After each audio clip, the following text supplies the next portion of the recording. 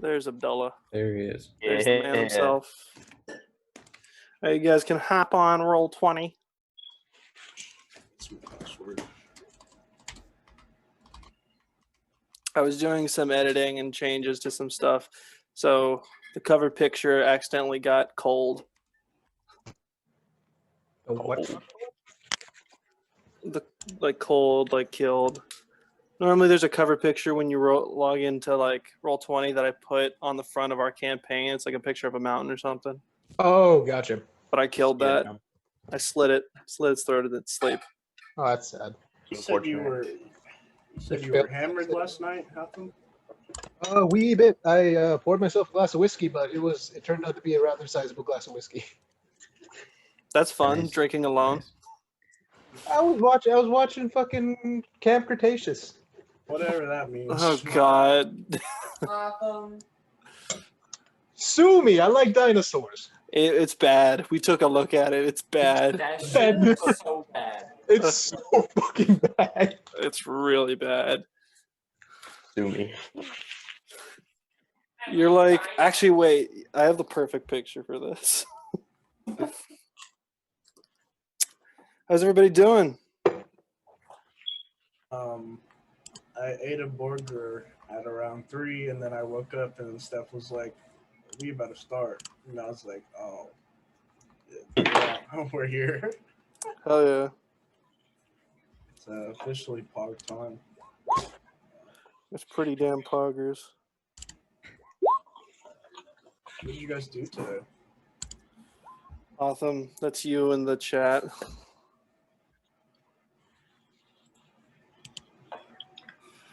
Doing pretty good.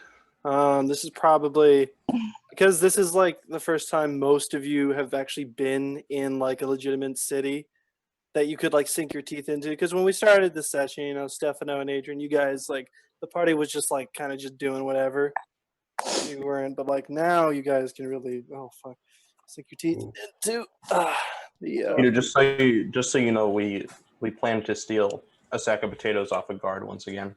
Oh, Somehow. sure, dude. If you get, you know what, I'll leave that up to gameplay. I won't spoil anything. I wanted to ask you a question quickly though. Yes. On contingency and mislead. Mm-hmm. Oh, do you guys pick your spells? That's yeah. So it basically, based on your answer, here's what my spell's going to be. Shut the fuck up. For contingency, it requires a 1,500 gold ivory statue. Yes. Does that get consumed with the spell, or is that just or is that like a? It would note if it gets consumed. Okay. Pretty sure. Like if you look at Revivify, and see if it says if it notes consumed there, and if it does, then it would tell you if it gets consumed or not. So, Un momento. remind me that the merchant princes are in the merchant ward, and then the lower, the middle class is like what? Yeah, I can give you a quick reference. Up north, the merchant's ward is like the villas of the merchant princes. And south part, the market ward is just like all like just markets and shit. Cherokee Anchorage is where the poor people live outside of town. Same with Malar's Throat. We'll get to that once we get into the game. And speaking of which, let's go with, I mean, since this is your first time, Bryce, what happened last time? Oh, that's right. So the party had just defeated an Arch-Lich at a tomb in the old lost city of Omu, which was inhabited by the Yuan-Ti, which they slaughtered in previous sessions. They came across a body bag and tons of loot. Upon a long rest, they were visited by agents of death, or also the Raven Queen. They gave up some of the loot that had necrotic properties, and took a forgot the terminology, but an airship basically to like the only piece of civilization on this side of the world. And now they're about to indulge in some libations. So Cool. Very cool. I don't know if I've missed anything in particular, but great. Sounds about right. Let's see if I can find. Yeah, this place is fucking huge. Yeah.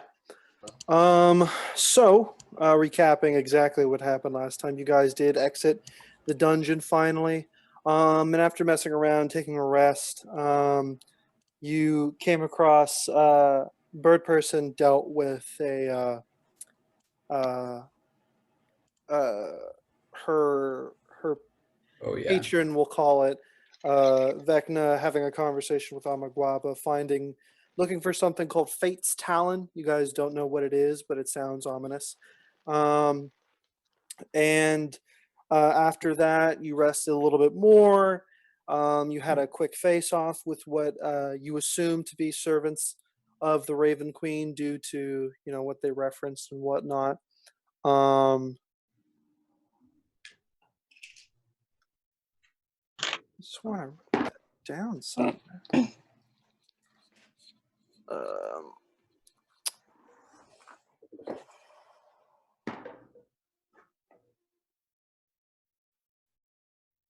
that is very strange.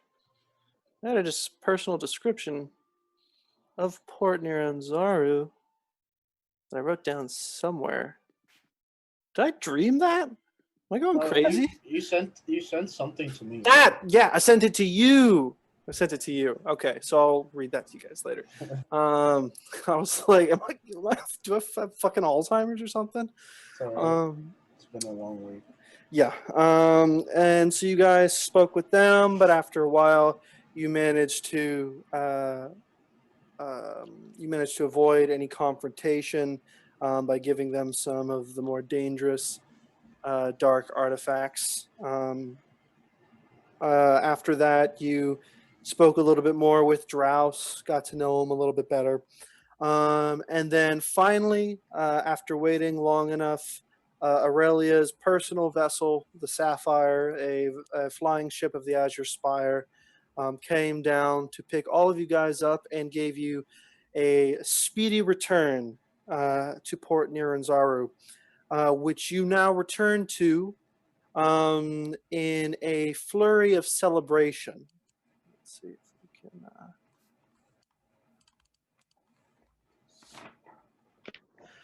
As the ship curves around the coast and you guys soar over the churning waters, the ship comes to a slow stop just in front of the docks of the harbor ward.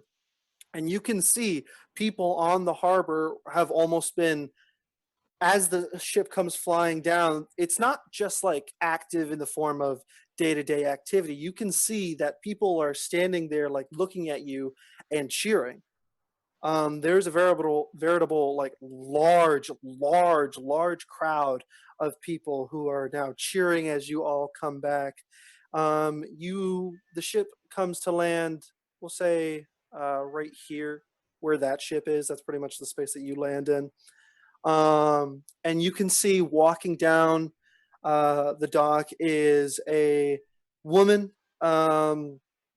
in a kind of dull purple robes with what looks to be loose bits of cloth of like bandages wrapped around her neck, kind of just slack there.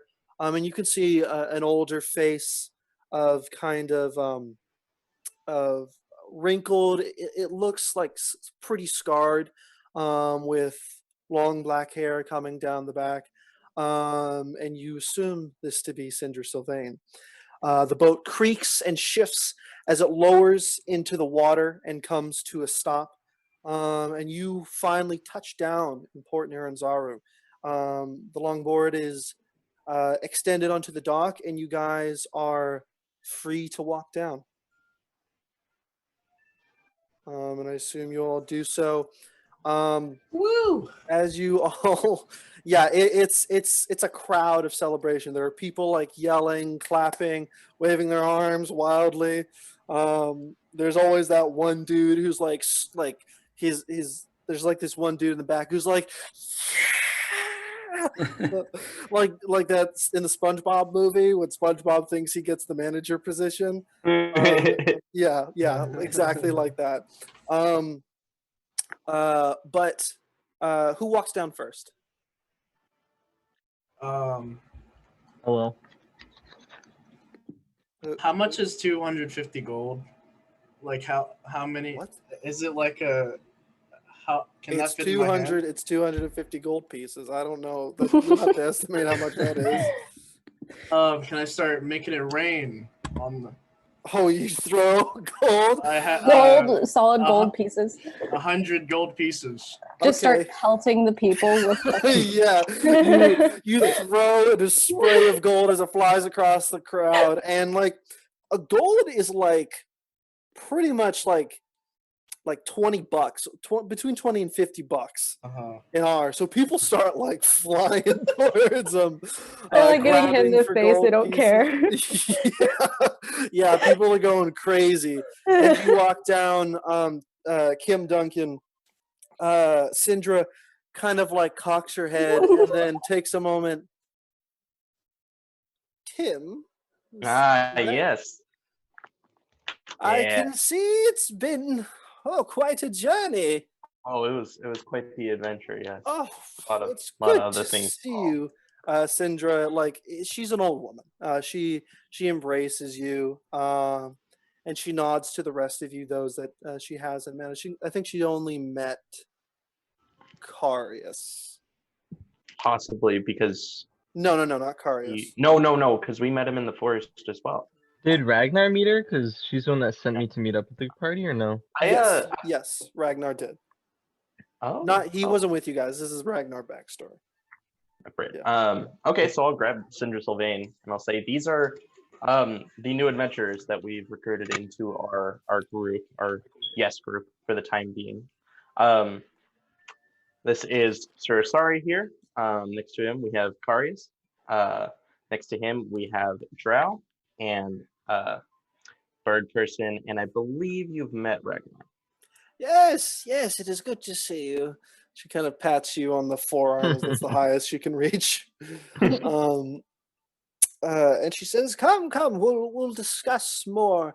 And you can see there seems to be like a semicircle of people waiting that were waiting right next to Syndra. How the layout is like kind of about maybe 20 feet away is a line of like some guards, some Chultan or Port Nyanzaru guards, holding the people back. And there's this like semicircle of individuals. You see a tall, dark-skinned, very muscular woman, tall for a human, like 7 feet tall. She wears a tunic that just cuts off at the sleeves and shows her massive arms. You see a hunched old man, also dark skin with a stark white hair, chin strap beard, looks like a bit of has a permanent scowl on his face, covered in like heavy robes. There's a slender feminine figure that seems to be wrapped in a dark robe with black bandages all around her, covering her face and skin. There's a young adult man with a mixture of leathers and decorative fabrics, what almost looked to be just like a stylish mix of like light armor and fabrics. You see a beautiful curly-haired woman with pitch black robes and a very large-looking ruby necklace.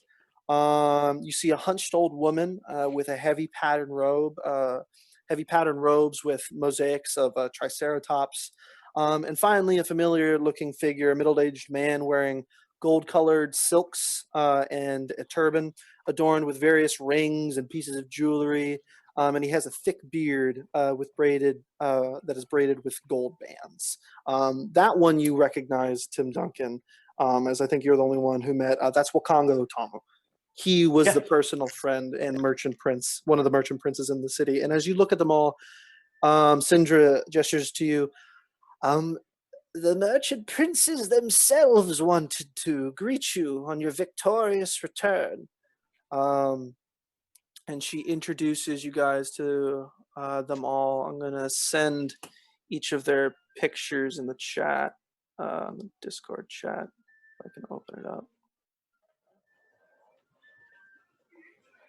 Are they just like a super elite gang? Like this picture about to send us is just them all in one, like throwing up signs and shit. Yeah, it's like a party picture. How'd you know, man? Just fucking JoJo Part 5, all the capos. Yep. So in order, she introduces you first to Ikeneafa, who is the tall, muscular, scarred woman. Seems like she's seen a bit of a fights before. Ifan Talroa, who's the hunched old man. There is the young adult man, Jabal, mixed in with leathers and silks. There's the beautiful woman in black robes named Kwayothe. The old woman, who's named Zanti in Triceratops robes, and Wakanga himself, who you've met before. And finally, the woman, I don't have a picture for her, in black robes is Jessamine. And I'll just put that name in the chat, actually.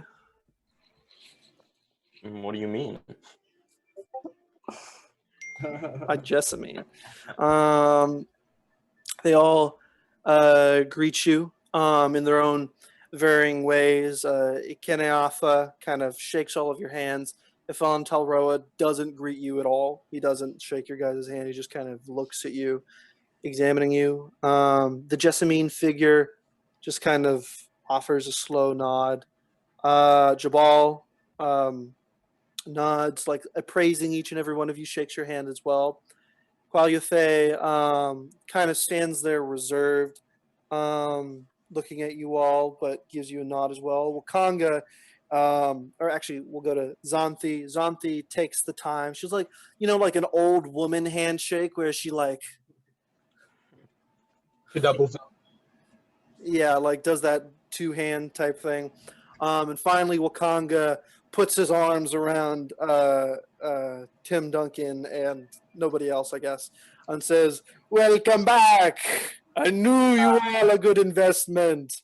Even though, Tim Duncan, to your memory, he was the one who forced a intentional guard on you at all times because you guys started stealing from the city. Well, But you guys meet all of the merchant princes. And Wakanga turns to the crowd. "All your heroes, the defeaters of the death curse! Come, let us take you through the crowds." Wakanga starts to lead you guys away from the docks. You turn around, you notice Aurelia is not following. She's staying on the ship. As you guys kind of have to push through the crowds, it's a bunch of yelling and celebrations and clapping, and it's like a bunch of celebrities going through a crowded city, like just going wild. It seems that word of your deeds have spread far and wide in the city, at least, and it's just packed the entire way. You have to exit the harbor ward, go through its main gates, move past the small market, and you have to go all the way up to the merchant ward, and it takes like a full half hour just to get through the crowds. If there's nothing else you guys want to do in that time, eventually you all arrive at Wakango Otamu's his personal villa. As in the merchant ward, not many peoples are just commonly allowed, so that's where the crowd's kind of cut off. And not all the merchant princes followed you the entire way. The only ones that really walked with you seemed to be actually no, none of them did. After a while, they kind of let you go off, and they all have their own business in the city. But as for the party, you guys eventually make your way to Wakango Tamu's personal merchant villa. ooh. And just to give you a description again.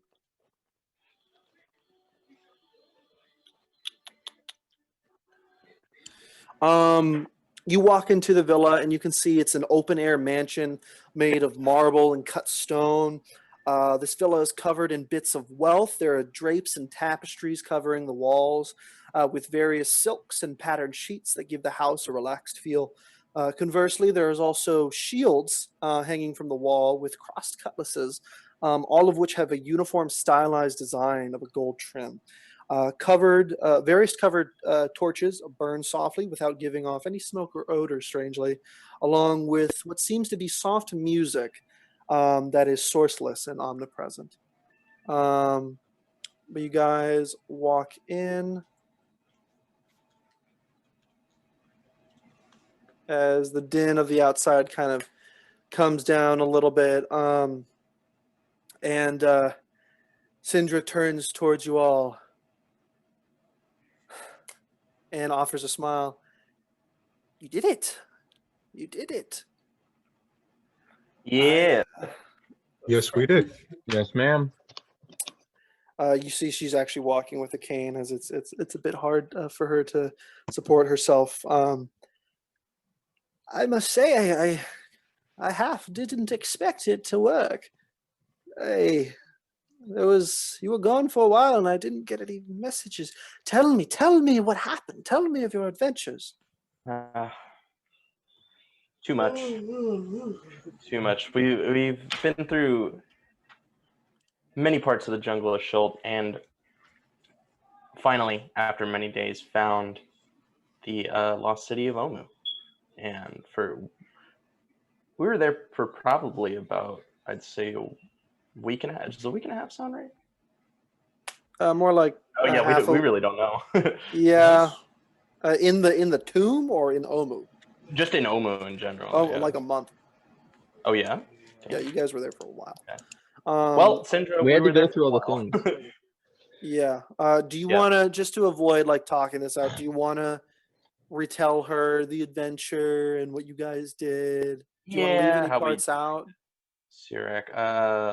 Maybe can we leave out the whole Vecna stuff if possible? Uh-huh. I don't know. Just That's I think fine. the other tricks don't were really gone. disclose anything that happened in the tombs. Yeah. We just what happens in the tomb stays in the tomb. Stays in the tomb. Whatever happens at grandma's stays at grandma's. Yeah. So if you guys don't share this information, she does question you. So Sirach, as a lich, I believe he would have a phylactery. Did you find any way to deal with that? If not, we still have the threat of a archlich. There is something hunting him down. Much more powerful than any of us. May I ask what? Are you familiar with the old tale of Uktau and the Death God? I believe so. The legend of Amaguaba. Well, he is no longer a legend. Interesting. And do you kind of outline, he is now restored to power and once again a god? Yeah. Okay. Are there any particular parts you leave out, or How Amagawa came to be, probably. Like how he came to be in our possession. okay. Anything else? Should we tell her that he's our homie? I think that's, yeah. I mean, yeah. Because basically what I'm doing is that I'm assuming you're telling her everything except what you mentioned that you don't. Yes. Because she's your patron, therefore she would ask.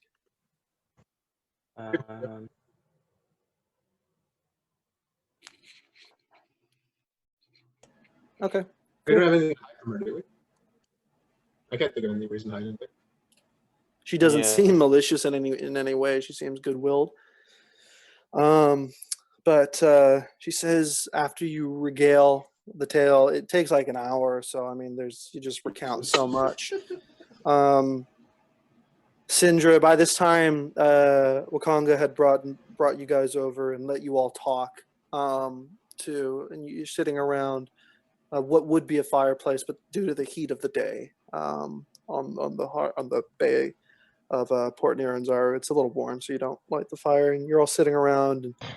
And Sindra, interesting. That's quite a journey. But all I can speak to on our end is But I'm not dying anymore, and neither are the people of the port. You obviously didn't know this, but in the last few weeks, really the last week, things began to get dire. I was nearing my edge, but more so, it seemed to start to affect menial laborers, normal people. At some point, we had people just collapse from exhaustion, and there have been some reported deaths. But it looks like you got to the soulmonger, as we call it, just in time. So good work, all of you. And you have more than earned your reward. The issue for now is I obviously live in Coven, and I am here. We're here to deal with this problem. So I can provide for you your reward once we return to Coven, which I assure you we will. And this is what we have planned. It seems the city is ecstatic about your achievements, and word has spread about your deeds and goodwill to the rest of the people. So the city and the other princes have seen fit, in order to celebrate such a victory of life, to put on a celebration in a week's time.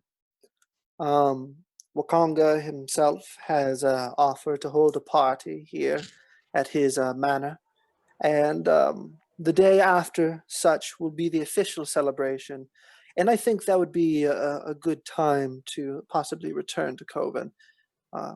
As I am right now, I became fairly close to the edge, so I'm not as capable as getting us instantaneously to Coven as I normally am. I cannot teleport us there yet, but by the end of the week, with enough rest, I believe I should be back in good shape. Shout out. Very well. But in that time, I believe we could probably leave the day after the celebration, which means all of you have a full week to explore the city yourselves and do whatever you wish. Only after that we're required to turn to Coven, and of course, we can take part in the celebrations. I do not know if you have specific dress for such an occasion, but again, the night of the 25th of Phobok, which is this month, I believe, yeah, Phobok. Night of the 25th will be, we will hold a bit of a gala here. So if you wish to come in, gala-fitting clothing and take part in the celebration, you can. And then the day after, we will have our celebration. And then I believe on the 27th of Phobok, somewhere around midday, we should depart. Does that sound amicable to you all? Sounds great. Good. Fantastic. One more thing. For the celebration, it will be a celebration of your victory.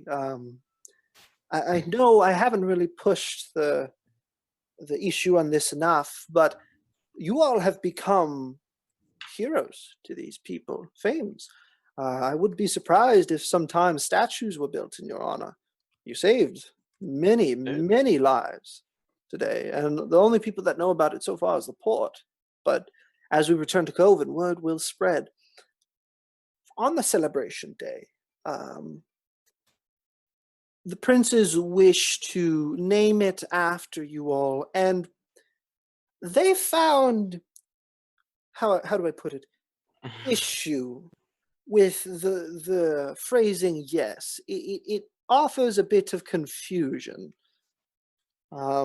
And if, for example, I was back in my youth and still working as a trade dealer, I would financially advise you to pick a different, we'll call it, brand name. You don't have to decide it now, but by the end of the week, I would like to know if, please.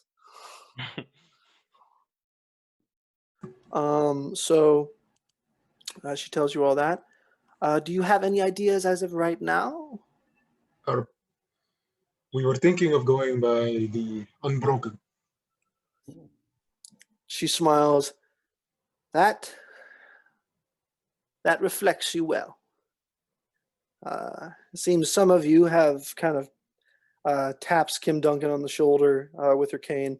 Refused to break, so it's a fine name. Oh, All believe me, Sandra, we were close. Karius looks Don't at tell them that, though. 54 and just goes like, yeah. Very good, very good. I will inform the princes of that. And until then, until the day of celebration or the night of the gala, you are free to explore. You can, Wakanga will provide you with bedding here. Wakanga nods to you all. And you don't need to worry about that, God following you around. It's completely understandable, Mr. Prince, sir. What do you mean, You're God? with the people now. I look at Katie like, what do you mean, God?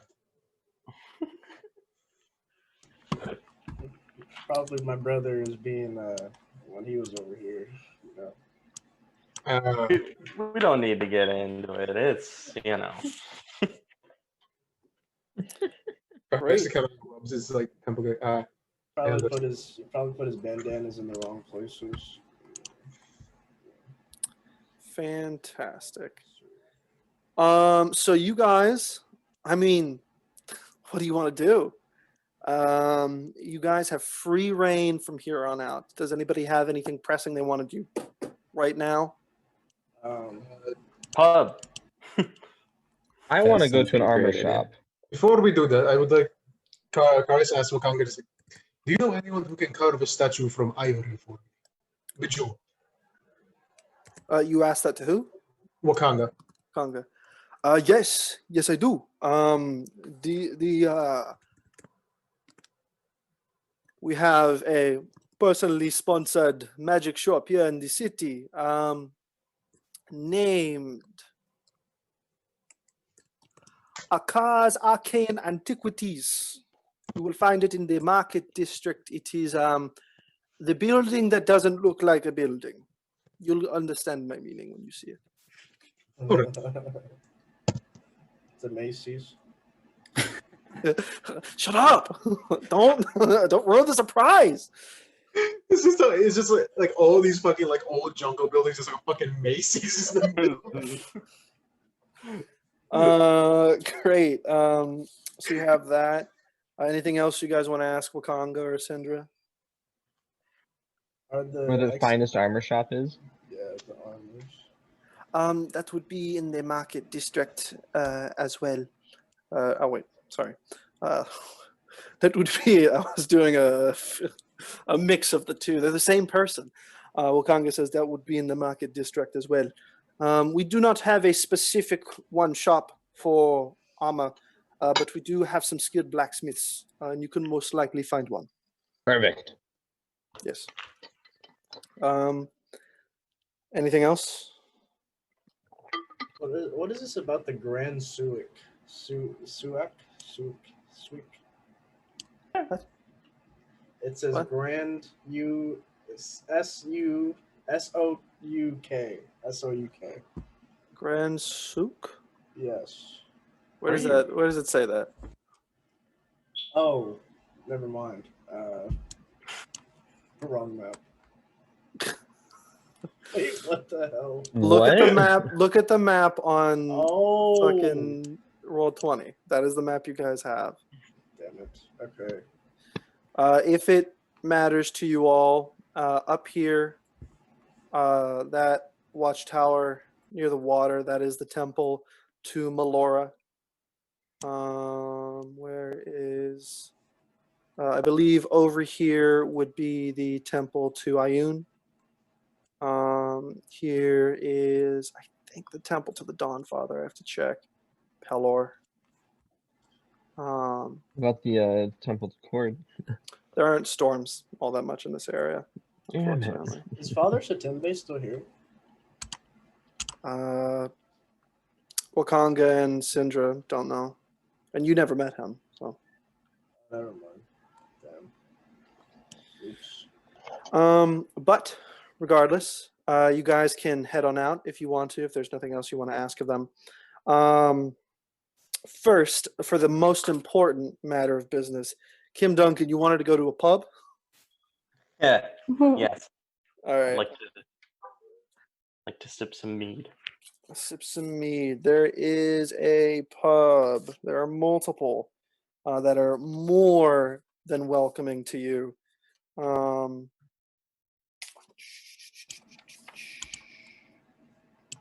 Which one got the biddies in it?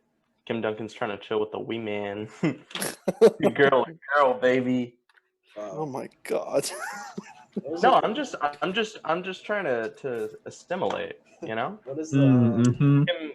Kim Duncan just pull up and drinking with a bunch of Well, I ladies. mean, there is a place called the Fish Market, so. Oh shit! Listen, Talking bro, about it. listen. Talking about He's okay. already dead. I'm just trying to have a nice sip. That's all. Is You it know, the Thundering Lizard still To be here? the Yeah, death that's it. That's the one I was looking for.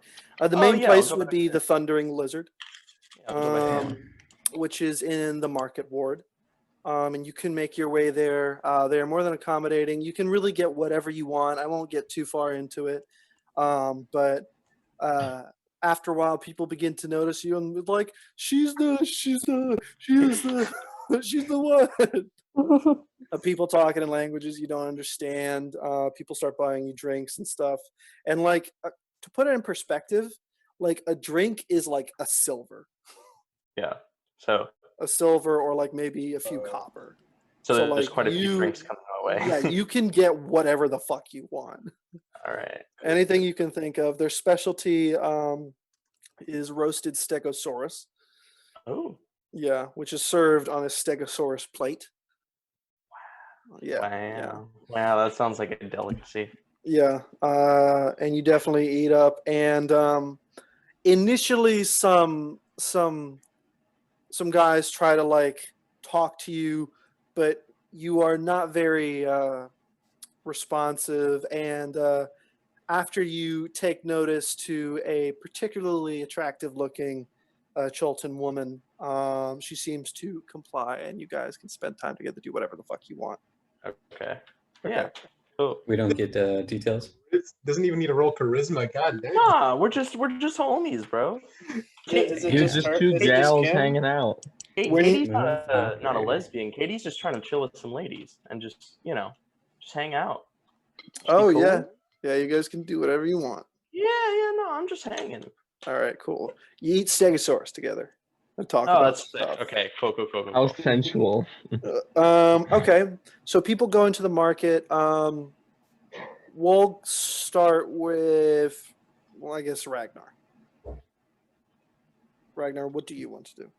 I want to go to the blacksmith. Blacksmith. Does anybody else want to go to a blacksmith?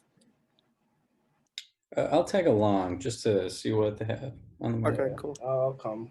All right, 3 people.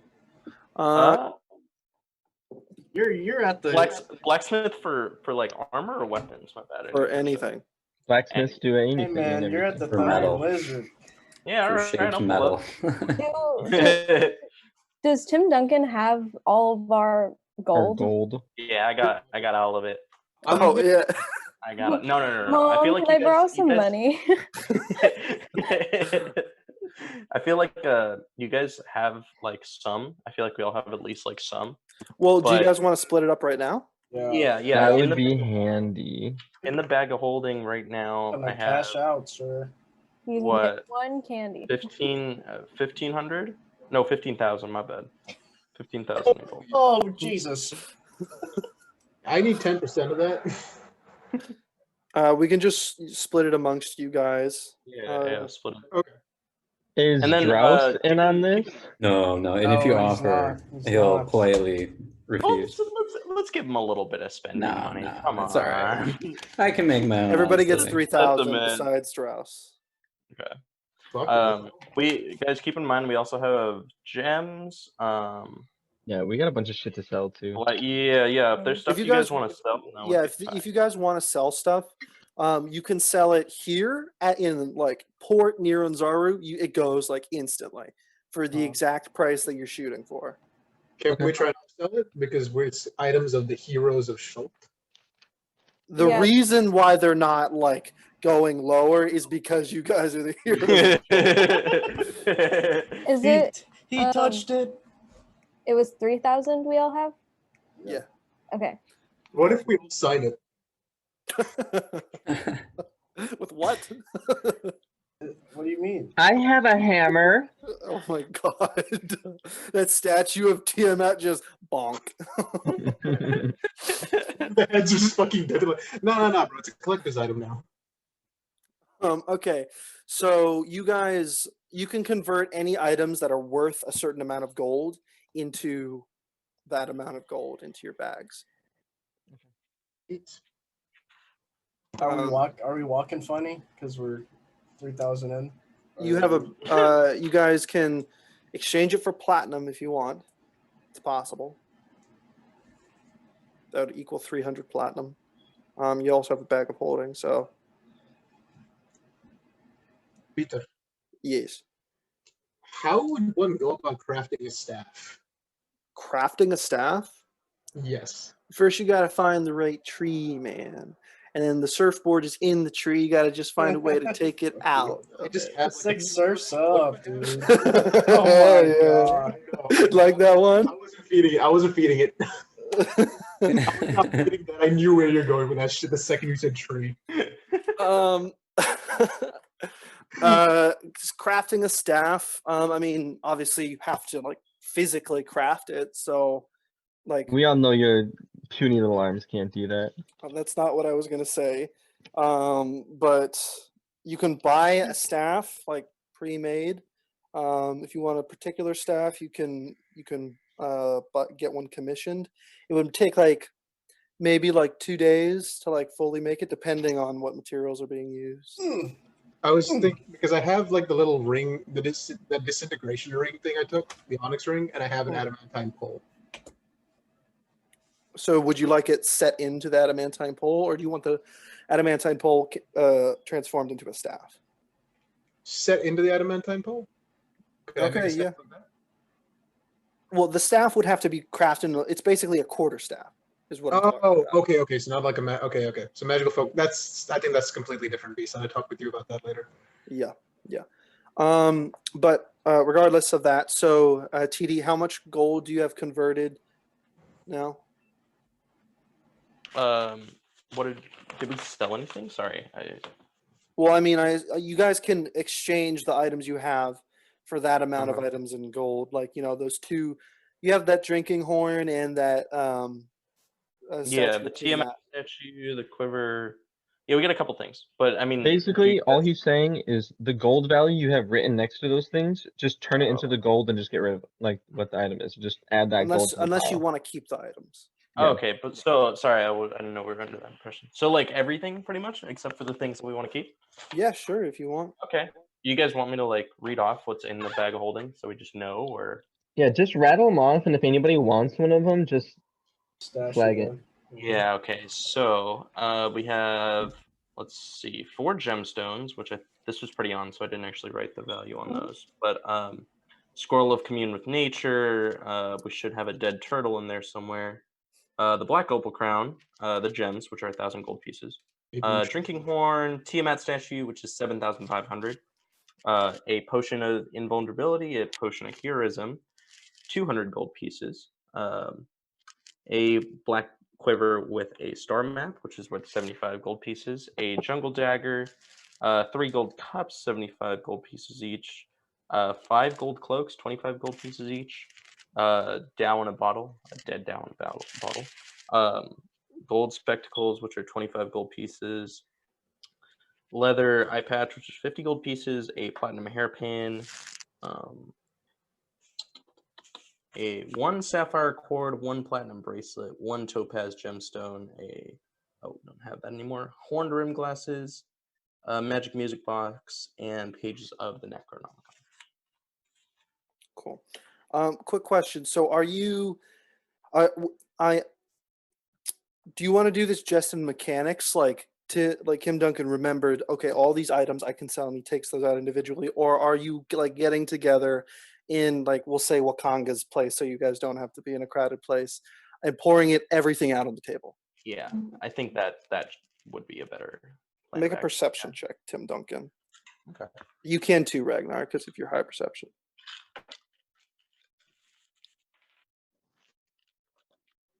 Wait, do we still have those fucking bracers from the gym? Yep. You have the So it's bracers. Bird person's walking around with a big ass sapphire chain. Yeah. I'm Oh, fucking oh, dude. we do I'm not not. selling any of my jewelry. It's all dope. Hell yeah. Especially the demon necklace. So what are the Sure, Vic. rolls? 25. 2D, what's the roll? Oh, the roll. Oh, sorry. 13. 13. Okay. Everything looks in order to you. Kim Duncan. Ragnar, you do not see the black opal crown. Thick.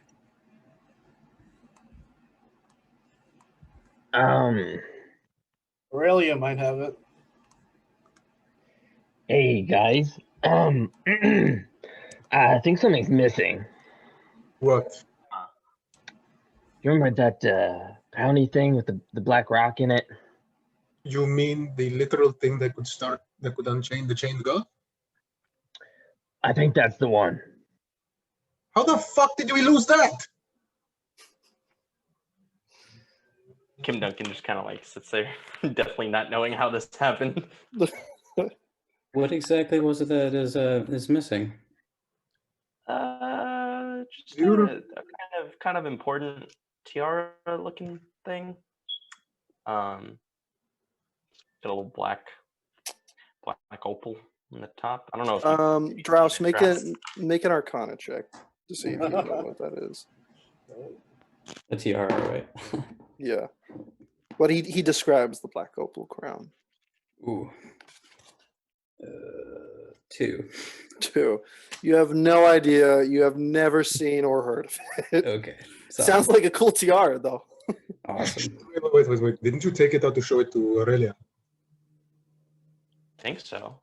At some point, I feel like when we got the black opal crown, I took it out, or maybe after we did- The last time you took it out, and I've made note of this, was when you were offering it to Amakwaba. Yeah, that's what I was gonna say. I thought that was the last time, and that was, I think, maybe the only time that we brought it out since we put it in. Oh, that sneaky guy. Did you take? No, you would've made the deal. Maybe. I mean, I would have put it back in, unless somehow we got it out of the bag of holding. You can make a, and this would be intelligence, Tim Duncan. Ragnar, you're perceptive, so you can make an intelligence check too to see if you remember perceiving this. An intelligence check? Yeah. What'd you roll, Tim Duncan? 21. 21. What'd you roll on the dice? Natural 20? 19. 19. then I Okay. got So two intelligence. Tim Duncan, you're fine. You don't need Ragnar's Yeah. help. You distinctly remember putting it back into the bag. Okay. And you're running through your head. From what you know, well, this would be a separate Arcana check, but you don't remember ever taking it out other than that, and you haven't checked since then. So Yeah. So until now. Wasn't it an intelligent magical item?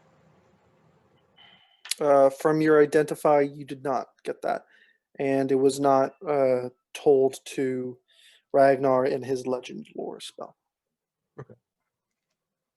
Fuck, it was an intelligent magical item.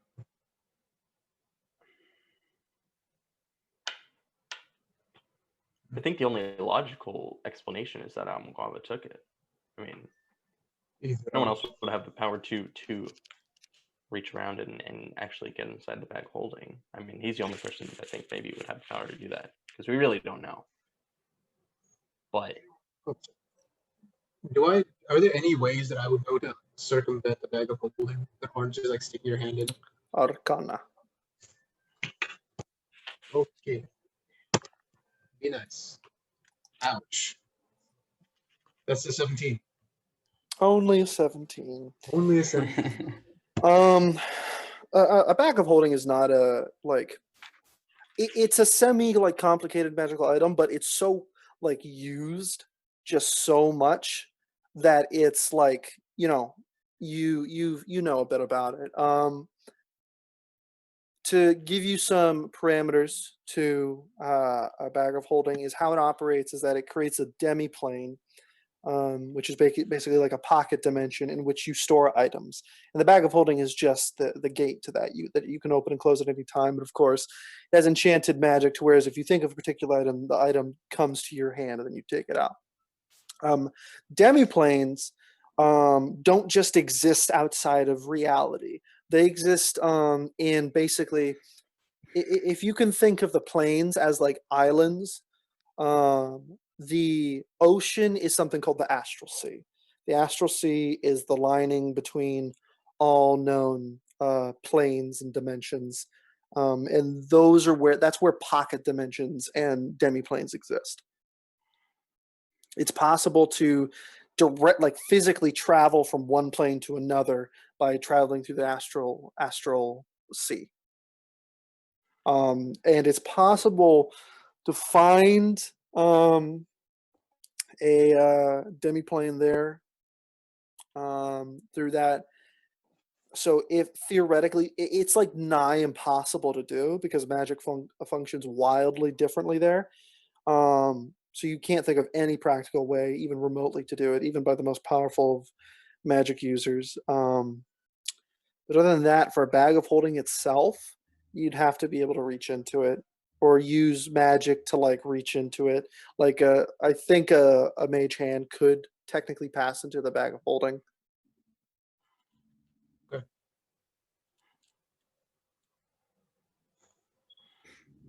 So, what was the significance of this? This tiara. Imagine that you're at the zoo and there is a giant beast. You feel safe because there is a cage between you and that beast. There is a gate, there is a lock, there is numerous safeties. That tiara was the key. Oh, and what kind of beast was on the other side? We don't know. Shit.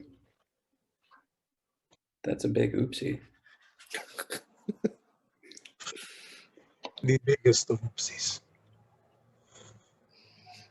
Can I cast locate object?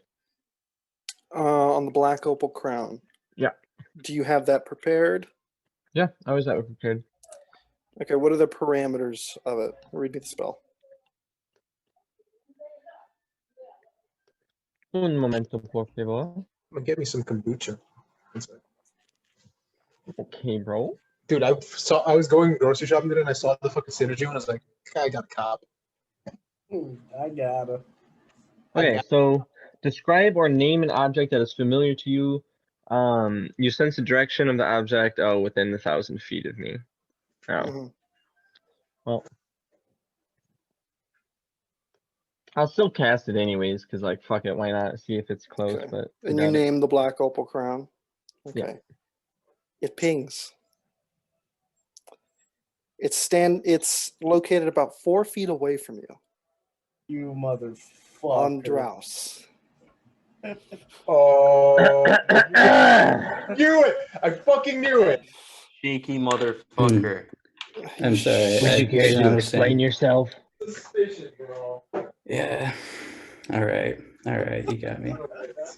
So that evening, when I was on lookout, the agents of the Raven Queen had confronted us once. What I didn't tell you, what I allowed you guys to exist doing in ignorance, I woke up to rustling at some point. Okay, well, I fell asleep during my shift. Well, I'll just get out with it. I'm sorry. Really messed up. And, I'm kind of like the new guy. I figure I didn't want to betray your trust. But anyways, I fell asleep. And upon waking up, I had seen Aurelia digging through your bag. and upon confrontation, she held up the tiara and dropped it behind on her way out. And I confronted her. She agreed not to make a big deal out of it. I'm not too much of a fan of organized religion, and so I don't know. We both agreed that it was a weird kind of situation, and I hid it. I knew it wouldn't be safe near a bag of holding, but it would be safe with me. And here we all are. So I'm gonna roll an your insight. magic tiara. fucking insight on that. Roll Both that of you out. roll Roll that insight. And Dross, you can roll Wow, the associated roll. Dude. What am I 10, basically. So in that one. Karis? fucking hell, man? That's Somebody a take four. my inspo. Somebody take my inspo right now. Okay, Somebody take my inspo. give it to I'll Ragnar. I'll reroll. Leave it to Okay. Ragnar. Drouse, PM me Come on. PM me on Zoom what you rolled. What? Wait, roll into it. How do I roll 2 nat 1s in a row? If you need another inspiration, you can have mine. I, Get it. I mean, okay. Well, But it's like, wow, Tyler, I hate giving you inspo, take bro. it, Just take soak it. it up. Take my Let's go. inspiration. I have a Let's plan for getting go. another one. Okay, 19. 19. I Wow. mean, he seems to be telling the truth. So be if you honest. thought it was in the group's best interest to keep it on your person rather than the bag of holding, why didn't you tell us about it in this instant? Why did you keep it a secret? Well, you see, people like Aurelia can be useful, when you have leverage over them. And, you guys all seem really friendly and all. And I don't know if I need to bounce and join a different crew or not. And, having dirt over Aurelia can be useful in situations like that. And I'll be honest, the whole thing was really confused. We agreed to discuss at a later date, but, with the festivities and all. The crown's here. It's safe. We all have it. When are you supposed to meet with Aurelia We have it. You stole it. In Elwind. and Elwyn? Hmm. When? The long ways away, sometime. buddy. Keep an eye on you, sir. Better watch yourself. Oh, yeah. Don't worry. I'll consult Can the I group grab next the time. crown back? Do you allow him to take it, Dross? Oh, yeah. I let him have Okay. it. Okay, Take I'm the gonna hand crown it back to TD now. This guy. Okay, now. Don't lose it this time. Don't be looking at me. This wasn't my fault. Throws it back into the bag of holding. I got drunk for the first time last night. I don't know. All right. So you guys solved that mystery. Cool.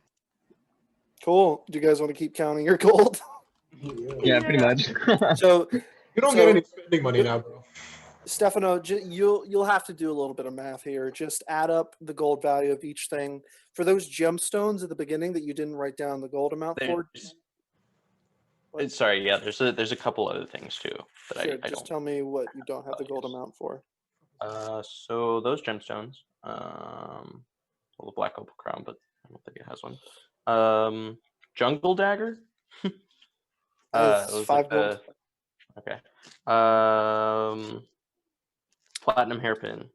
Platinum hairpin. I'll have to look that up. D&D Beyond. But for those gems, it's 50 gold apiece. Got it.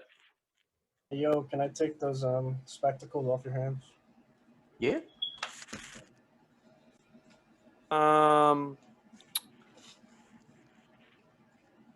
Where do you remember where you got those? The Brothers? gold spectacles. Yeah, because there were spectacles in the mouth of that one pig. That was it. That was where we got the gold spectacles. Okay, and there were also spectacles dropped by Yiga Riksig. Oh yeah, Adrian grabbed those, or Susar grabbed those. Yeah, okay.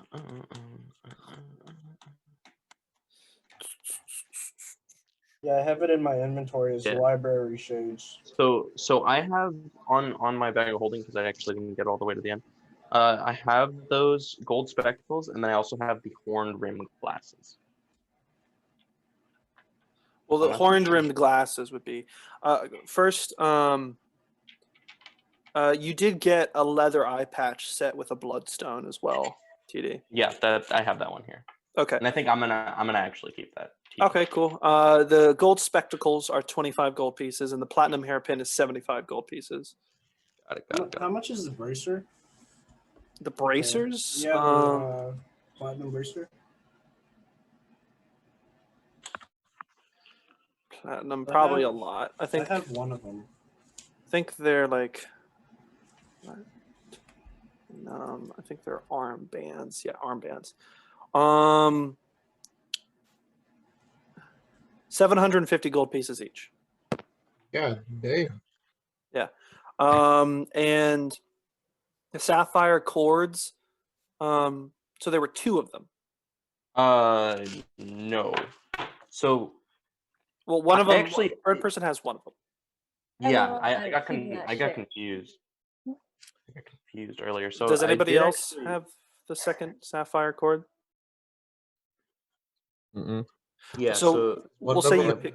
I think Sarsari has the second sapphire one. I think he like sleight of handed it or something. No, that was in. No, I remember that was in the bag of holding because Ragnar just Ragnar just dumped it in the bag. Oh, okay. I don't have it. Sorry, I that from the very beginning of today's session, I had 1 sapphire cord because Bird Person was wearing one. Okay, so the other one, whoever has it, is 1250 gold pieces. Holy shit. Yeah, I'm pretty sure. Sorry, you copped the one of the platinum armbands. Mm-hmm. Where was the other one? I have 1 platinum bracelet. So I'm not yeah, sure. that's 750 gold pieces. And then there was a topaz belly button gemstone, Yep. and that's 500 gold pieces. Got it. Downs are from the elemental plane of Earth. What do you think is in the Earth? Fucking loaded, bro. All right, cool. So anything Oh. else? I have horned rimmed glasses, magic music box, and we cannot or probably shouldn't sell pages of the Necronomicon. Yeah. Yeah. Probably not. Probably not. That's. It just seems like a wise Wait, move. so how much gold do we each get then? It's that- going to be more now because Like we're that. selling more Okay. stuff. Horn rimmed spectacles. Should we just keep the magic box? They seem to be set 250 gold pieces. Should we keep the music Very, box? very finely crafted spectacles worn by Are they the magical in any way? Yeah, magic music box. Arcana. Doesn't that go with the Vorpal? The Vorpal sword? That is, damn it, another 17. God. You guys assumed it was, but it wasn't. The music box is worth 750 gold pieces if you choose to sell it. You can play. It's like a jukebox, man. You just play with whatever. Come Yeah. on, man. We can't sell that. Can I take it and play sexy back on it? It plays. It's like Adrian showed me the other day, the like old medieval versions of the song. There's an old medieval version of Sexy Back. There is now. There's so many. It's Um, crazy. There's an actual What like, was the Arcana, Carius? 17. Doesn't seem so. They don't seem magical. Can I try again? Sure. Higher DC. Oh yeah, it's higher. Wait, 17. Okay. What's 26. 26? They don't seem magical. Okay. Turns out the DC is 30, and these are just like fucking grasses. That go- Yeah, it increased to 30 on the second try. Oh, fucking. So you don't know if it's magical or not. It could be or it couldn't be. You're uncertain. Oh well. For all we know, these glasses grant wish. I say we keep it. Okay, so what are we keeping then? Well, Definitely like the potions and stuff. Yeah, I assume all the Yeah. scrolls and potions. Tiamat statue we're selling, yeah? Or are we keeping it? I say we sell. We don't really have any use for it. Yeah, we don't need it. The gems we're selling black quiver with star map. That's actually kind of hard. I think I might keep that. 3 gold cups, jungle dagger, 5 gold cloaks. I'll snag a gold cloak. What are the Platinum gold pin. cloaks? Yeah, we got those. I think. Rosnacy had a lot of shit. Y'all just wanna wear the gold cloaks on to the festival and just kind of like squat. Just I'm because. down. I mean, I'll they're take- there. Yeah. I'll take a cloak. Let's just start wearing them right now. We're gonna wear them all. Okay. Squat. Dude, we should get them like embroidered. Oh, with bro, like a pop or yes. something. That'd be hard as hell. That'd be You fucking. all wear it in your own special way. Like Tim Duncan uses it as it's like fucking. It's That's just like a really long do rag. Yeah. Excuse me. So you can convert all that into gold. The Tiamat statue takes some time to find a proper buyer, but eventually you have to go to one of the merchant princes themselves. The crotchety old man takes it. Ah, nice. Ooh. Okay, Oh, yeah. so let's see. We've got.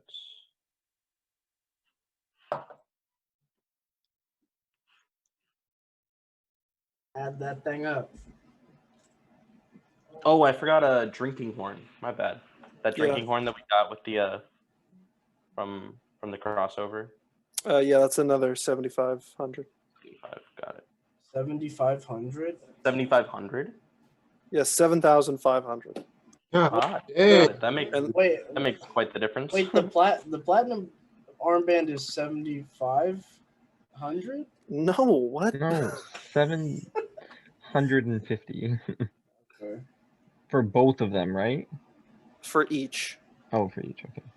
Dope. The Tiamat statue and so the Tiamat statue and the drinking horn were 2 art items worth 7,500 gold pieces. That's what they are.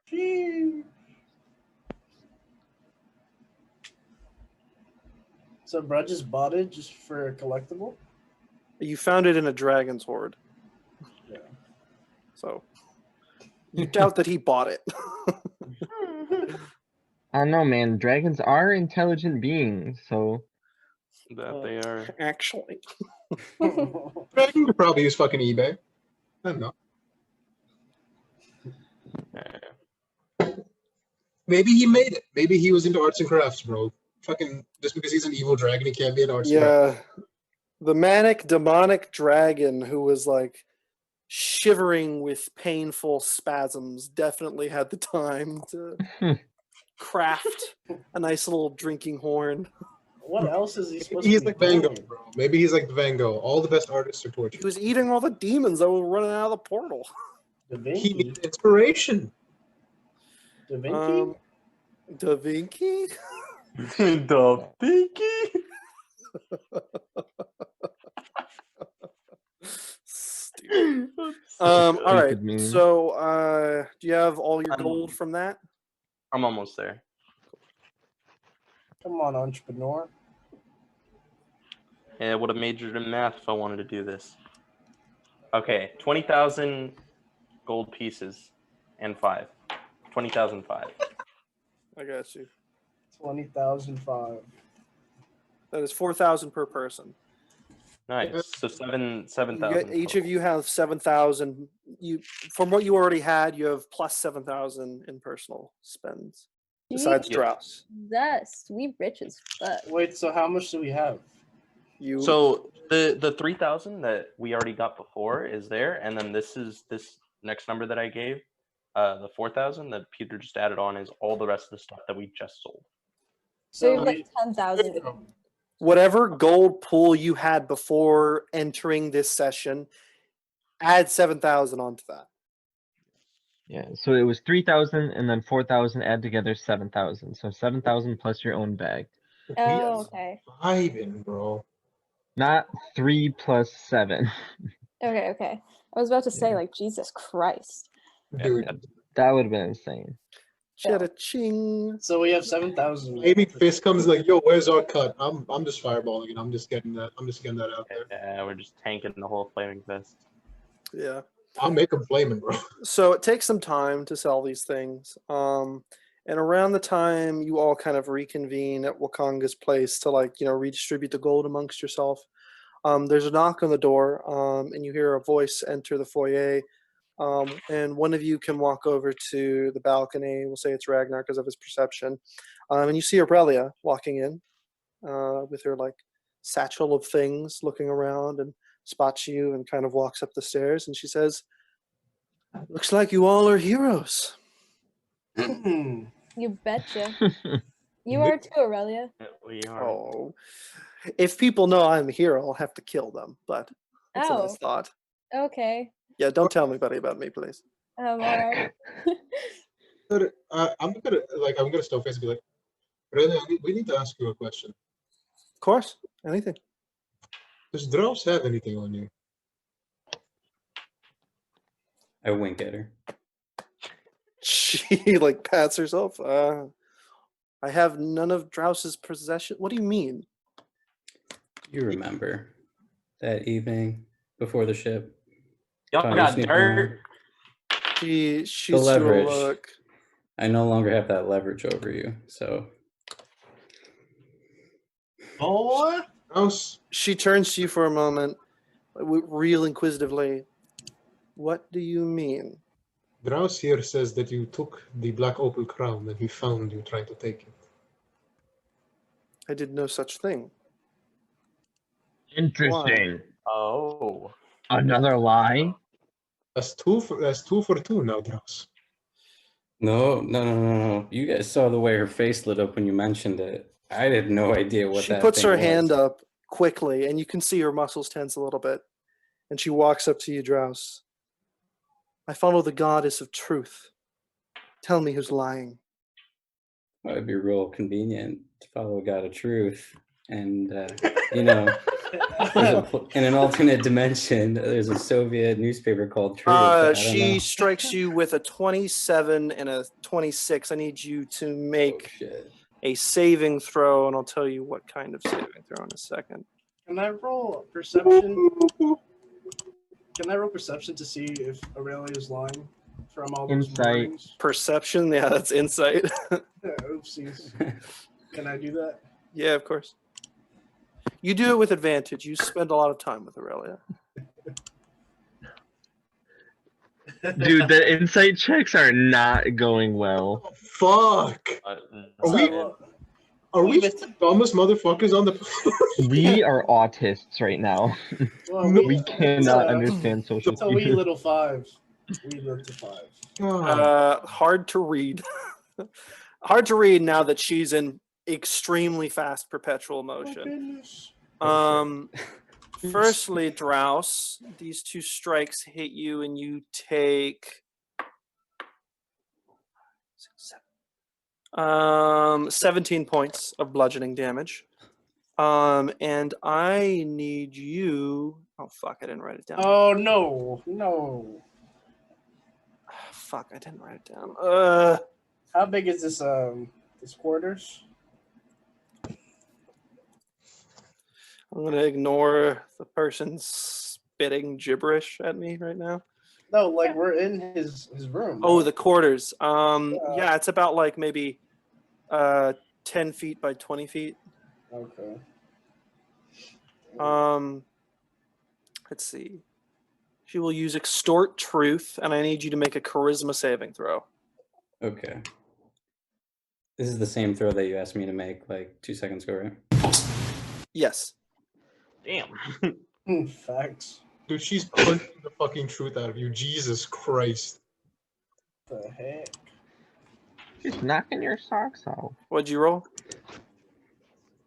I can't hear what you're saying. 23. 23. You're struck with these blows, and you notice that she hits you in multiple points, kind of near the base of your neck. One of her fists knocks you on the side of your cranium, and you're jarred for a second. You take a step back, and you can feel parts of your personality are almost forcibly suppressed by alien energy trying to invade your body. But you push back, and you are unaffected. She stands there. I readjust my necktie and go, well, that was impolite.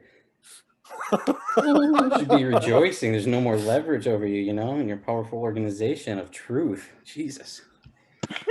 Can't, handle these religious Take people, man. inspiration for the tie readjustment. You know what? Got this. Why don't I use it? She steps back and she lowers her arms. Huh. Admit it that you're lying. Who's the liar here? Karius, are you gonna use something? Give me one moment. Can I call for Wakanga? Yeah, sure. Wakanga, do you have a container worth 500 gold pieces? No. Could you get a container worth 500 gold pieces? Go buy one. What is going on here? You have a gem worth 500 gold pieces. I could borrow for a second. I'll give it back to you. I mean, Come on. no. We're the heroes. Nah, Come I'm broke on. as hell. Right, Come he's on. not a servant of yours. You can just go order around the Or city. I am Daddy asking you Wakanda, collectively where for a are gem. you? Could you go buy me one, idiot? He's a merchant. Okay, here's my logic. He's a merchant. Stupid. He doesn't have like a fucking like big ass gem. Come on. We saved He the walks away. universe. I am not getting in the middle of this. I am not a simp. Oh, He's not gonna just go get stuff for you. I'm not a simp. Well, Karius, I think I may have a different way of doing this. I'm gonna go shark mode and try and grapple Drows. Okay. Suddenly you Jesus Christ. grow in size and just are Drows. Are you trying to resist? Yeah, I'm gonna try to evade that. Okay, so you can make either an acrobatics check or an athletics check. You can make an athletics check with advantage, Tim Duncan. Got him now. Maybe. All right, 19. I got a 26. 26. You are grappled. And Damn. seeing this as a signal, Aurelia's going to just go to strike again. Jesus. You're Fuck it. There's advantage. That's another 27. That's a 23 to hit. She's not going to deal damage to you. She can choose not to. I'm going to need you to make another charisma saving throw. As Aurelia's hitting Drows, I'm just yelling out like, "Tell us the truth! I really want to like you!" 22. 22. You still managed to resist. Damn. All right. I'm telling the truth. Telling the truth. Jesus. Let me take a crack. Isn't it convenient for If you're wardens of telling the truth truth, to then why don't you gatekeep? just resist? Within a matter. All right. Because I've got Within a stakes matter in of- this Carius pipes up. Carius, what do you say? I'm casting Geas. Geas, okay. How long does it take to cast that? 1 minute. 1 minute. Okay, Carius in that time is like we'll say you, and it's a touch spell, It is no range of 60 feet. range of 60 feet. You point your finger at fucking Blouse, and what has to happen? So basically, you place a magical command on a creature that you can see within range, forcing it to carry out some service or refrain from some action or course of activity as you decide. If the creature can understand you, it must succeed on a wisdom saving throw or become charmed by you for the duration. While the creature is charmed, it takes 5d10 psychic damage each time it acts in a manner directly counter to your instructions, but no more than once each day. A creature that can't understand you is unaffected by this spell. You can issue any command you choose short of an activity that would result in certain death. Can be removed by remove curse, greater restoration, then Okay, change the Drouse, duration. make a wisdom saving throw. Yeah, I was gonna do. And charm this person. is, you are a half elf, so this is a charm effect. So you have so advantage. Ugh. This guy. Whiz save, right? Yeah. I'm gonna buff it up with the Okay. spell slot too. 24. Motherfucker. Yeah, I wouldn't. You should have said that earlier, Karius. Even if he rolled low enough, you couldn't have done that. At this point, I'm going to just say, and as I say, I'm going to be casting using my ability, Mass Suggestion. I suggest we all cool our jets a bit and take a step back and just settle ourselves for a good hour. I need everybody to make wisdom saving throws or charisma. Is it wisdom or charisma? Let me Does read bird it out. person have to make a wisdom saving throw if they just didn't really care about this whole situation in the first place? Please. Sure. Are you saying you're not here? No, I'm saying I'm just like sitting crisscross applesauce, like observing all this shit go I mean, down. you're already doing what he's asking, so I'll say you sure Yeah. you don't have to. It's a wisdom save.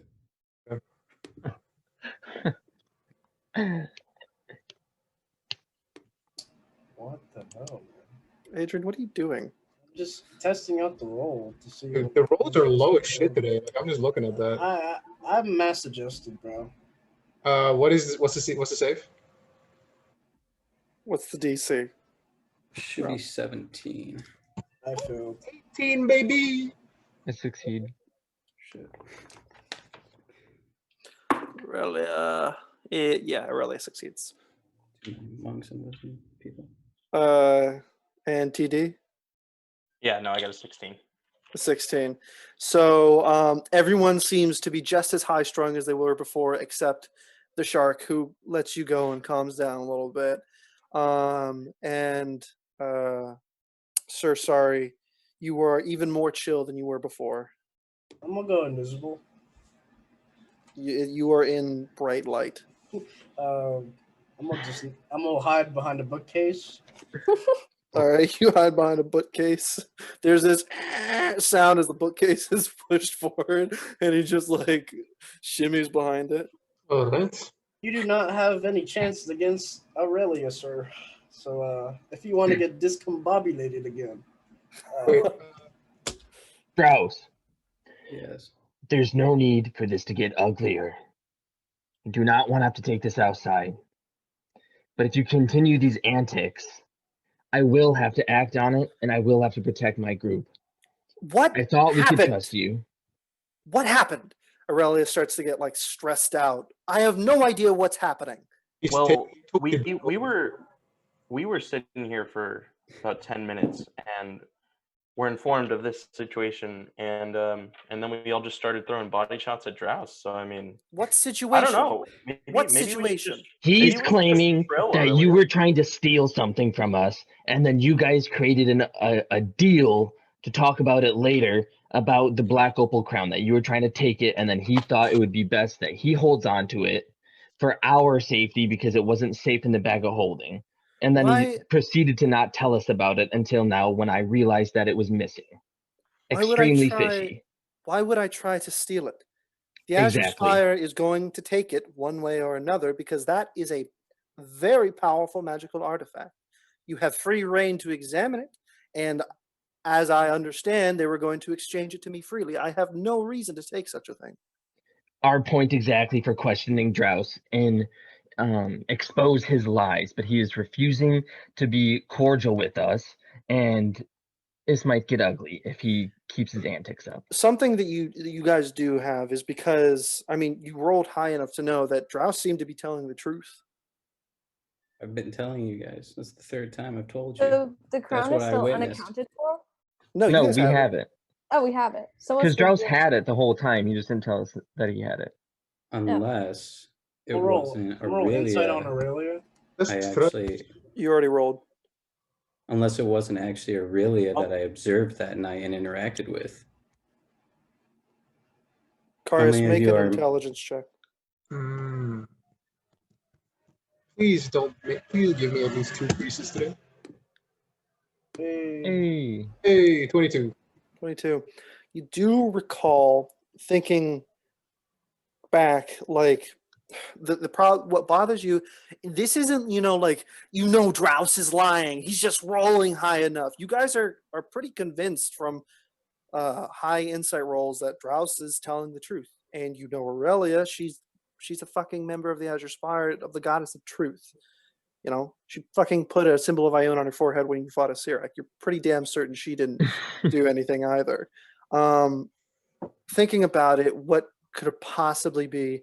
The only thing that comes up that was a third party on the night that Drouse is talking about are the agents of the Raven Queen, from what you assume to be. And you saw that they had some sort of ability to meld into shadow. So when somebody was taking a watch, some eye was still there. So maybe it was one of them. Very well. Somebody hail the guy. So, if it wasn't Aurelia and it was these other beings, Drouse, why did you keep it a secret from us that you took it from our bag of holding? I was just holding on to it. It wasn't a secret. Nobody asked. I didn't know in particular what it was, just that Aurelia seemed surprised that you had it and that this other entity really wanted it. So, and if they got it out of the bag of holding after I ran them off that night, you know, I figured it'd be safe in my caress.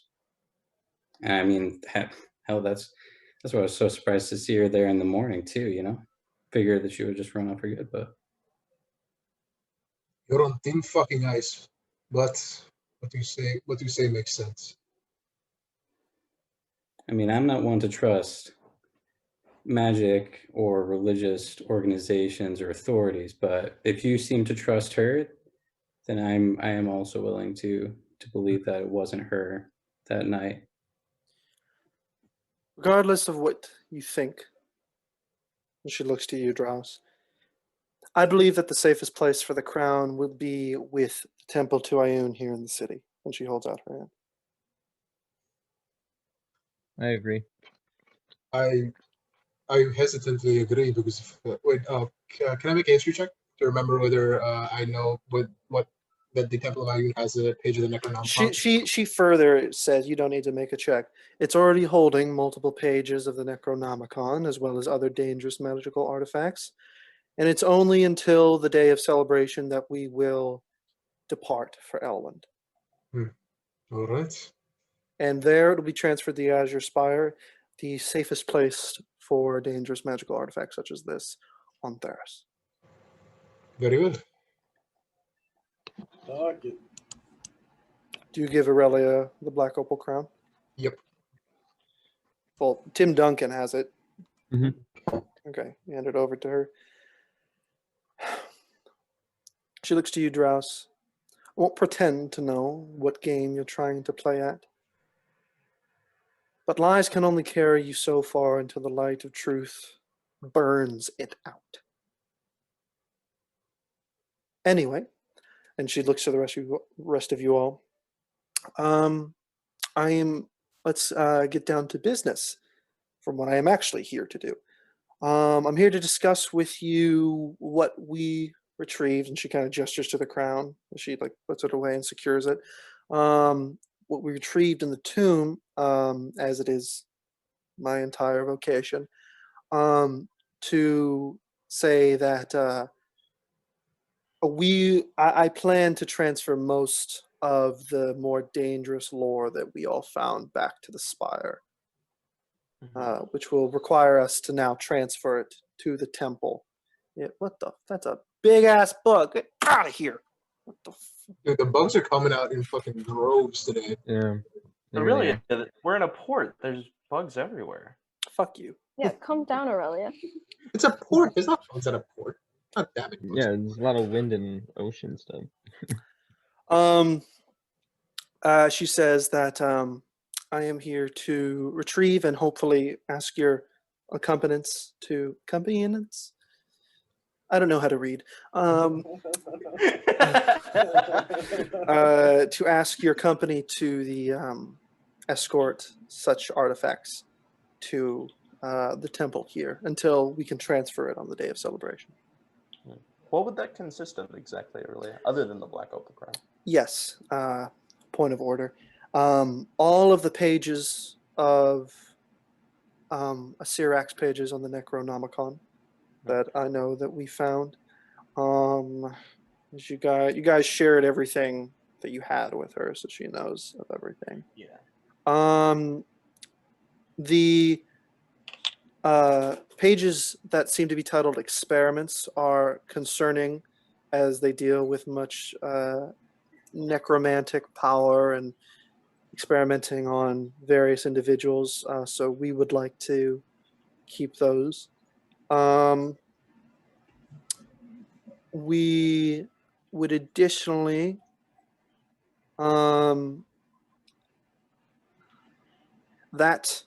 she points to the bound scroll for the Sonnet of the Nameless Sword. That is a historical artifact, and we would most definitely like to store that safely, as well as the diary of Mr. Lightweaver, but we'll get to that in a moment.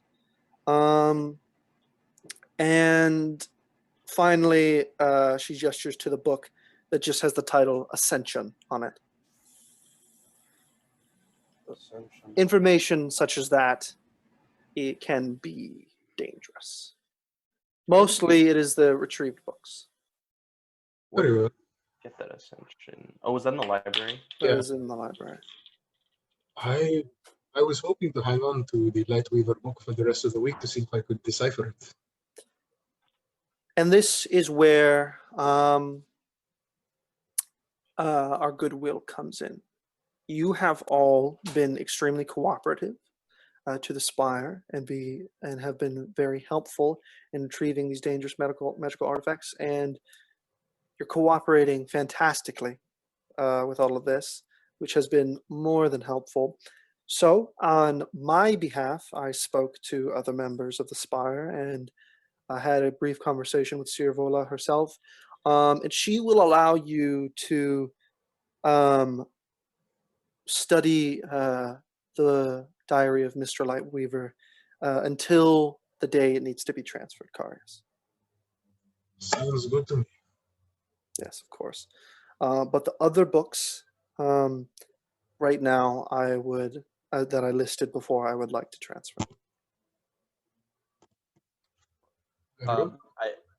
I think my brand new sword might have been mentioned in this grouping of artifacts. Is that What true? sword?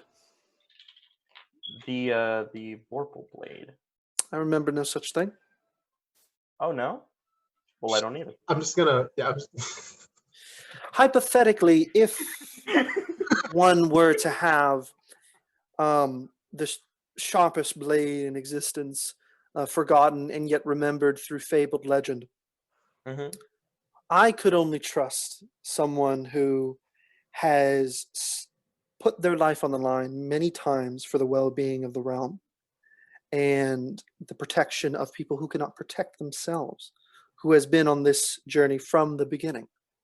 If hypothetically a thing were to exist, I could very much trust that person with that power and warn them that if that power were to be misused, like it was misused in the story itself, there would be consequences, but I feel I wouldn't need to worry about such a thing.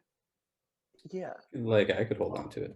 You know, thank you. Shut up, bro. Everyone just looks at the rest. Yeah, Yes. just shoot him a dark stare. Thank you, Aurelia, for the information. It's a good thing I really won't have to deal with that. Of course, of course. Yeah, she was just talking about the little songy thingy that Yeah. we found.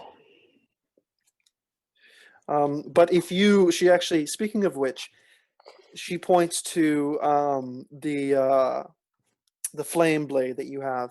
If you're not using that and you don't plan to sell it, the Azure Spire has some people who could very much utilize such a thing. Only if you do not need it, though. Okay. It is yours. So, Yes. Aurelia, I'll tell you what. I'll let you know at the end of the week. of course, I'll figure my stuff out. yes. And will you all be attending the gala or whatever it's called? Come on, cuz. Yes, we are. Do you see these cloaks? We are kitted out. She looks at you and the small gold cloak with just the fucking rags that you guys have being in the jungle for like weeks and months. Yes, very fine wear. I will see you there then. As undercover. Hell yeah, you will. Are you gonna be undercover? Well, no, the Azure Spire is good friends with the head of magical trade here in Chult Wakanga, and I am being sent as a mere friend. Nice. And if I were to spend most of the night with the heroes of Chult, then that would give me a great chance to get to know them. Aw. Right. Hey, Karius, listen, stop listen. hitting yourself. You can spend the night with us anytime you We- want, Aurelia. At this gala, we all Making moves? Hold on. Bird person, make. Yeah, this would be persuasion. Oh, You ever Okay. fucked a bird? You ever fucked a bird? you ever fucked a bird? Okay, wait. What is my oh shit. She's about to be so fucking persuaded. I think the word is That seduced. That's a 23. Oh, one. You see, she Oh, blushes man. just a little bit, but she says, "Thank you." Oh. So, Cute. what you wearing at He's this bashful. goddamn gala? I'm thinking of getting something made. I have a nice dress, but we'll see. We'll see. Mm. Are you exposing your shoulders? You gonna show off those ankles? You get in that boob window? No. Mostly the Temple of Pelor are the ones concerned about showing ankles. Ioun is not so uptight, even though she's Fuck. lawful neutral. So, wait, TD where just do you, runs in full shark form. Fucking got him. High five. where are you Yeah. getting your custom fit at? Well, I'm somewhat skilled in outfit design myself. She kind of gestures, and she's kind of, fitted. Because monks don't wear armor, so they have to just dress for the occasion. I might look around in the city. I mean, I barely spent a few days here when I first departed. I definitely want a sick fit for the gala. It's my I think I know what Drowse is gonna bucket wear. list. Flaming pants because he's such a liar. Mm, Got him. Got his ass. shots fired. Well, if you figure out how much they are, just know that I am loaded. I'll be able to take care of it myself, but I appreciate the offer. Oh no! Like, if you find some tailor or something. Oh, she feels extremely stupid for a moment. I can't read. Anyway, if there's nothing else, I have a lot of paperwork to do. But if you guys need anything, I'll be at the temple. Just ask for me. Okay. Oh wait, no, we need to transfer the papers. Almost forgot. I can't read. How old is Aurelia? I believe we established she She's like said she was 30s? going on 33. So she's 32. Hey, what's now. up? I'm Aurelia. I'm 33, and I never fucking learned how. You can take inspiration for that Nice. one, bird person. Or she just hits the book and extracts aspects. Yeah. It's a key point every time. It's a cruel thing. She just destroys books on a daily basis. She hits him so hard, it's just gone afterwards. That's why I'm not touching that diary, because I'll tear through that thing, quite literally. Karius just kind of clutches it like, you would. So, So- are we taking the things to the temple, and then we get to fuck around the city? Oh yeah. Yeah, it's she just wants you guys to score her because she trusts you more than anybody. Okay. Except Drouse, why don't you watch the tail end?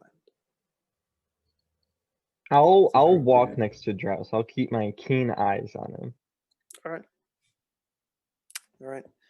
And if you guys don't have anything else immediately to do in the house, to expedite this, you guys walk through the city. Some people notice you and clap or wave hello. You guys are semi-celebrities.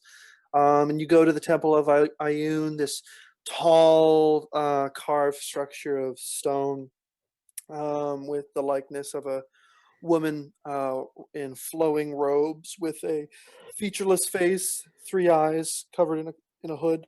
You walk into the temple itself, which is a massive library that comes to a center dais. Kim Duncan, you recognize Elpis Eloratus, the high priest of Ayun IV in Chult you met once before. They take the various papers and books down to the lower level to be secured and kept on guard. And you see that there are a few watchful from the spire themselves stationed there. You drop those books off, and you can subtract the Ascension book, Sonnet of the Nameless Sword, the pages of Necronomicon, the Syrax experiments, and the notes on the Soulmonger.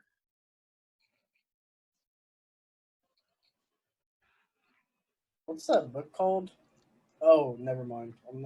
I don't know about it. Yeah, she didn't seem to care about it. And yeah, that's it.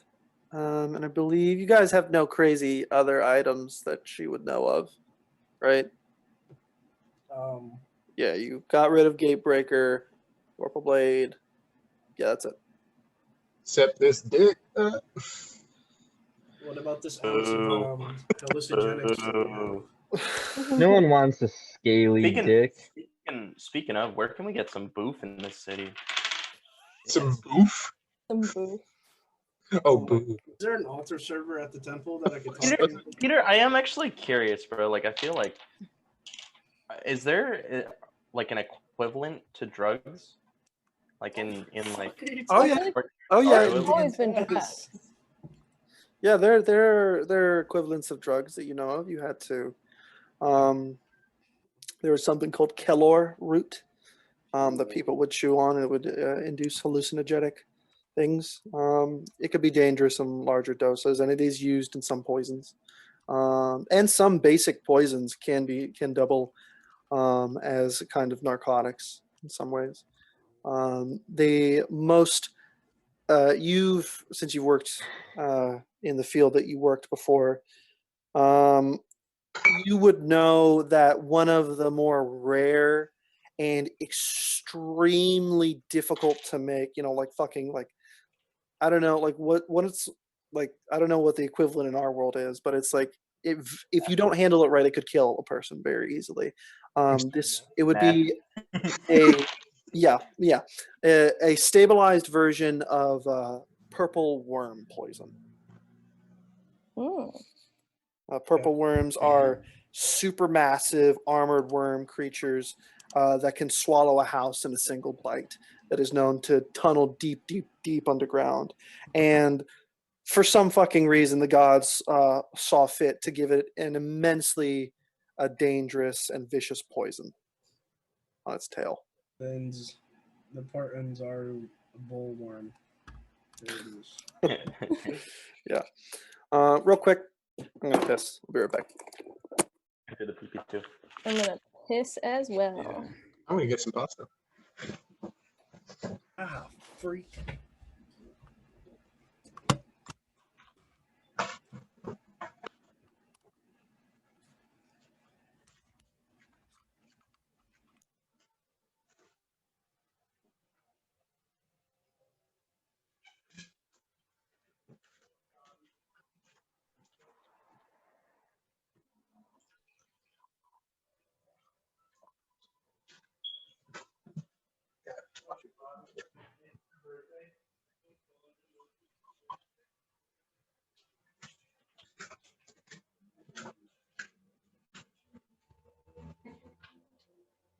Cover your ass up, dude.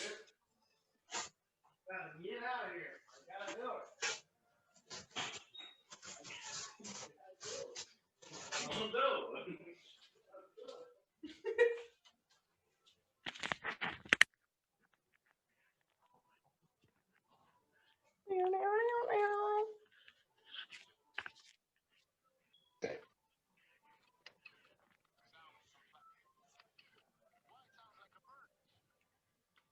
Bro, is this not like sketchy? Mm, This whole Drows thing. I mean, yeah, I'm very definitely, but I don't know. We'll have to see how it goes. Some of these like not telling us. For sure. Yeah. I mean, ever since he joined, he was pretty sketch. So Yeah. Facts. That Drows. Oh. Yeah. Okay. Hello. Peter, there's like tobacco, right? There Or, is a like- form. Yeah. But yeah, so like people definitely like smoke pipes and stuff. Oh yeah. And here, most Yeah. definitely. Yeah. The only problem is it can be difficult to grow in Chult because there's just not a lot of free land to do so because it's so dangerous to expand into the jungles. Just straight up jungle. I feel that. Well, you can't even like really farm on jungle either. Yeah.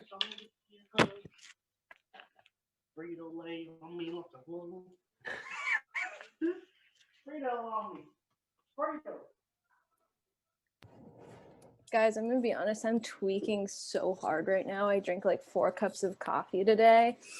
And I'm Jesus. literally, my hands are sweating so badly right now. It's crazy. Hey, welcome to the Clammy Hand Club. Take some muscle relaxers to balance it out. Oh yeah. Right. that is not a good idea. Yes, we're chem majors. We know what we're talking about. And if you're really curious, there's stuff called Yes. like sun drop. There's something called fey dust, halfling weed, which is like most stuff that is smoked in a pipe. Dude, when you were talking about buying drugs, I was going to make a joke about like buying it from a sketchy halfling on a corner. Drows. Never mind. Grouse is actually just 3 halflings in a trench coat. Fey know. willow fruit, stuff like that. But you can easily find halfling weed and halfling root. Halfling weed. Let's get fucking burnt. Like skunk. Do you guys actually want to buy some of that? Yes. BP, are you down? BP is super down. How He's much? in. Let's get an ounce. A pound. A pound? We have so much money. Trying to get some resale value. A pound of Kelor root. You see just like a group of the people who fucking just saved the world, like crowding around trying like to the sell- Yeah, sketchy halfling weed is like tobacco. Oh yeah, that's Right. good. Oh, okay. Yeah. Yeah, no. Let's get like a half ounce of halfling tobacco. Mhm. If you have 7,000 gold, you can just get like a full ounce. I'm gonna get a Facts. customized pipe for everyone as well. Okay. So do you want a Person- pound or a half ounce of halfling weed? Let's get an ounce. Oh, I have an idea. An ounce. Do you think we could melt down? Out of it. Do you think we can melt down this gold torque into a bong, What the fuck up? a golden bong? Are any of us like? Trying to take a Can Can I go to the Well- blacksmith? So, okay, first we got to deal with the drugs. First, okay. This is what we've been waiting for. I know this is what we've been For the waiting halfling weed, I mean, it's tobacco. It's equivalent to tobacco. It's not much, and for just an ounce, it's like 5 gold. Is there a Okay, specific type of halfling weed that is the most potent? Here, no, Right, let's try not in Chult. let's try some of that purple worm shit. You cannot find that here. That is like rare of the rare. What does what Um, does Watango smoke? Watango, did you want Kelor root as well? yeah. Yeah, let's get some root. How much? Yeah. We probably don't need that much. I'd say Let's roll up some root fucking weed spliffs. Like a- They come in full like roots, maybe about like this, like the Yeah, size of no, like it's- my fist in total, like a root, and you chew on the whole thing, and juice is excreted from the root, and from that you do not swallow the juice. It just stays in your mouth, and then it quickly goes away as it seeps into your gums, and your body absorbs it, and then So you pack a lip.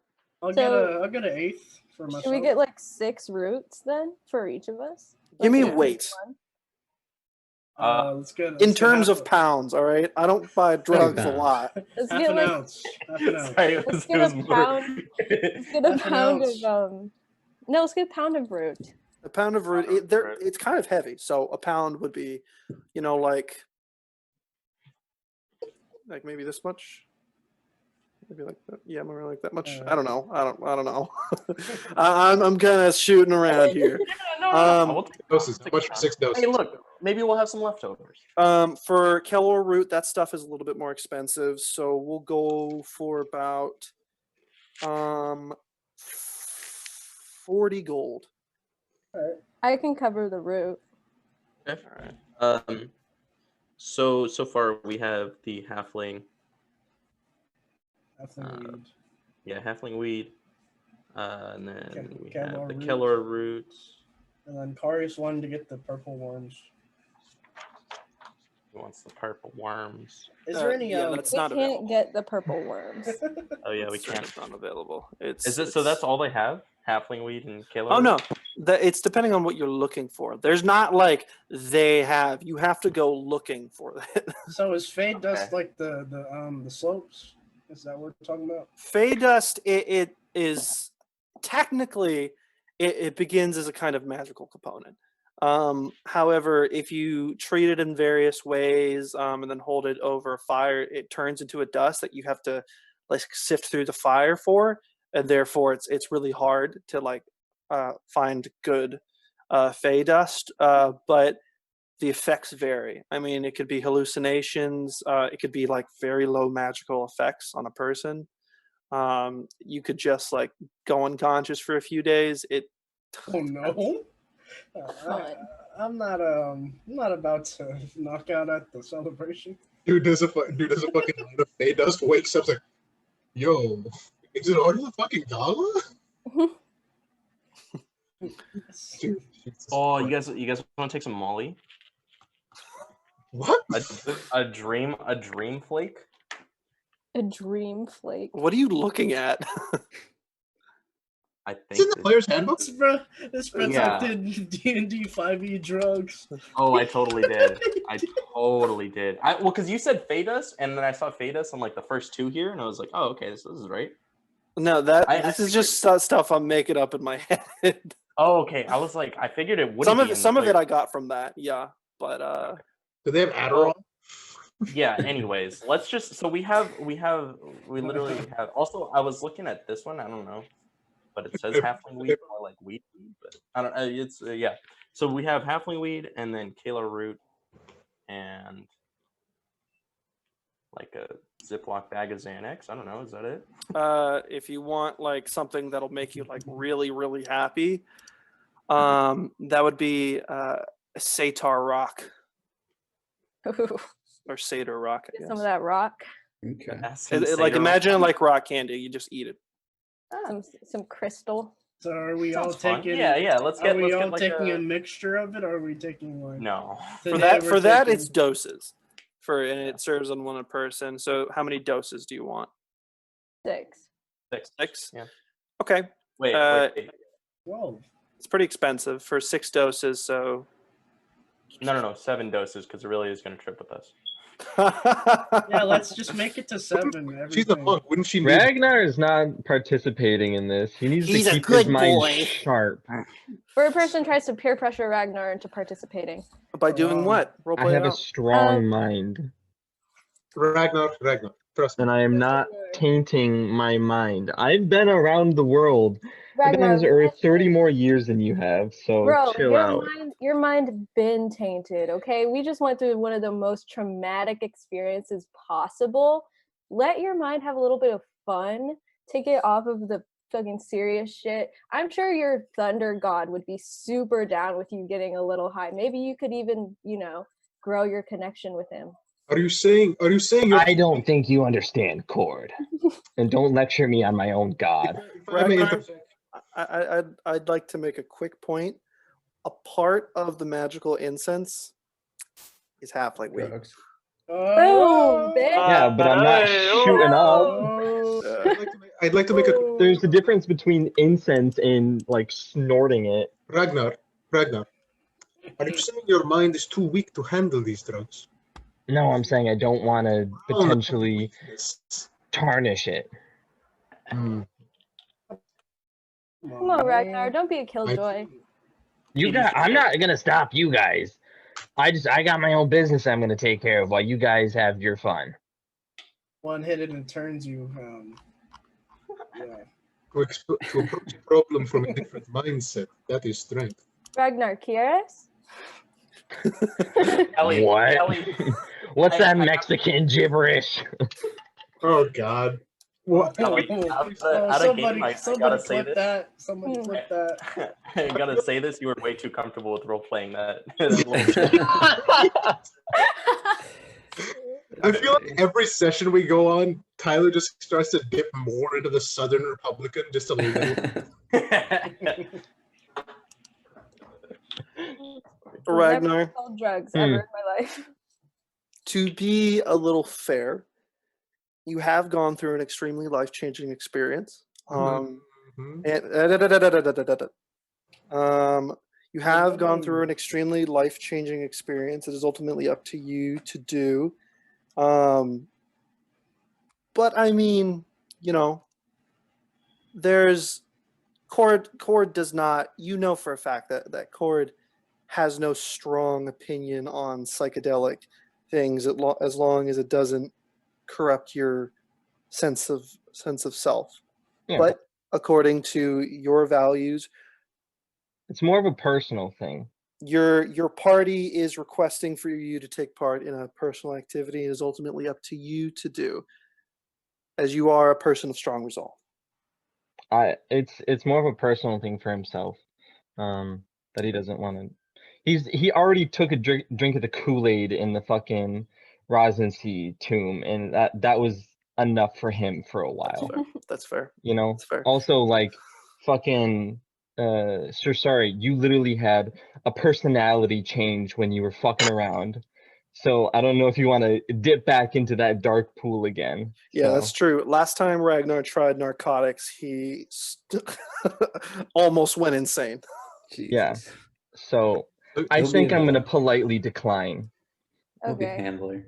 Bird person goes up and gives Ragnar a hug, and she's like, "All right, Raggy, I get it. You just don't know how to have fun." Each his own. Ragnar didn't actually have a vision of the chain god. He just smoked a bowl of salvia.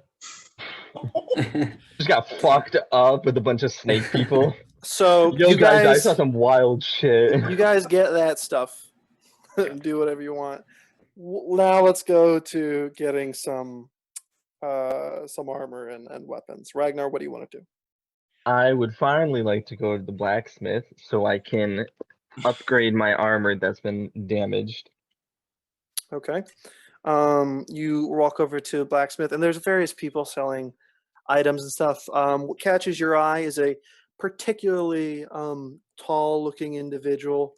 You see a person with dragon scales on their skin. You see a dragonborn of pitch black color.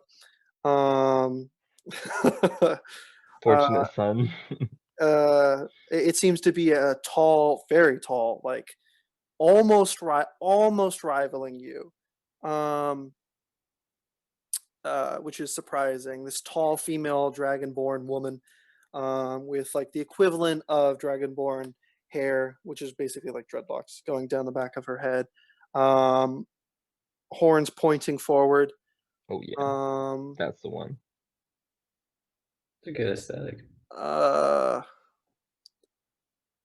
Drouse, when you try to do that to one of the blacksmiths, they start freaking out. You do. Oh God, no! I just go up to him it's just a. Okay. We'll deal with that later. Okay. Do you want to go off on your own and do that? Sure. Yeah, that works. If that works. That it's not a common thing. Sure. So it would be, we'll say, 25 gold. Okay. Cool. Ragnar, You walk over to this dragonborn woman. She looks up at you. Can I help you? I'm looking to purchase some plate armor. We have plate armor. We have various weapons and items. So what is your name? I'm Ragnar. Drova. It is a pleasure to meet you. Nice to meet you. What are you looking for in particular?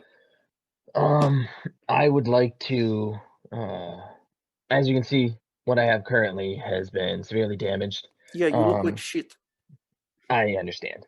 And instead of just fixing this, I'm just gonna get a whole new set. And I'd like to make a special request to take the adornments off of my current armor and place them onto a new set. Onto a new set. Entirely new set of plate armor? Yeah, I'd like to do a full upgrade. Okay. If When you say upgrade, what does that mean? Does just like I want new armor because new plate armor. You're not yeah. talking about +1 stuff because that's a different thing. I mean, could I do a +1? I mean, do you want to ask about it? Yeah.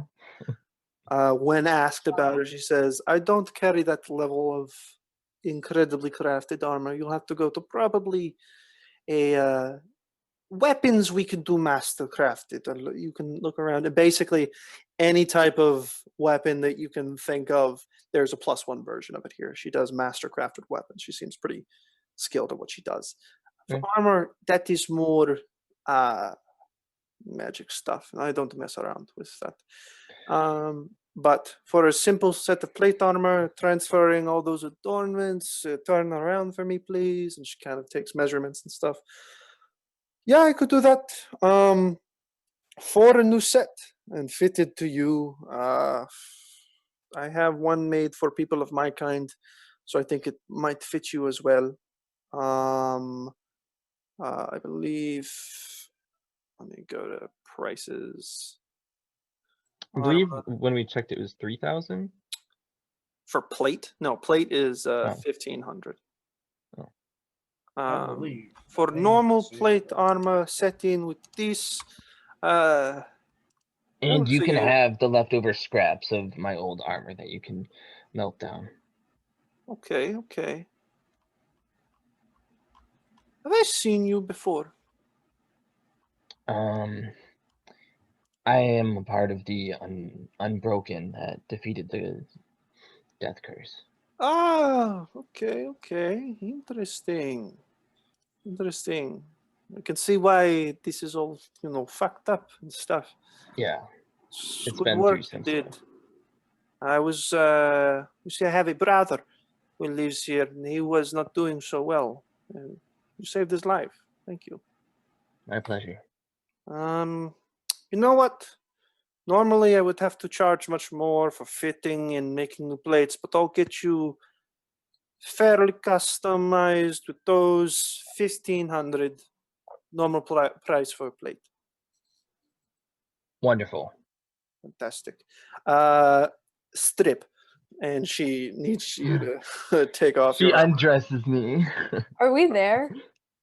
You can be. He's not. I He's mean, not I wanna naked be under the there. armor. Wearing Yeah. armor with nothing under it. Oh my god. Dude, Chafe City. Yeah.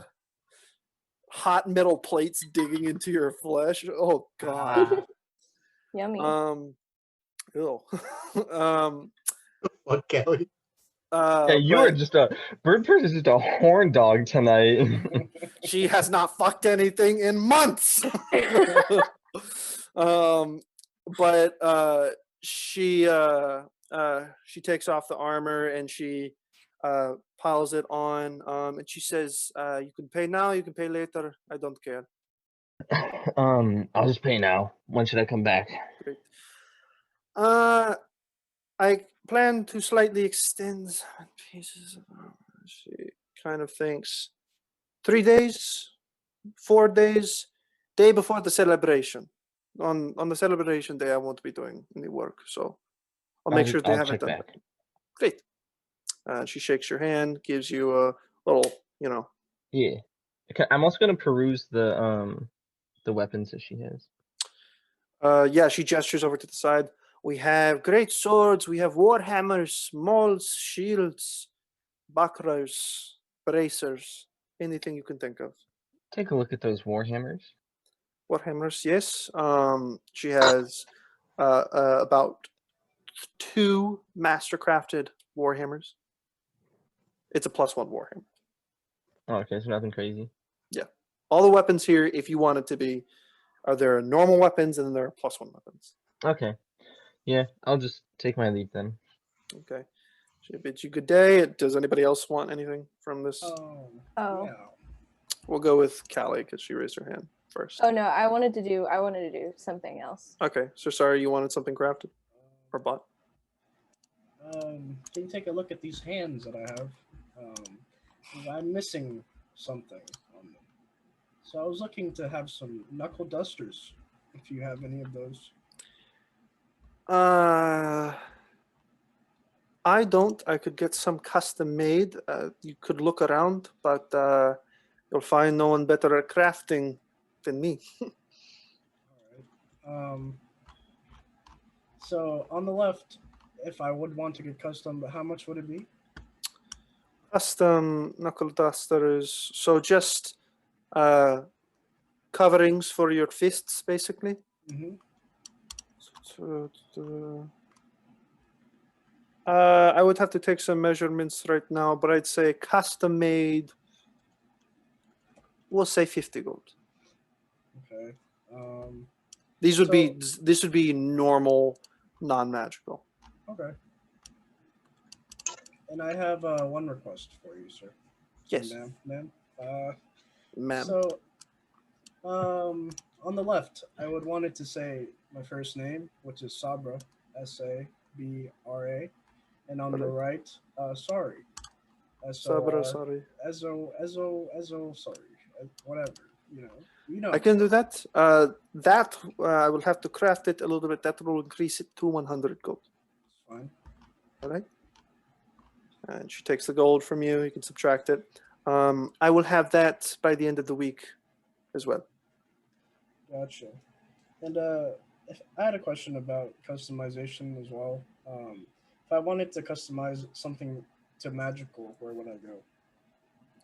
Magical, you would have to get that enchanted more likely. Okay. There is a magic shop near here, called, I believe, Akar's Arcane Antiquities. Yeah, I heard about that. Yes. Cool. It should be just over there. And she points to the right, just down the way, kind of in this area. And they know you over there, yes? I mean, I know of the owner. Yes, we have. Sometimes he comes to me looking for items to get enchanted. Okay. Sounds good. I will talk to him in a second. Great. Good day. Bird person. Wait, okay. Actually, thought of something. Would it be possible to get like cool, like lightweight, like wing armor, or would that hinder my flying ability? Lightweight. The lightest stuff would be, I mean, just normal metals would, anything but, like tiny little pieces, not even armor, could be on there, but they would be easily missable and like kind of pointless. Yeah. For like noticeable, nice lightweight armor, if you tag along with them, or I'll say you did, and you ask her, the only thing that would be light enough for you to decorate your wings with and stay on would be mithril. What? Mithril. What's that? It is a type of metal normally used by dwarves. Very, very, very rare. Very difficult to find. It is an extremely lightweight type of metal. That is hard to work, hard to make, very expensive. But in have you ever been to Erudin? I don't know. It's, I don't think so. Yeah, you haven't. There is a city on Erudin, which is a continent far away. There's a city called Ember Deep. It is a dwarven city, and I know that they mine mithril there. So if you go there, you can get some custom made. Here we don't have much mithril or enough mithril going to the city to make anything like that. If Okay. you look around, you could find some, but not much. Okay. Then can I do the thing that I was planning on doing, like Sure. otherwise? So I wanted to have Bird Person perform a ballad in the city for old time's sake, and I actually wrote one. Okay, let's hear it. All right. So You quickly get a crowd because yeah, I know I'm the hero. So yeah, Bird Person, gets up, like sets a stage. It's like, hear ye, come hear my hero tale. All right, and then this is what I wrote. I'm not gonna like sing it, but yeah. Go ahead. This is the tale of the Sohn sisters. These witches count 3. They adopted a bird, my mommies and me. They were born evil, but one was quite charmed. Nana Shug embraced the bird with pale, leathery arms. They worked to corrupt the young bird's alignment, but the bird ran away in search of musical refinement. The bird didn't know she'd encounter them again in an evil lich's tomb, messing with the arcane. The bird could hardly believe that these were her hags when 2 started attacking and Nana Shug was bagged. The bird cried silently as her mothers were slain. Her party did what was right, but she looked on in pain. In the end, only Nana Shug remained, but she couldn't stay long. The lich was not hers to tame. She left with a hug and a word of advice. Everything can end with a roll of the dice. Make a performance check with advantage. Okay. Guidance. Um, Take that D4. Take I that would like to D4. minor illusion as like a slideshow of the ballad. Sure. Yeah. I'll assist him on that. You now have accompanying illusions, like replaying the tale, like little hags running around you and you flying through the air, That's so them good. falling to the floor. It's very theatrical. And what'd you roll? Let me see. 3. Wait, I get Roll advantage. 2 and a 1. Oh, 20. yes, sir. Don't forget the D4. 22. 22. You kind of get lost in this ballad, like singing it outward. You find yourself, your wings kind of mirroring your arm movements, making these large, like, descriptive words, yelling it out. Your voice runs high and low in the notes that you hit with this ballad. And as the illusions swirl around you, a veritable masterful performance is made in the center of the market ward, and you're not even paying attention to the people around you. You're locked into the tale, telling of the pain that you had to go through, of the mothers you loved, and yet they push you to do things you didn't want to do. But ultimately, you're able to form your pain into a beautiful expression of art. And as you open your eyes, you can see just a massive crowd of people listening in awe and silence. And as you end with a beat, the illusions fly outward and end. And this crowd roars with an applause. There's clapping, there's yelling. You see some people like crying. And among them all, for a second, you think you see an old woman with a hooked nose. Oh my god. But maybe that was just a trick of the light. You don't know. From people like fucking pelting you with coins. They don't really understand that they hurt just a little bit. You take a point of bludgeoning damage for being like, oh god. Okay. But you also gain. Let me roll this out. Gain another 4 grand. Another $4,000. Oh. Hey, we gotta cut to with those illusions. You gain 130 gold pieces. And for a Nice. street performance, that's like Insane. like Nah. $1,000 or something. It's Fuck masterful. yeah. Are there any- People applaud you. What? Are there any empty tables around? Yeah. Can I take one out and then scream out to the crowd and say, "Who wants to play 3 cards? Sorry." Some people walk up intrigued. Play How some much cards. you got on you? How much you got? Some one dude who seems to be a dock worker, just wearing no shirt and like some pants, slams down 5 silver. Can TD like run up and be like an auction dude, just speaking really, really fast?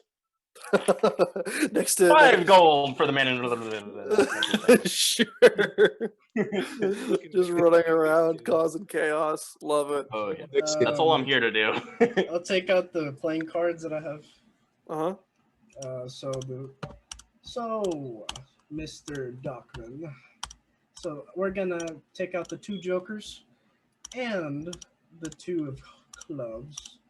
Right. And you're going to want to look at the 2 of clubs, and then I'm going to perform such glorious shuffle of the cards. And I will give you 10 seconds to figure it out. And then when I slam the deck onto the table, I mean, not the deck, the 3 cards you pick. What about that? 5 silver piece? Whatever. Sounds good to me. All right. Yeah, let's do it. He kind of sits there, stroking his ever so scraggly beard.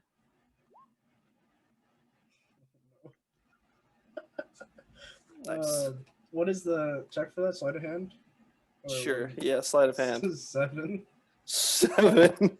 With your first time, you kind of fumble a little bit, and he chooses the correct card to win. I wasn't really paying attention, so and he gets 5 gold in return from you. And he says, "It's a fun game. I'll try to show it to my friends." He gets up and starts walking away, and you've successfully started a chain of new games. Hey! I'll triple that. Come back. I got no more gold. Oh. Fuck it. But do you want to like start doing that to get a little bit of gold out of people? Yeah, I just want to spread around the new Sure. game. Make 5 sleight of hand checks for me. Just all in succession. So first one is a Oh, unnat yeah. 20. Yeah, you get like these people aren't rich, so you don't get a lot.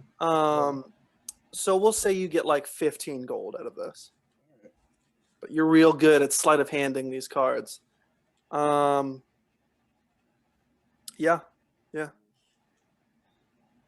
To keep things moving a little bit, if there's nothing else, who wants to go to the magic shop?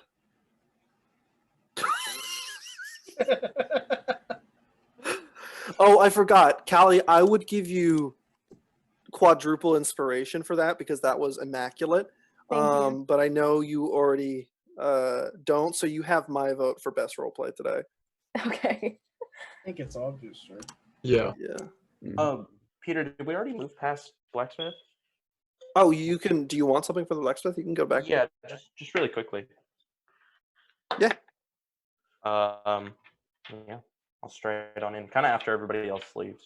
Okay. You know, I'll do my own. You walk on in, and you can see the black-scaled dragonborn standing there. They're gonna help you. Hello. I am looking to upgrade on one of my weapons a little bit. I have a short bow right now, and I think I'd actually like to get my hands on a heavy crossbow if possible. Of course. Do you want a normal one, master-crafted? You know, I've been through quite a bit. I think I'll go with masterclass on this one. Very good. We have quite a selection here. The normals, we have various styles, but for the master-crafted, I made... we only have one, as we do not get much of a demand here, but let me find it for you. She has to go to the back for a moment. Weapons, 5th edition. Give me a moment. Peter, when you watch the playback, I'm not staring at you, I'm staring at Tyler. Just Okay. prepare. Gotcha. Let's see. A heavy crossbow. She brings it back. For this heavy crossbow, it would be 100 gold pieces. Does that sound Fun. amicable? Fantastic. Here you go. You take it, and it's this beautifully carved maple wood crossbow inset with pieces of metal that have little silver trim on them. It comes back to a halt with this large, like powerful metal wire that acts as the bolt. And you can see as you look closer carvings all along it with a beautifully sanded kind of a strut down the middle. It's immaculate, and it seems to be also reinforced with iron, so it looks like it won't break easy. I'm gonna take a look at it, flip it over, smell it a little bit, and kind of run my hands along it. Yeah, this checks out. I think this Of will course do it well. does. You know, I do have one other small request, and I'm not too sure Duh. if I'm in the right place, but I need some custom pipes to smoke from. Custom pipes. Theoretically, I could do that, but I'm a bit overworked right now to spend time on that. There are some woodworkers around here that you can find, and if not custom, there are plenty of pipes to be bought in the greater market. Great. But she refers you to a place, and going over there, you find an older halfling man who is a skilled wood carver for you. Is there anything particular that you want? No, just a name, I think. Probably. Oh, and a lock for the Unbroken. I don't know if that's our What? official symbol, but like a lock, like our Okay, Yeah. so how many pipes do you want? 5, right? 5 pipes, all with like No, 6. Sorry, 6. Yeah. 6 pipes. Yeah. Carved. Each would run you maybe about, or all of them together, maybe about 75 gold pieces. Cool. Can I run back? Sure. Oh, with the dusters, can you make Infernal? Can you put my name in Infernal? I don't know Infernal.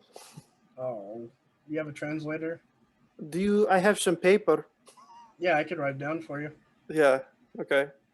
You hand it to her and you write it in Infernal, this kind of semi-jagged yet elegant looking script that is the Infernal language. And she looks at it.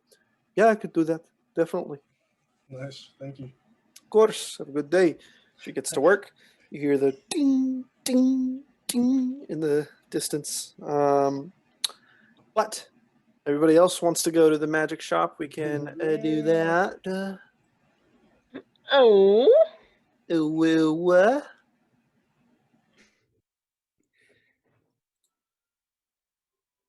Edge.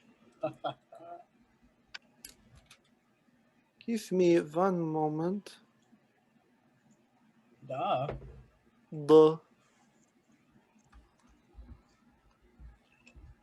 Bryce, can you fact check his semi-Russian accent? Good. He's got the E down. Most people like blend Russian with German, but he's got a good distinction. So Thank you. I'll Yeah. fireball a bitch. What is the whole title? Just make your screen bigger and it'll say the whole thing. Green. Sipping water. Oh, I'll fireball a bitch. I do not care. Nice. Nice. Peter, are we making it all the way to like the festival tonight? Yeah. Oh You yeah. can do whatever you want on the week. No, that's not it. Trying to find the right fucking song for this. I feel like I should have prepared that.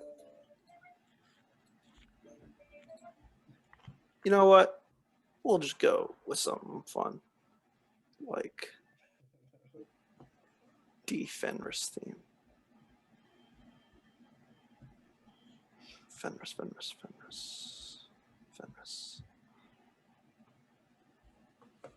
There it is.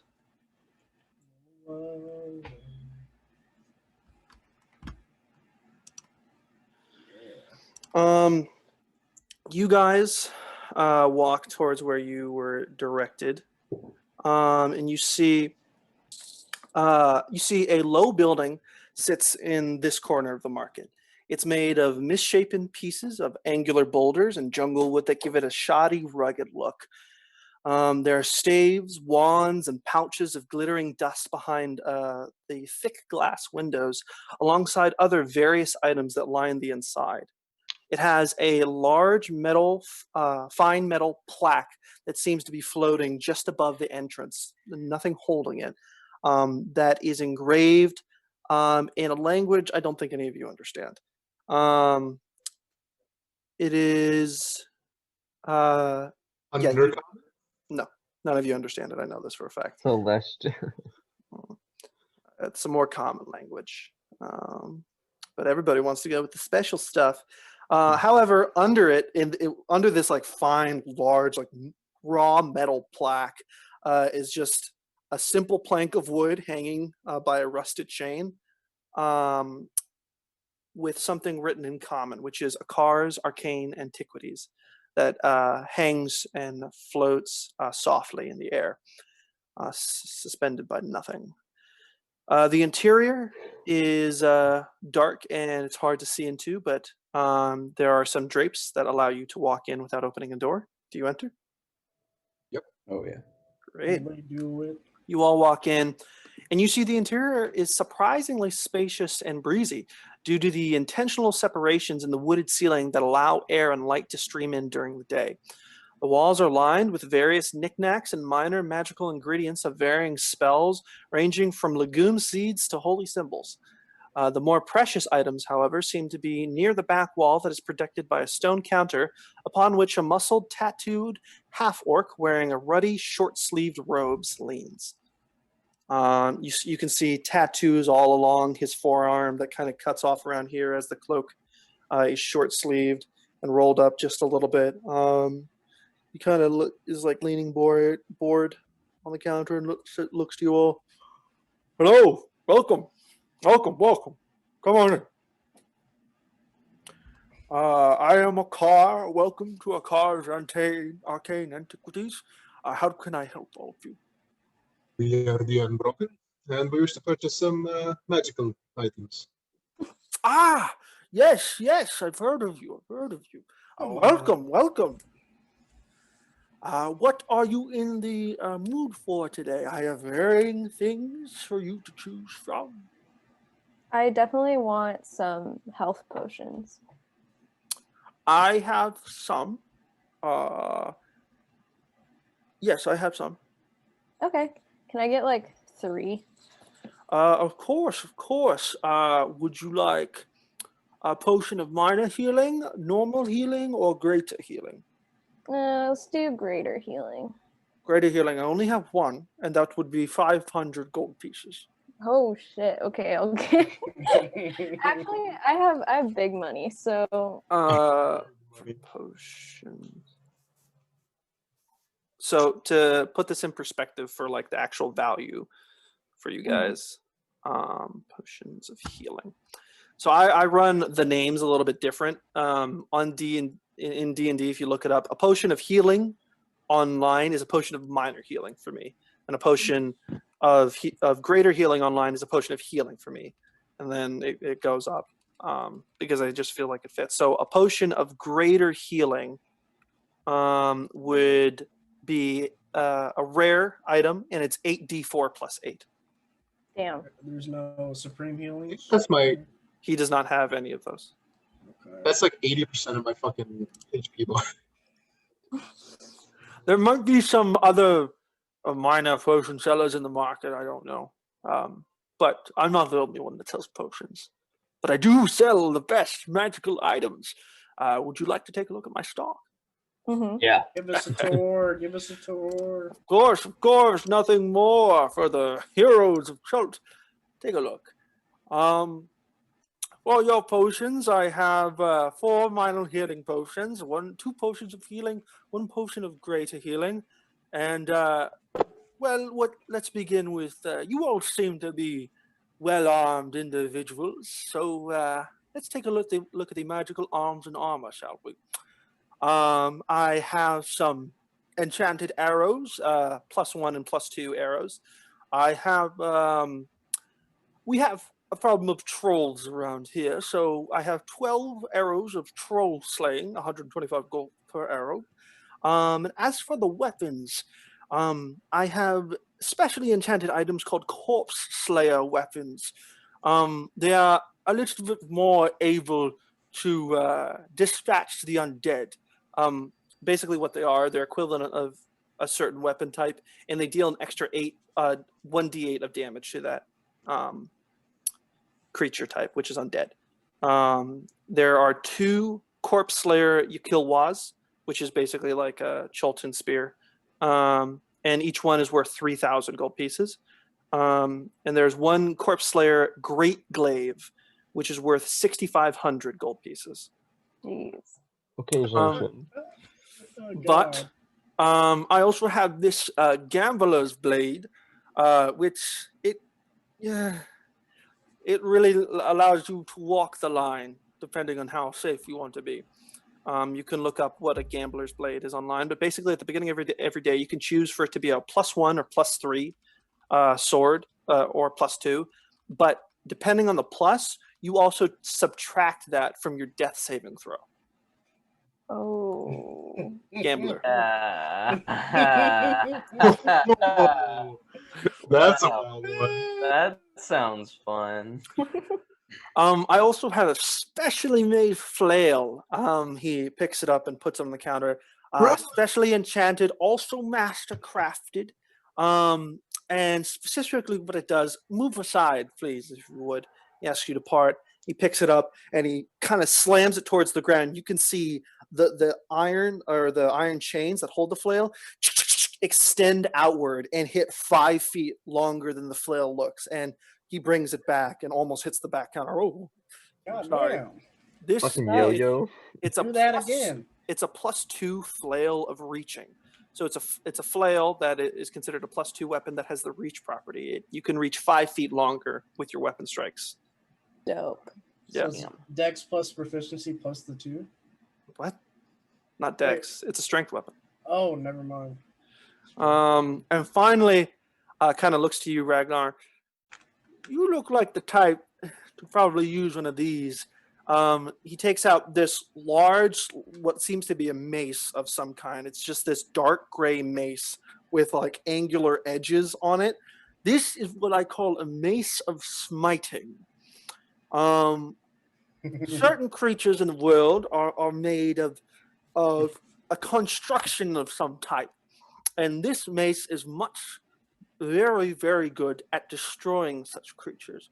Basically, you can look up a mace of smiting, but it fucks up constructs big time. I can just hear Tyler's penis is getting tighter. Allow me to I think it does take a a look. +7 to constructs for damage or something. Pretty good. +3 against a construct, yeah. Yeah. And it deals special stuff depending on whether it's a crit or not. And they also might have to make a save or be instantly destroyed.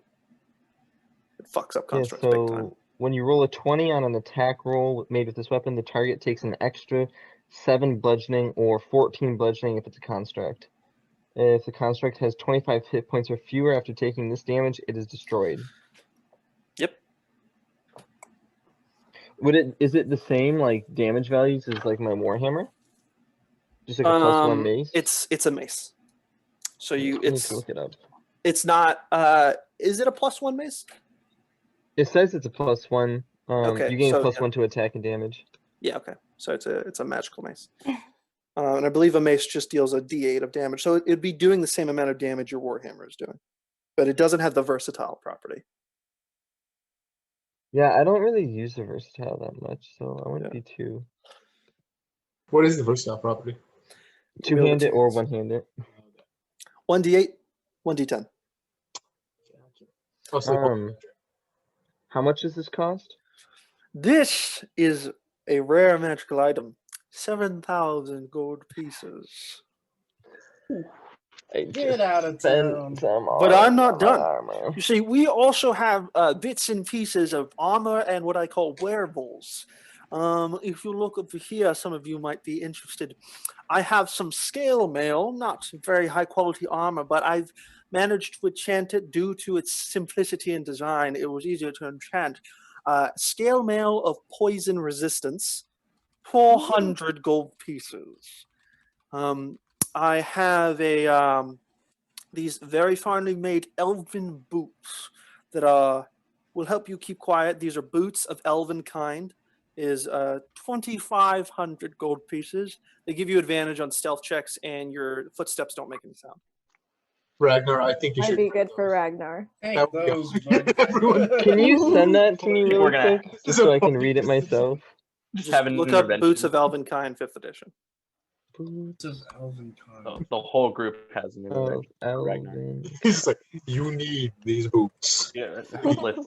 I These have are help. sick. I have another thing. This is a cowl of animal avoidance.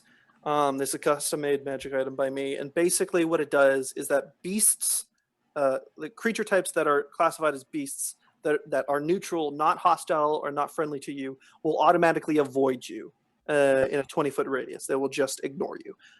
If a beast is hostile to you, it has to make a saving throw to be aggressive, or it can't like attack you or be aggressive to you in any way for the next hour. It can make the save every hour if it still tries to be aggressive towards you. And if it fails that save 3 times in a row, then it can't be aggressive towards you for the next 24 hours. That's pretty cool. What is the like actual like wardrobe item again? It's a cowl. It's like a cowl and a cloak. It seems to be like of a dark green and black. This is fairly used by some of the guards here, as dinosaurs can be problematic. This is 400 gold pieces as well. And how much gold do you have to spare? I have other items. They are higher. We got it. Run them up, bro. Don't run even 'em up. worry about it. Yeah. Don't even Very worry. well. Yeah, I yeah, have nobody talking to. an item. These are gauntlets of ogre power. Dibs.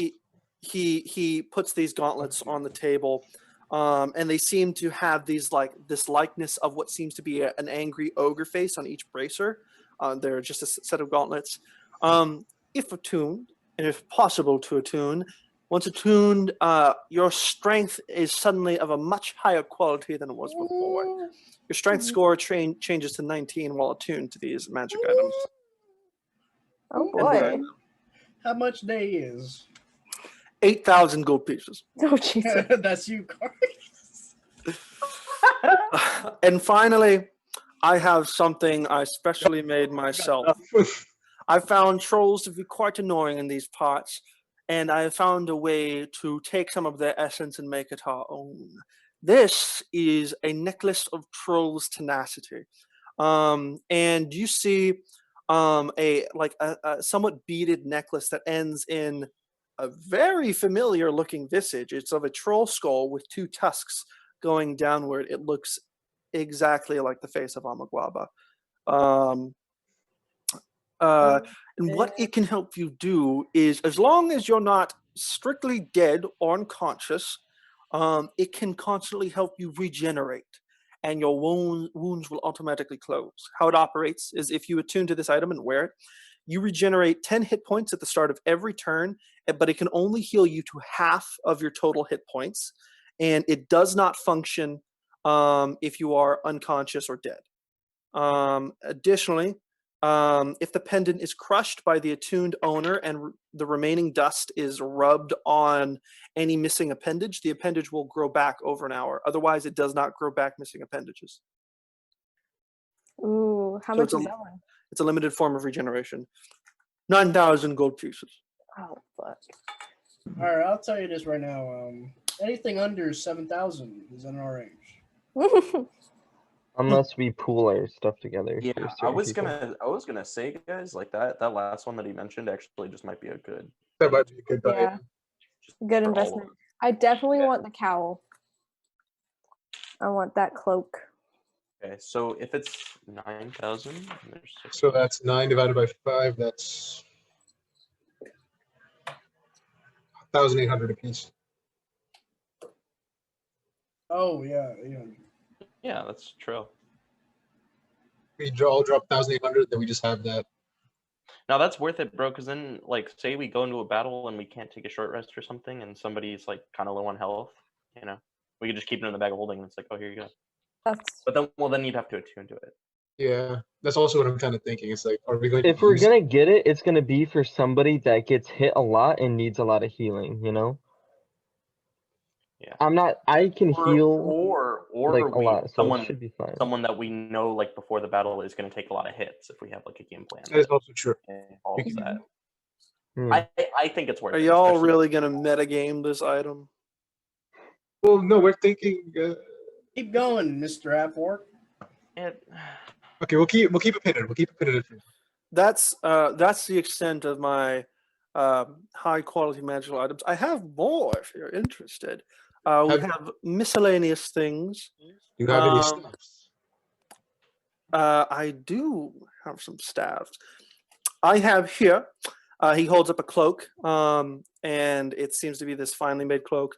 Watch this. He puts the cloak on, and he flares his hands, and the cloak billows outward. I call it a cloak of billowing. Billows on command. Takes it wow. off. These he takes off a pair of or Got the takes like clout. this a full suit of clothes on. Depending on what style you like, I can make this into different types of clothing for you. But these are tear-off clothes of mending. Basically, what you can do is that you could wear these clothes and they're tear off, so you could just take them all off. But when you put them back on later, they automatically mend. That's amazing. That's cool. Stupidest gimmick that I've ever wanted. I have this little pair, what seems to be a key and a lock. This is a mystery key, and this is a lock of trickery. The lock, he explains the lock. It pretty much can't be picked, or if somebody tries to pick it, it's really fucking difficult to do, and it will most likely break their tools. And this key has a 5. When you insert it into a lock of some kind, it has a 5% chance of working, and then it is destroyed. 5% chance to unlock anything, but once that happens, the key breaks apart. oh, but you can just keep trying it if it doesn't work. How Yes. much for the lock? This is a pair. Together they are 40 okay. gold pieces. They have to come together. Just Out of 40 magic gold. pieces.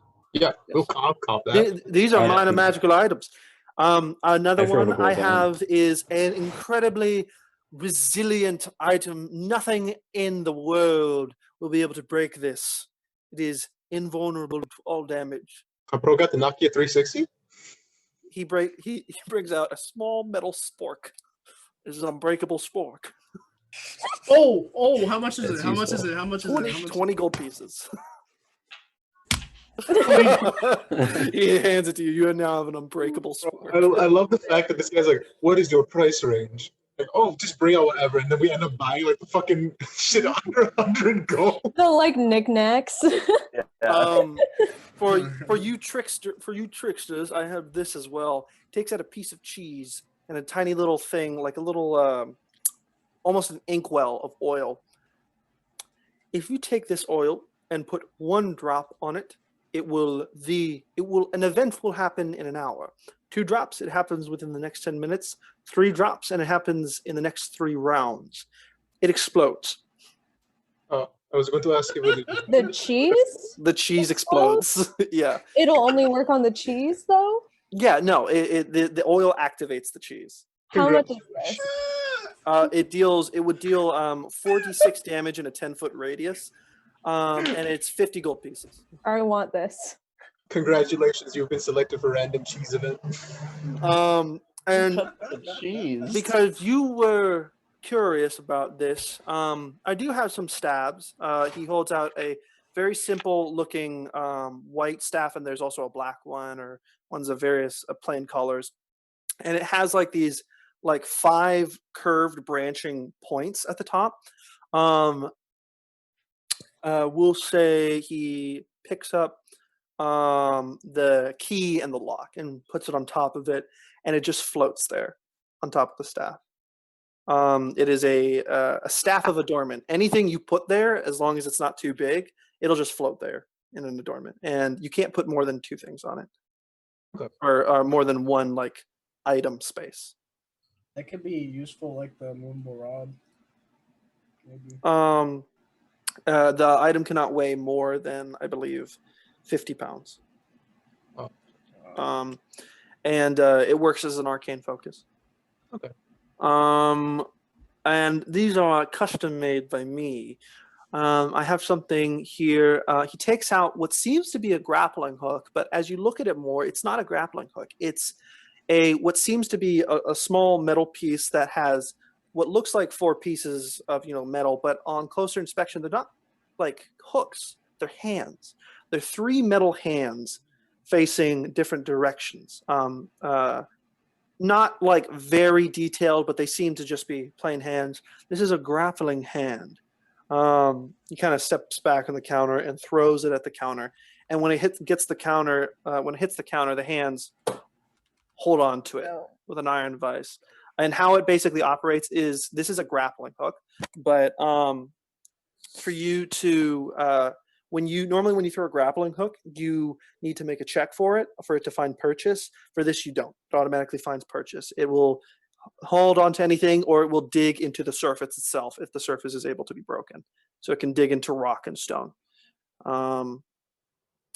This would be 50 gold pieces. I only have 1.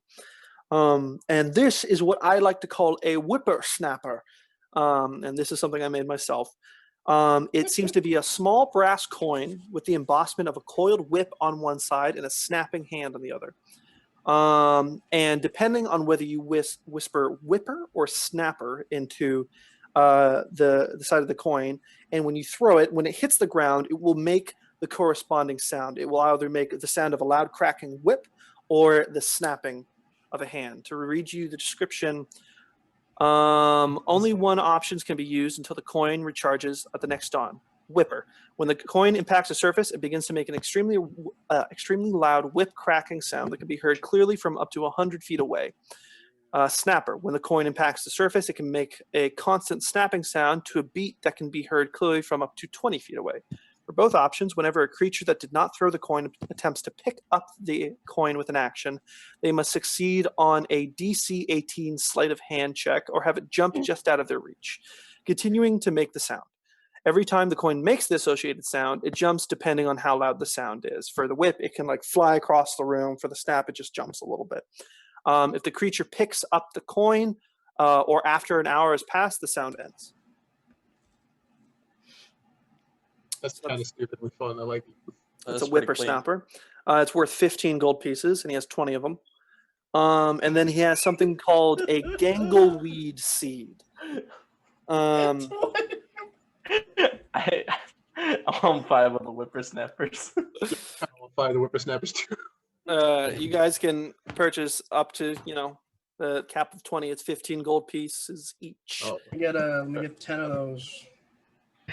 So that's 150 gold. Whipper just throws all of them. You said the magic lock and that 5% key was 40, right? Yeah, well, we're not done. Okay. And the last one is the gangleweed seed. It's a small seed with what seems to be like a slightly swirling pattern. Different effects occur depending on how it is used. If the seed is surrounded with packed dirt and embedded within stone, earth, wood, or any semi-natural material, over time the seed will grow into gangleweed. Gangleweed is a long, skinny vine that grows in tandem with other smaller vines on any surface that isn't directly inhospitable, like ivy or something. It tends to hang from the sides of stone walls, caves, ceilings, or tree branches. What makes it unique is that if you put an adequately sized item against it, it will firmly coil around it and hold the item. The weed will hold onto the item firmly until the upper length is squeezed 3 times in succession, or if the weed is cut. It has to be the same strength. The weed is about the same strength as a strong rope, and its carry weight depends on how big the seed is. It ranges between 100 and 500 pounds, but nothing, crazy. It has been said that highly overgrown gangleweed seeds or gangleweeds could hold up to 1,500 pounds, but these are not those kinds of seeds. Alternatively, if the seed is thrown at a surface, upon striking it, it will burst out, immediately grow to full size, take root, and be capable of holding up to 500 pounds. If used in this way, however, it withers after an hour.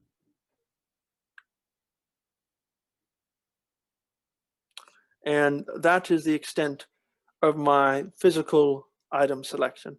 And of course, I have spell scrolls available or magical components. Got any? Oh, go ahead. Could you craft an bejeweled ivory statuette of myself? Yes, I could do that. All right, I would like to commission one, please. Worth how much? 1,500 gold. 1,500 gold. Yes, I could do that for 1,500 gold. I need the payment up front. You put it down. He takes it. I can get that to you 2 days from now. Perfect. And do you have any spell writing material? Of course. How much do you need? 1,500 as well. 1,500 it is. So you get 1,500 worth of spell writing materials. I also have spell scrolls, if you're interested. All right. What do you have? He looks to you all. I don't know how much of you are spellcasters, but these, not only wizards need spell scrolls to cast something. If any spellcaster that has the ability to cast that spell in their spell repertoire, you can look it up online, can automatically cast a spell and it doesn't expend a spell slot. That's how spell scrolls normally work. And of course, Carius, if you have access to, if it is a wizard spell, then you can copy it into your spell book. But the spells available are Detect Poison and Disease, Purify Food and Drink. He has a lot of those because Chult. Speak with Animals, a lot of those as well. Snare, a lot of those. Sleep. And then there's Color Spray, Tensors, Floating Disc, Unseen Servant, Magic Missile, Featherfall, Illusionary Script, Divine Favor, Nystul's Magic Aura, Arcane Lock, Darkness, Misty Step, Magic Weapon, Cloud of Daggers, Major Image, Protection from Energy, Plant Growth, and then he has spells you guys have not seen before, as these seem to be of custom made by him and others from small magical sects that he's found around the world. There is one called Tidal Barrier, which a sorcerer, warlock, wizard, or druid can use, and Candle's Insight, which a bard, warlock, or wizard can use. There is a spell called Holy Warding, which only a cleric can use. A spell called Hero's Steel, which a bard or cleric can use. There's a spell called Curse of Incompetence, which a bard or wizard can use. There's a spell called Alone, which only a warlock can use. A spell called Drown, sorcerer and wizard. A spell called Thunderclap, which is cleric, sorcerer, bard, and druid. A spell called Holy Ground, which only a cleric can use. A spell called Wayward Strike, which only a warlock and sorcerer can use. And finally, there is a spell that only a bard can use, and that's because it's called Throes of Ecstasy.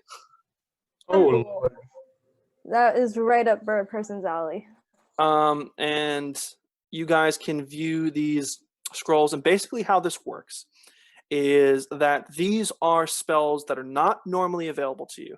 But if you buy them, and if you cast them from these spells, then they will be on your spell list. Carius, obviously, you would have to copy into your spell book directly. But for like you, Bird Person, you, Carius, and any other spellcasters in the party, once you cast a spell, it appears on your spell list. Cool. Oh, shit. Okay. Yeah. Cool, And cool, I cool. will offer the spell descriptions to you right now. I'll put it in the chat.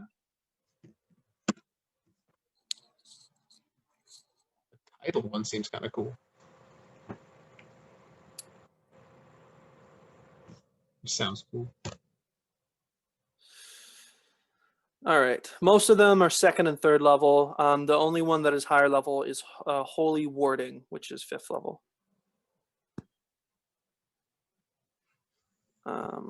First is Curse of Incompetence.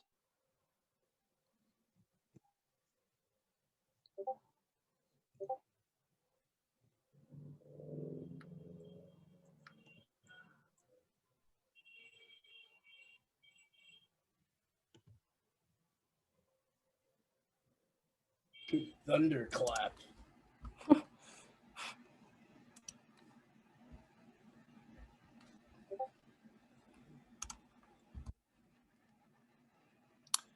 Just drag all these.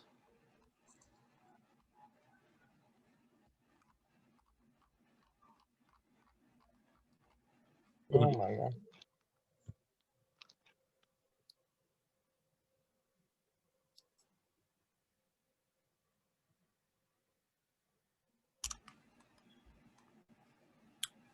Thunderclap is some thunder damage around you in a radius. Drown is basically you start drowning somebody. Then they have to roll or like not be able to talk or breathe and have different effects. Holy Ground is basically people can't be made undead in a certain area. And undead just can't like be summoned in the area. It does not destroy the undead in the area, though. Tidal Barrier is just a barrier of water that pushes people away. Candle's Insight is an interesting thing. It can basically, I believe it tells you if somebody's lying. It measures honesty, is what it says. Yeah. Throes of Ecstasy, somebody becomes so fucking horny that Explode. they're much easier to hit. Oh. Holy Sure. Warding. I Holy want that. Warding gives your allies resistance to damage for just a round. And Hero's Steel makes a sword really good for a while. I'm going to have Drown. Drown. Okay. Drown costs drown.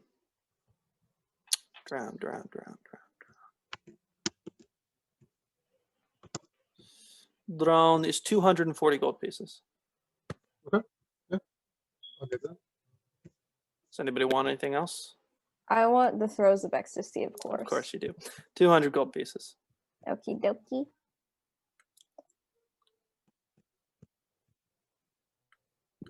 I'll take that lock Oh, and the key. spells you gave to me right The now. lock and key thing? Yep. Cool. That is 40 gold pieces. Perfect. I also want the Cloak of Beast Bye-Bye. That's 400 gold pieces. Cloak Okay. of Beast. What is it called again? It's a cloak of animal avoidance, or cowl of animal avoidance. Cowl of Animal Avoidance. How much was the grappling hand? It was, I believe, 50 gold Yeah, pieces. 50. I'll take it off his hands. Sure. How much were those ogre gauntlets? Was that 8,000? 8,000. Fuck. Wait, Ragnar. Yeah. Do you think he... I gestured to the half-orc, I forgot his name. Do you think you could enchant my friend's armor once it's made? Given time, yes, that'll... What kind of enchantment do you want? Ragnar? Could you make it +1? Ooh, yeah. Somewhere around a month. Oh, fuck. Yeah, it's gonna take a long. It's not easy to just enchant shit. Oh, no, it is not. Nah. Meh.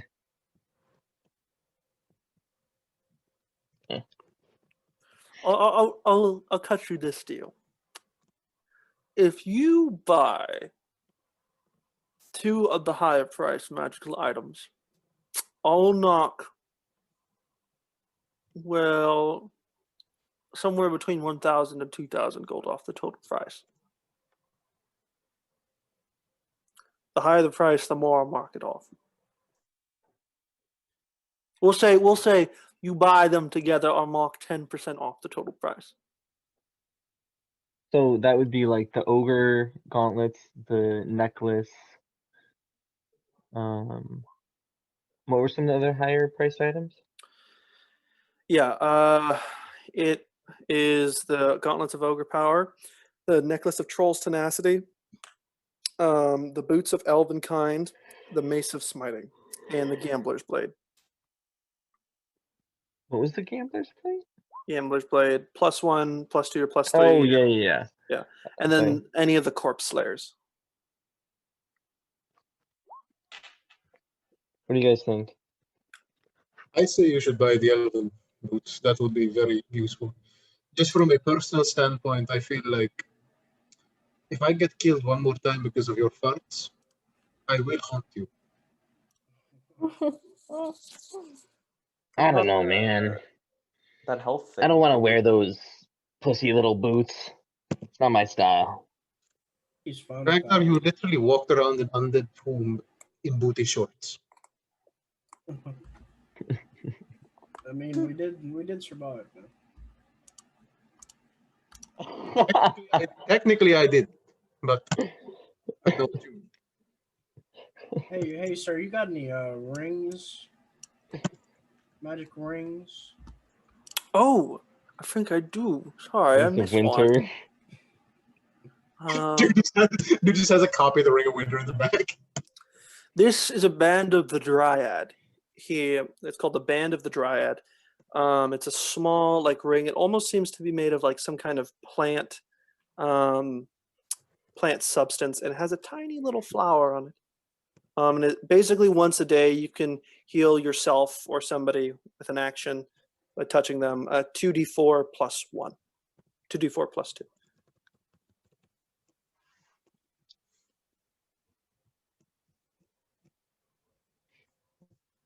Oh, there's a ring that could heal, you said? Yeah, once a day. It is attunable.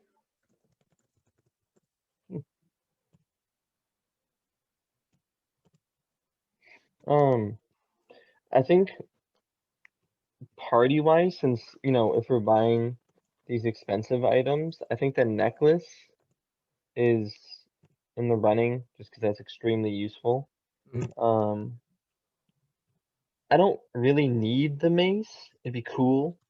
But I don't know if it's worth pooling our money for. I don't think any of the other weapons we're really fond of.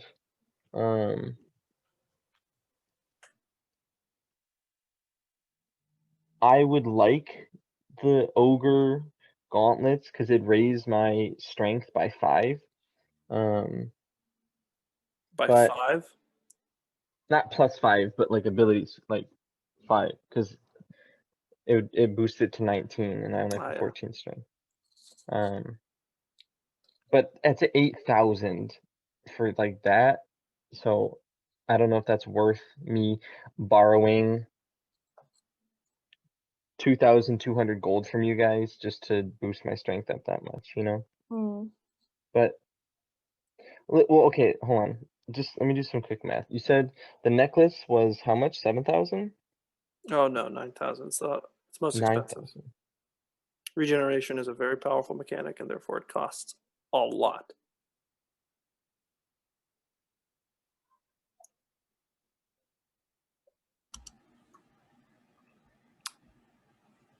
So if we bought those two items together, how much would it cost? It would What? be The 9 plus 8 is 17. So you take it's 1,005. Oh god, that's way too much.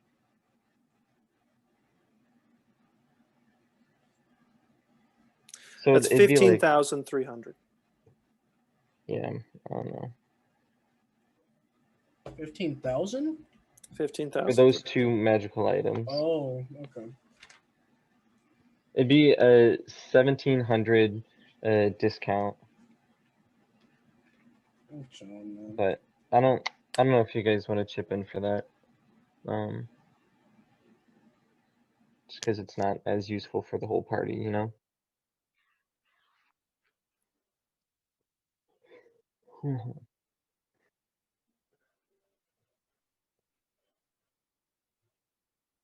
What? Sorry, I was not paying attention.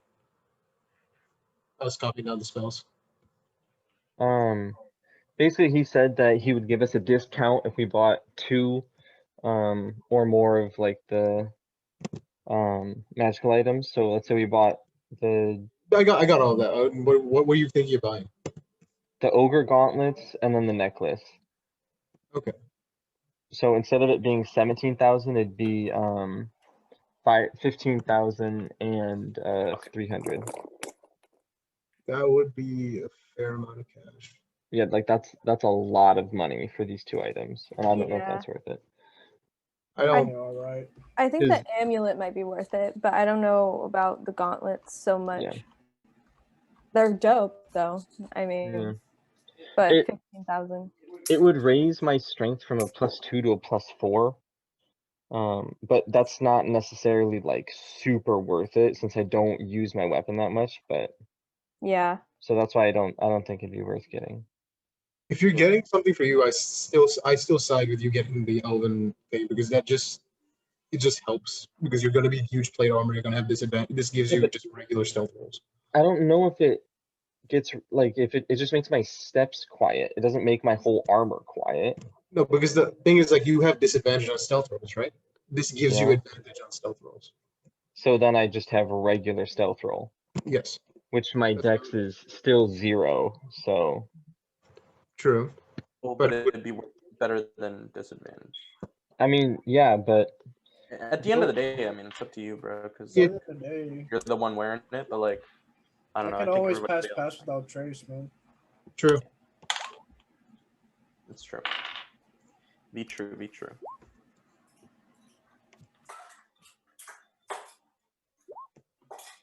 do you remember how much they cost? Like 2.5, I think.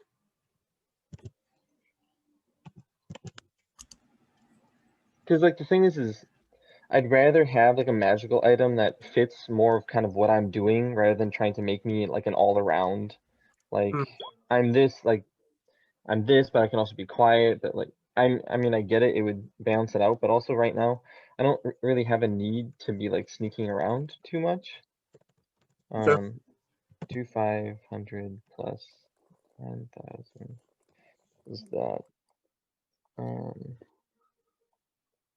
So it'd only be 10,000 for those 2. Peter, for the boots of Elvenkind, Mhm. would it make, like, let's say it says when you wear these boots, your steps make no sound. If I'm wearing like my plate armor, would that mean that my plate armor wouldn't make a sound, or is it just my actual footsteps? It means you would have advantage on stealth checks, which would cancel out the disadvantage. Okay. That might be really helpful. I mean, it's up to you guys if you think it's worth pooling our money together for. Because the price of the necklace is 9,000 plus the price of the boots is, Peter, it was what, 2,500? Mhm. So then for getting those 2 items, it'd only be 10,000. So basically getting the boots is only an extra 1,000. I think it's worth. I don't know about the rest of the party. I think it's worth as well. Peter, will you send me what the cowl of animal avoidance does exactly again? Yeah. Let me copy paste that sheet. I Oh, mean, shit. it'd be 2,000 from everybody to get those 2 items, except for Drow, so I was excluding him. But if you want to chip into the party, then it would lower the price too. The thing is, I- we also remember we're getting our pick of magic items once we go back to Coven from Silver Sylvain. Each of us gets 1. True. So we don't necessarily have to spend all of our money now, you know? Yeah. Facts. Facts. Chill facts, for facts. now. Do you guys think that the amulet is worth getting? What is the Personally, what's the yeah, I roll for think so. healing? I think it's worth. I think Yeah. that it is worth it. What is the healing, Peter? It's 10 hit points per round at the beginning of your turn. Not even that, but just like we're going in, not the metagame, but we're going into higher level plays, and we're going to be having a lot. We're going to probably be taking fuck ton of damage. If you lose a limb, this can help you regrow a limb. That's Yeah. pretty. And Yeah, I'm just once, and then you destroy it. Yeah. And then Yeah. it's still a hand that you lost. You know, whole ass limb. yeah. True. The No, I amulet's think it's 9,000. worth it, even just to have like a backup. Yeah, Yep. we could just split it all between us. And you said it was it can only heal you to half of your hit points. So does that mean like if you're not below your half, it doesn't do anything? Pretty much. Yeah. I assume so. So it operates a little bit more powerfully with those who have a big hit point pool. Yeah. I mean, okay. Do you want to just do the amulet then, or should we also chip in the extra 1,000 for the boots? I would be for chipping in for the boots. Yeah, I'm chill with Just chipping 'cause in for the boots. I don't think anyone would be like really all that like anal about it if it didn't happen so often, you know, because I feel like a lot Yeah. of the time it's like all of us will roll really well, like Sir Sorry will even throw on Pass Without a Trace, and it's still like, I mean, there's nothing you can do, bro. It's just the rolls. Yeah. They'll yeah, just yeah. like No, I grab get the it. fucking I rack. understand you guys hate me because I'm loud. It's Basically. not your fault. Okay. Okay, dude. No, yeah, it's up to you, bro. Because you're the one going to be wearing them. So if Yeah. you I mean, want I think to, for the yeah. party it would help because there have been many a times where, you know. Yeah, and if we want to be stealing sacks of potatoes off of guards, then we need all the stealth we can get. I'm with it. Or I could be the distraction and distract the guard. That's That's true. Hey, over Not here. all 7 of us or 6 of us have to be going to steal the bag. But okay, yeah. Must be buffing you guys. All right. The amulet and the boots. Amulet and the boots. That will be Should be 10,000. 1,000 plus 2,500.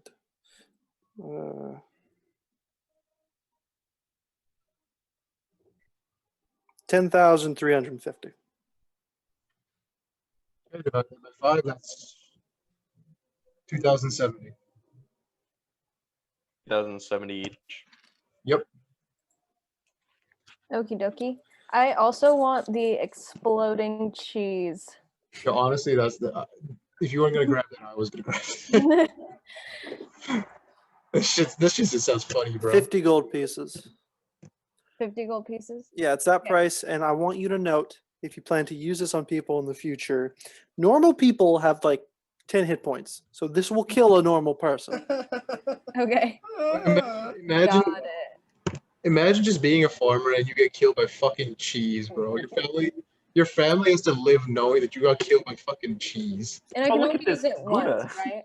Yeah, only once. Oh, You this can Gouda cheese explode is the gone. cheese, but Wait, only wait. once. Can it work on other cheeses in the future? So if we don't use the oil, is it just cheese? Like I can just eat the Can you cheese? just eat it? Yep. Can you? Oh my god, you can put the oil on the cheese and then give it to someone to eat, and then they fucking implode. Yeah, it if you put one drop on it, how it functions is that it either explodes after an hour, or when somebody like cuts it fully, it explodes. Nice. What if we cut the cheese and then we put the oil on it? Yeah. Also, yeah. Is it like slices or like the It has to whole? be You a complete cut new the slice. cheese. Okay. And then I also wanted a potion. What, you just take a fucking chunk out of the cheese block, Tyler? Shut the fuck up. I also wanted a potion of healing. Potion of healing. Got it. The middle ground one. Yeah, just a normal potion of healing. Yeah, not the minor healing. The like middle healing. Potion of okay healing. 170 gold pieces. Okay. I've subtracted to 2,070. Okay. And that's 4d4 plus 4. Okay. Triple fours. So you guys all done? And then how much are we subtracting for the? We're each paid like 2,000, right? 2070. 2,070. Okay. And then we'll just put the amulet in the bag of holding. So Okay. I was What's I the was- amulet called? It's called a necklace of trolls tenacity. And noticing your bag of holding, a car actually pipes up and says, "Ah, I also have this. If you are hunters, if you're interested." Holds up a bag of holding, but it looks a little strange. It has like white around the edges. This is a bag of colding. It can preserve meats and things like that. That's sick. Bag of colding. I much of respect these. your dedication to the naming. How much is it? 2,500. I mean, Don't need it. we No, did we try don't to need put a turtle in there and it died. Well, Yeah, we because we wanted to kill him. wanted to kill the turtle that time. That time the turtle had We come. tried to kill it. We literally killed a whole like little person in that jar. Well, if you never need it, it is here, unless somebody buys it. Thank you for your patronage. I am here anytime you want to buy more. If you come buy more gold, come visit Akar's Arcane Antiquities. I have Sure. just one more question. Of course. So I bought some knuckle dusters off the armory, Dragonborn. I was wondering how much would it be to enchant them? A week and 500 gold. What would be the enchantment for those? +1. Okay. Note, Adrian, this is replacing your unarmed strike modifier. You'd be dealing a d4 of damage. Never mind, sir. Yeah. I'm gonna go to the bathroom. Sorry, guys. BRB. All good. So if there's nothing else for you guys, you guys can take a quick pee break if you want. Already on it. Like how I'm the only one who has a normal ass name. It's stuffy in here. Open the window. Dude, I am Bro, it being doesn't open assaulted by There's no mosquitoes windows. right now. I'm getting those like pinprick feelings, you know, when you have like bites or something. Yeah. Damn. My Really? Francisco? air humidifier. Oh, we don't usually have that many mosquitoes. What the fuck? Mosquitoes love me is because I'm sweet. You just love me. Shut up.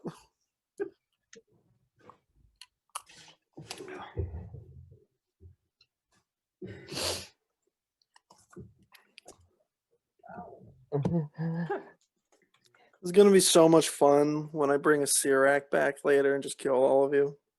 Oh yeah, that'll be chill. You Yeah. can try. Peter, You let's make can it- try. Let's make it swift, bro. I'm tired of slashing. I want to start spellcasting. No, I'm kidding. I'll never get tired of slashing. Slashing and spell casting. Never get tired of slashing and dashing. It's like Never smashing get and tired of dashing. smashing and passing. Yeah. That's TD's saying slashing and dashing. I smashed them, and then also And- I passed them. And then I freaked it. Why did the music stop? Because he freaked it, dude. Oh my god, you freaked it. TD, you gotta, or Katie, you gotta come up with an accent, bro. All I hear is Stefano talking. We talked about this, Adrian and I. Oh really? 'Cause- Yeah, both of you Yeah. guys need him. For a while. We've felt like, I don't know, I guess we're lacking a little bit. Well, not me. So, and I'll tell you guys why. Because I mean, first things first, like I love that Tyler and Hotham and Callie and some, you know, in some way you guys are role playing a bit more and like doing accents and stuff. But like when we started, I think I was definitely like, nah, I'm not gonna do an accent. Oh, of course, Doing yeah. It was D&D your and all first that, you know. time. But like in thinking more about it now, and I feel like it was just a while and nobody was doing accents and stuff. He dropped the pizza. It's unfortunate. In like thinking about accents and stuff, like I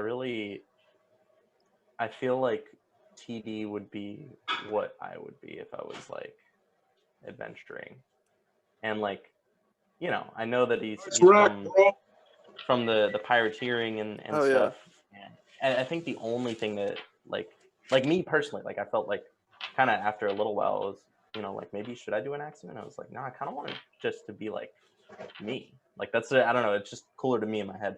But I think the only thing that I actually like should probably try and start doing is like a woman's voice, because Yeah, I think like that is there. Yeah, But I think something that helps is that like you don't have to do an accent to like get into character. You just have to change the cadence of like how you talk. Like me, I talk like this, but when I'm Aurelia, I talk with a little bit more airy voice, but it's still my voice. This is the thing, and also thinking about, because like I'm kind of also thinking a lot about like accents and stuff going into like starting a new session and things, but like Yeah, I don't want like my womanly voice to come out like like I just like that's what I like default to, but that's really not like what any woman that I've ever met sounds like. yeah. So no, I know what you mean, Peter. I don't know. I think maybe it's just my indecision with like You should TD. just switch to a thick Scottish accent. Oh, there we go. like deep Scottish. I'm Tim Duncan.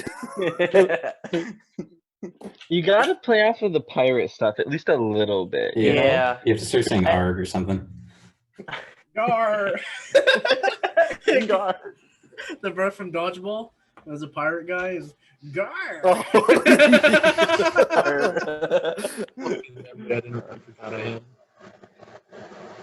Hilarious. Callie. Hilar. Making me want to play. You're making me want to watch Dodgeball again, bro. McAllister. We watched it like a week ago. Nice. So what are the laws? Like, can we smoke? There are no laws in Chult. Oh, so you can Port smoke Nyanzaru. anywhere. Officially, there are no laws in Chult. I'm just But gonna if stab you somebody. start fucking shit around, the Merchant Prince of Assassinations will come after you. No, but like, can you smoke anywhere you want? Well, just think about this. The laws are like natural laws. Like if Yeah. someone doesn't like what you're doing, they will fight you. You know. Yeah. But it's not Probably like a you- policeman's gonna come over and arrest Just you. don't It's blow like, in somebody's face. Yeah, you probably start chiefing in Father Zatembe's face. You probably won't like it too much. Yeah. If you start smoking it up in Ayun's sanctuary, you're gonna have a dude with a glaive poking you in the side. Like, get out of here. Get out of here. Like, oh, fuck. Oops, I dropped this fire in the books. Ooh, my bad. Roll a fucking split with a page of the Necronomicon. Did you want any of this? Why are you looking at me? Rolled like 4 joints with the Necronomicon, bro. That's where Aurelia specs into Bro, it shit Barbarian. fucking hits. That's where she taps into a rage. What the box? Welcome back, McAllister. That'd be some real Back. devil's lettuce, huh? Hell yeah. That would be 100%. That would be some fucking. The devil's lettuce. Or you Yeah, could just it's go to like- the 9 hells. by definition. Are we about to smoke up or something? They were talking about rolling spliffs in the Necronomicon. Get a page of the Necronomicon. That'll go well, I'm sure. Wait, Peter, is there a way to upgrade the? Is there a way to upgrade the bracers of defense? They are the way they are for a reason. But as you guys walk out and go across the market square, there anything you want to go to? You want to go on with your week? Are there any incense shops? There's I'm- places that sell incense. Where is the jewelry? Very well. I'm going to go back and study this diary. If you need me, just. You guys start making your own ways. Ragnar, make a perception check. Can I guidance myself? No, this is an unknowing perception check. Dirty 20. Dirty 20. All right. Why are there like 64s on the screen? In the crowd, you're kind of looking around. You're taller than most of the crowd, so you can see fairly well around the market. Out of the corner of your eye, you catch like a flash of color, like this sharp, like purplish pink glimmer. And you look. No. No way. It can't be. What do you do? I'm gonna Walk towards it? follow. Yeah. Ragnar starts to go off like beeline in a direction. Do you guys follow or? Yes. I'll Yeah, let's- follow. I'm gonna stealthily go Yeah. on the left wing of Ragnar. All right. Ragnar, you start walking towards it, and you see this cart, and you hear, "You there, balding, bearded blue? Are you inattentive, or am I just too glorious to look at?" Amazon! You all see a small, seemingly inconspicuous cart that's finely crafted of smooth maple wood with a sign over the kiosk window that says Melmazam's Miraculous Mixtures in a slow purple cursive, curved purple cursive. And in the cart, you see an individual, what looks to be an elf. You can't really pin. They have feminine features, and yet masculine, somewhere in between. You can't really tell. But they have these fine silks adorned on them, and like a deep, like powerful purples and pinks, lined with gold in various parts, with these like baggy pants, designed with like a bit of flowing mascara on their face, and they walk up to you. "Ragnar, my dear, how are you?" Son of a bitch, what are you doing out here? Melvizan walks up to you and hugs you deeply. Well, I decided to take my potion business, as I often do, around the continents. And Port Nyanzaru is a place of many different types of materials that I need to, well, brew my various potions. But as you see, I've run into a bit of business here, but soon I'll be moving back to Elwind now and again. But I decided to stop by, and I heard of a particular group of heroes with a very tall-looking furbolg with a large beard and no hair on the top, and I could only guess who that was.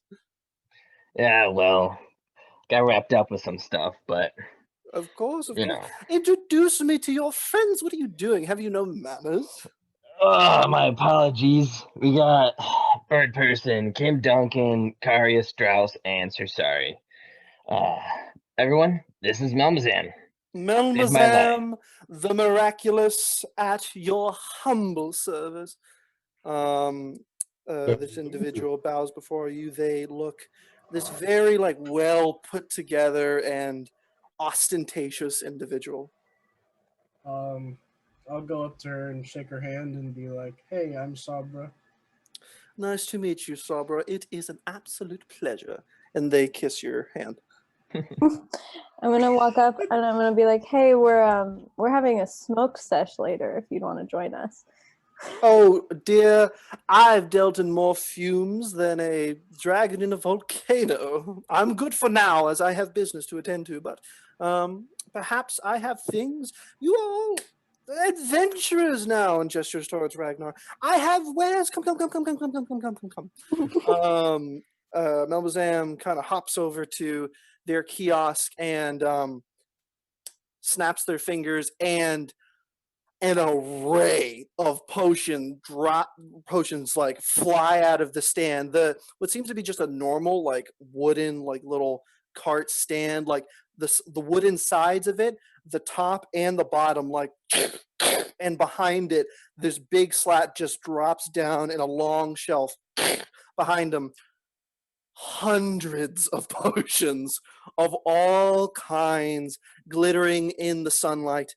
Melmazam looks to you all. "My dears, I have potions. Do you have gold? Because I have stuff to sell you." Oh yes. Fire your strongest potions. Oh, well, dear, would you like to know? Because I have potions of healing, oil of slipperiness, potions of animal friendship, fire breath, flying, comprehension, gaseous form, growth, heroism, invisibility, mind reading, fire resistance, cold resistance, watchful rest, water breathing, levitation, stone skin, quicken movement, chaos, potion immunity, burrowing, and yes, even frost giant strength. Strangely, I was able to find here. Chaos. Yes. But we'll get to that later. I have to see if you're really worth your stuff. That's a bit of an experimentation at this point. How much is that levitation potion you got? Potion of levitation will allow you to float up into the air for a short time. You'll be under the effect of the levitation spell for, I believe, like 10 minutes. I have 3 of them, and each of them costs 180 gold pieces. Put me down for 2 of them. All right. 360 gold pieces. They hand you them, Potions of levitation. and Malmazan does go by they, just for reference. Okay. Anything else, dears? I have many healing potions. I'm sure you're interested. I think I will take a healing potion. I have minor, normal, superior, and greater. Let me get 2 normal. 2 normal. That's 150 gold pieces each. You I got will- it, Nolan. I will get in on that action. What? I will get in on that action. How many do you want? 2. So 150 gold pieces each, so 300 for 2. And then I have greater for 450, and I have 2 superior healing potions for 1,350 gold pieces. How much healing is in a superior? Superior is considered a supreme healing potion, so that is 10d4 plus 20. Oh jeez. Do you still happen to have any normal? Oh, of course, dear. All right. I have your lot just bought 4, so I have 6 left. I will just add 150 one more. gold each, All right. and that is 4d4 plus 4 for a healing potion. They have 20 minor. They had 10, but now have 4. They have 5 greater and 2 superior. And what were the other potions? Oh, I have potion of animal friendship, potion of fire breath, some potions of flying, potion of comprehension, potion of gaseous form, potion of growth. The reason I came here, apparently there were frost giants around, so I have 2 potions of frost giant strength. What do those do? Dear, they will make you stronger than you have been ever before, maybe, for a short amount of time. You can look up a potion of frost giant strength for the amount of time it does, but it raises your strength score to 23 for a short amount of time. Those cost a bit, though. Potion of heroism, a potion of invisibility, a potion of mind reading, a potion of fire resistance, and also a potion of cold resistance. I have some of each. A potion of watchful rest, some potions of water breathing, always on hand. Potion of levitation, a potion of stone skin, some potions of quicken movement, potion of poison immunity, and some potions of burrowing. What's a potion of comprehension? It allows you to comprehend languages for a short amount of time. Ooh, can I have one of those? Yeah, you are under the effects of a comprehend languages spell for like 10 minutes. Okay. Sure. Comprehension is 70 gold pieces. Okay. I'll take one as well. 70 gold pieces.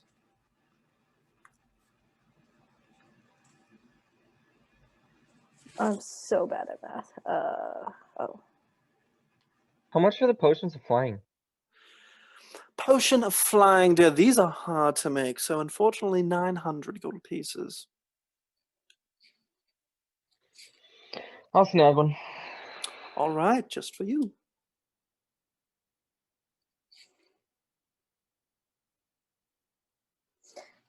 How much is a potion of fire breathing? Fire breathing, that would be... Fire breath is 150 gold pieces. I'll get one of those. That All sounds right. fun. You can look it up. How much is a potion of growth? Ragnar, because it's Malmazam and you're Ragnar, you can add 100 gold. Malmazam only requires 800 for the potion of flying. Oh, only 800. Yeah. How much is that potion of growth? Growth. For a short time, you grow in size. 270 gold pieces. I have 5 of them. Sold. All right, take one. 275, you said? 270. 270. 270. They have 5 in stock. Okay. I'm literally going to pop the cork off and just chug it right there. Really? Yep. Okay. Oh, well, why not? You drink it down, and suddenly Tim Duncan grows to a large size in the middle of the market. You're now around like maybe 9 feet tall. Everybody looks around. Whoa! Look at that! Right now. Sick. Isn't that one of the heroes? Oh my god! Hey, KD. Huh. Shark out. Your instincts tell you Yeah, that's a all right. terrible idea.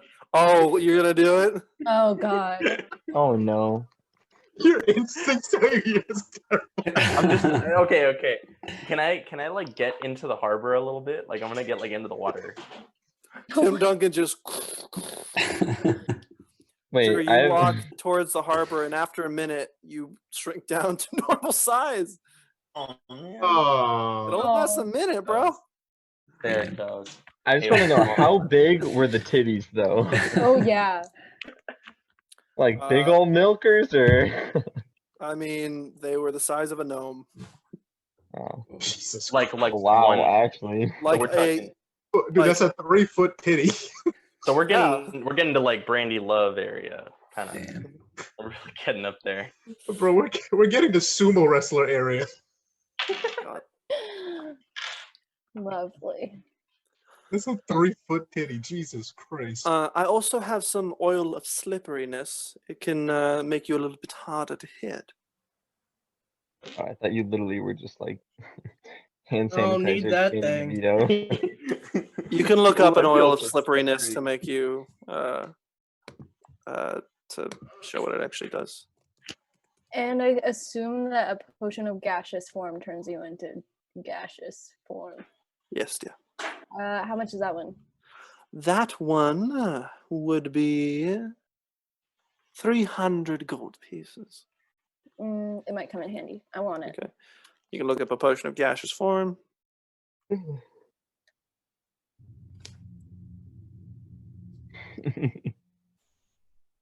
So tell me, Ragnar, what have you been up to? Other than apparently saving the world. That's pretty much been it. I don't know, how long has it been since I've seen you last? Oh, years, dear. Years. Just kind of did some odd jobs around Coven. And then I picked this one up and met up with these fine ladies and gents and killed an arc lich and killed some snake people, saved the world, you know. The huge, I guess. That's not usual at all, dear. You should be proud. You're a All a day's hero. work. Cold would be proud. I'm sure he is. I hope so. How cute. Malmazam kind of nods. You seem like a responsible cleric. And I noticed that you weren't going to go off with your friends here to go enjoy Los Dragas, as they say. And sorry, I couldn't resist. Yeah, I was gonna say, I was like, come on, dude, you still can keep a straight face with that? Here, dear. I have another potion I made recently from a bit of my own magic. It's a bit volatile, but you seem a storm cleric of a god of temperance and strength. Seems to be a good tester for this of anybody. I have something called a potion of chaos. I only have one, and it's 300 gold pieces, but I need someone to test it out for me.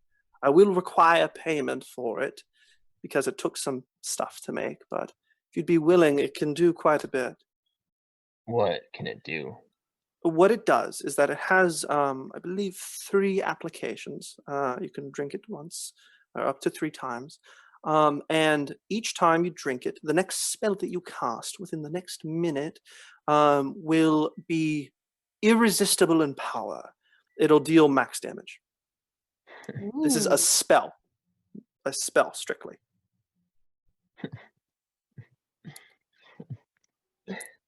Sign me up. There's a catch, dear. Are you familiar with something called chaos magic? Yeah, I've been around it. This summons forth such magic. And let me tell you, and Melmazam gets serious for a moment, that can be exceedingly dangerous if innocents are around. So I trust you to use this carefully. You have my word. That's all I need. And 300 gold. Of course. So you pay Melmazam and they give you a potion of chaos. 3 applications, maximize damage. You roll on the chaos magic table. You cannot roll a 1 or a 100. Since it is a distilled form of it. So it maximizes the damage of whatever I do, and it does the Yes. chaos magic one? Yes. Shit, okay. And it only works like once. So if you if you use this and then cast call lightning, it'll only apply on the first strike. Okay. Yeah. Same thing with like holy weapon or what's it called? Spiritual weapon. Holy weapon, dude. It will only apply on the first strike. So 2d8 Oh, okay, max. okay. That pizza was busting. So if I drink it, how long does it last for me to use this, like, cast a spell? 1 minute. 1 minute? Does it cost an action to drink? Bonus action. All potions are bonus action for Oh. you to drink yourself. To feed it to someone, it's an action. Okay. Makes sense. Mhm.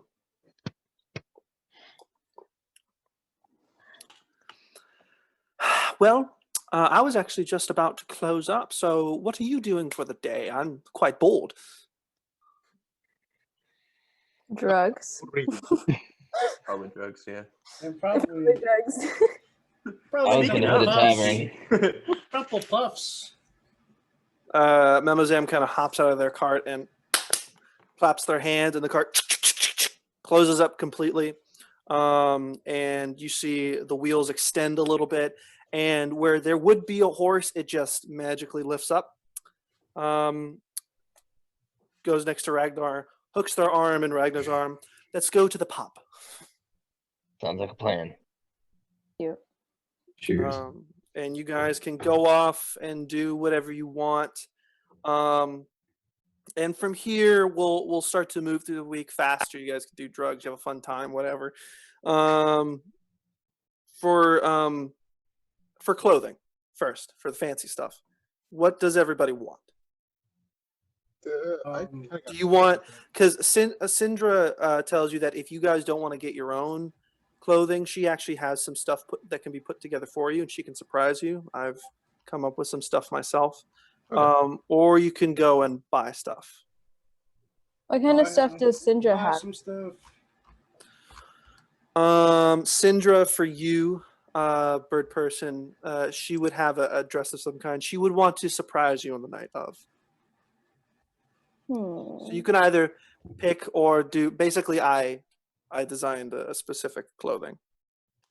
I'm going with what you created because I really liked it and I think it fits. Can I see? I was it? kind of just curious. Yeah, Carius, for both of those. Hmm? For both of those that you sent me. Oh yeah, I'll probably take the first one if anything. But if you have anything, I'll check it out too. That was pretty much what I was going to do. Okay. Do you want it that color? But Syndra was going to have a one custom made to be pure gossamer silver silk. I was gonna do crimson and then the gold trimmings. Sure. So for that, it'd probably be silk, gold trimmings. We'll put it around 90 gold pieces. So Right. sorry for that. that traditional. That one's a little bit more varied, so we'll put that around 120 or 110 gold pieces. Can we go black and gold for that one? Yeah, of course. All right. Can I kind of want Syndra's surprise dress that she has for me. I can tell you if you want. Okay. What it would be is that it'd be a semi-loose like silk dress as well because you have black feathers. It was going to be it was either going to be like a silver and gray or like a blue and black, and it was going to be like covered at the front with ties in the back, semi-loose, just like hanging off the form, but the back was going to be completely bare. Ooh. Down to like just the upper waist because of your wings. Okay. And she has very decorative silver plates that she can put on your wings. You won't be able to fly, but they have like hanging silver chains in between, very fine, very elegant. Okay, I dig that. I want that. But can I like go around Chult looking for like a nice like hat or tiara or something and maybe like some beak accessory? Oh possibly? yeah, some like beak jewelry. Yeah, Or you can some definitely beak find jewelry? tiara. That is kind of traditional amongst Aarakocra. You can find like a chain that hangs down the side, and then like a kind of metallic covering. That'll run you like maybe 50 gold. Okay. So like beak covering like metal. That's all of that is pure silver. Ooh. So what exactly is it? I mean, it can look however you want it to look, but you can find a tiara. It can be a metallic like armor like beak covering. It could be like some silver chain around it. It could be bejeweled. You can do whatever you want. Ooh. Okie dokie. Drouse, do you have any preferences? No, not really. I'll go with anything, so long as it looks a little classy. Okay. Syndra has something in mind for even you. And finally, Kim Duncan, do you want to go shopping or do you want to trust Syndra? I was kind of curious actually to see what Syndra had for me, especially since. Do you want to know now or do you want to have a surprise on the day of? No, I kind of do want to know now. Okay.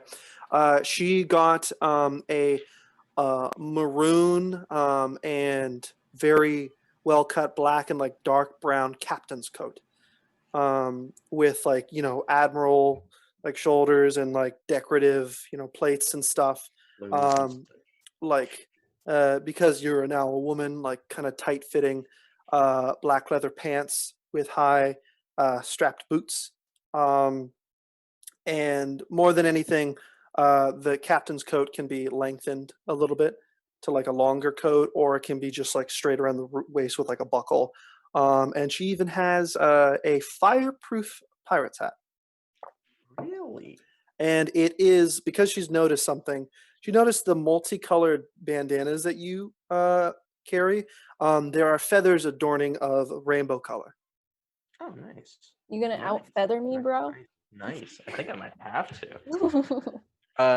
Yeah, I was more just curious because I feel like Syndra probably made a whole fit for Tim Duncan and then was like, what am I supposed to do with Kim?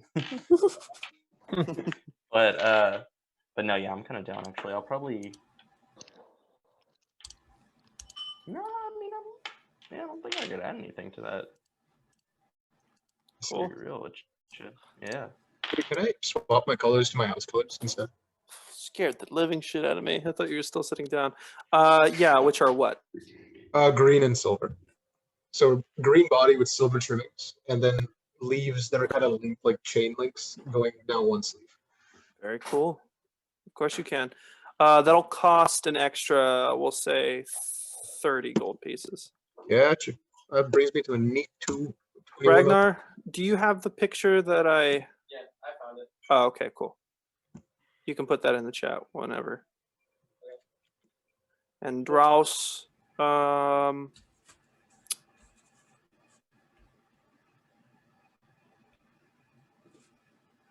she noticed your style.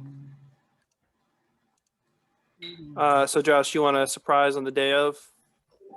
No, everyone else is Oh, that's hard. going now, so. Damn, Ooh. that's pretty hard. Grouse, this is the outfit that she got for you. That's Ooh. hard. I was really hoping for a sash too, actually, so that's great. That's hard. Yo. Check it, Bryce. I was able to get it. Oh shit, you lucky bastard. Bevmo opened again. With no raven, of course, but there is a Yeah. cane. But instead of the like kind of bluish, everything is pitch black, with like white trim and a white tie. Nice. White vest, white tie, white trim, and then pitch black everything else. I was kind of wondering, did Syndra have something for Sir Sorry? For Sir Sorry, Mhm. yeah, she what she was going to do was going to give you like these semi-traditional monk vestiges, but are covered with like kind of lines of black cloth. She noticed that you really like black, so everything is black. And she also noticed that you really like your boots to be high quality. So everything is black except like she's worked in these metallic like silver greaves, silver and plated metal greaves. That are very like ostentatious and nice. And she also has some silver banded jewelry for your horns. Yeah, I'll take the jewelry and the boots, and then stick with the other fit. Got it. And everybody has stuff put together.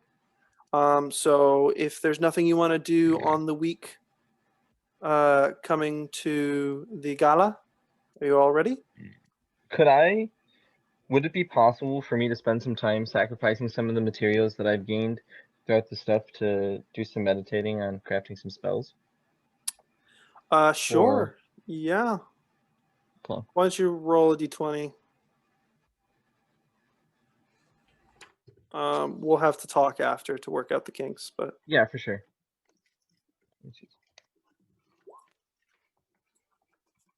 15. 15. That'll be a success. Okay. And we'll talk about it later. Yeah. And so components, incense. How much do you want? Oh, how much can I buy? Just however much gold This value is I Port want? Nyanzaru. You have the incense central. Can I just buy like 1,000 worth of incense? Oh yeah. Yeah.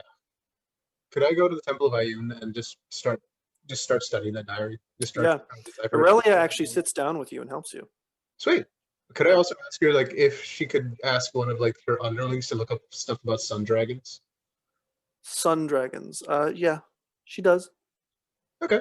Some of the interns are menial clerics. They don't come back with much here. This library isn't as expansive as the Azure Spire itself. Okay. So there isn't really much here. All right. So Carius, finally digging through the diary of Mr. Lightweaver. There is also a book of the books that seem to be like encoded. There is the diary of Mr. Lightweaver. There is the magical anomalies notebook. And those are the only ones that seem to be encoded. Mhm. So we'll start with, I assume you want to get them both. Do you want to start with one or Is there any commonalities in the ciphers? no? Okay. They're completely different works. All right. I'll start with the Mr. Lightweaver. Mr. Lightweaver. Okay, that'll take the brunt of your week. Over the entire week, this is again the most complicated encoded anything you've ever read. Casting comprehend languages will help now and again, but that's just like that pales in comparison. This was made by a person who is very aware of the abilities of magic and one of the most powerful magic casters in history. So it's hard, very hard. So what I need you to do, Quantum physics. I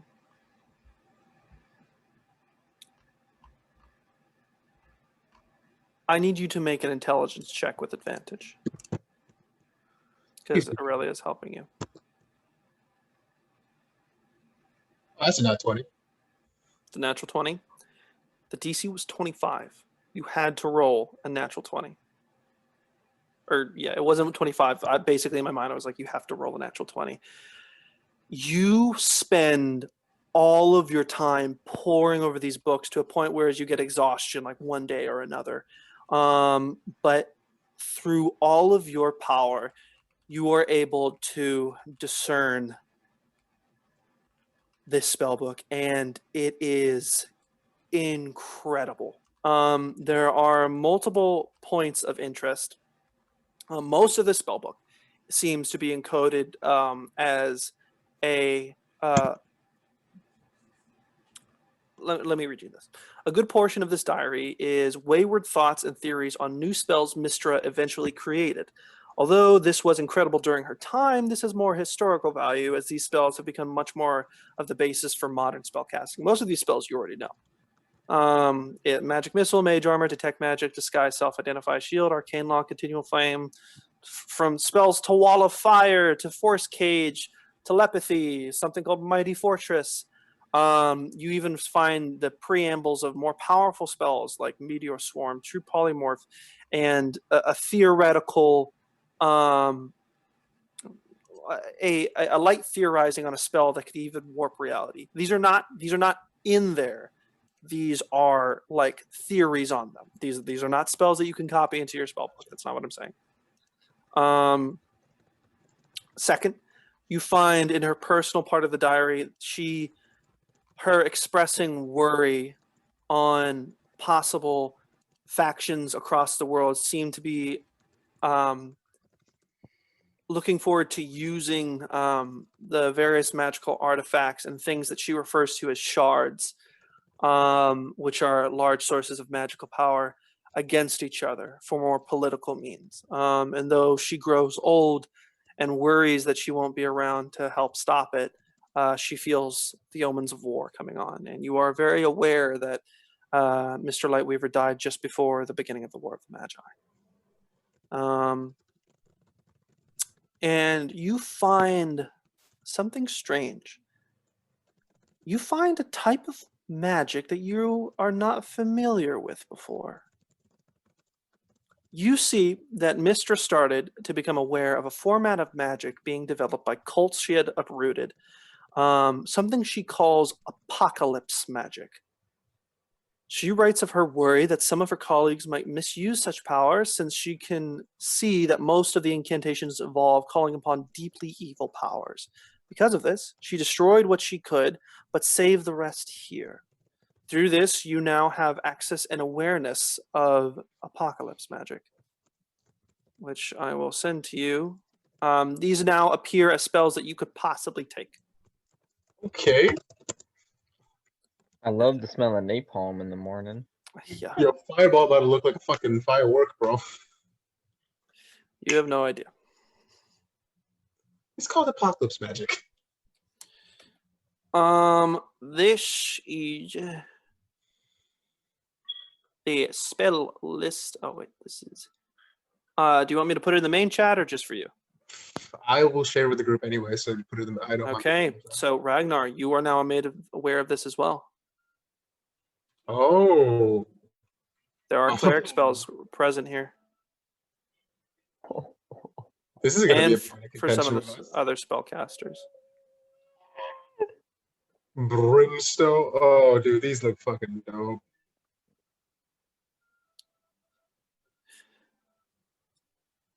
Detonate corpses. Yes. Bro, I hope we get sent into like an army field or something. I'm just gonna make that shit into be great.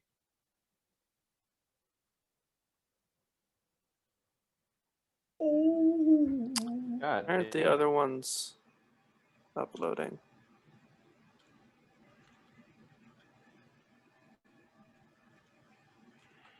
Why aren't? Oh, it's because they're on my cloud for some reason.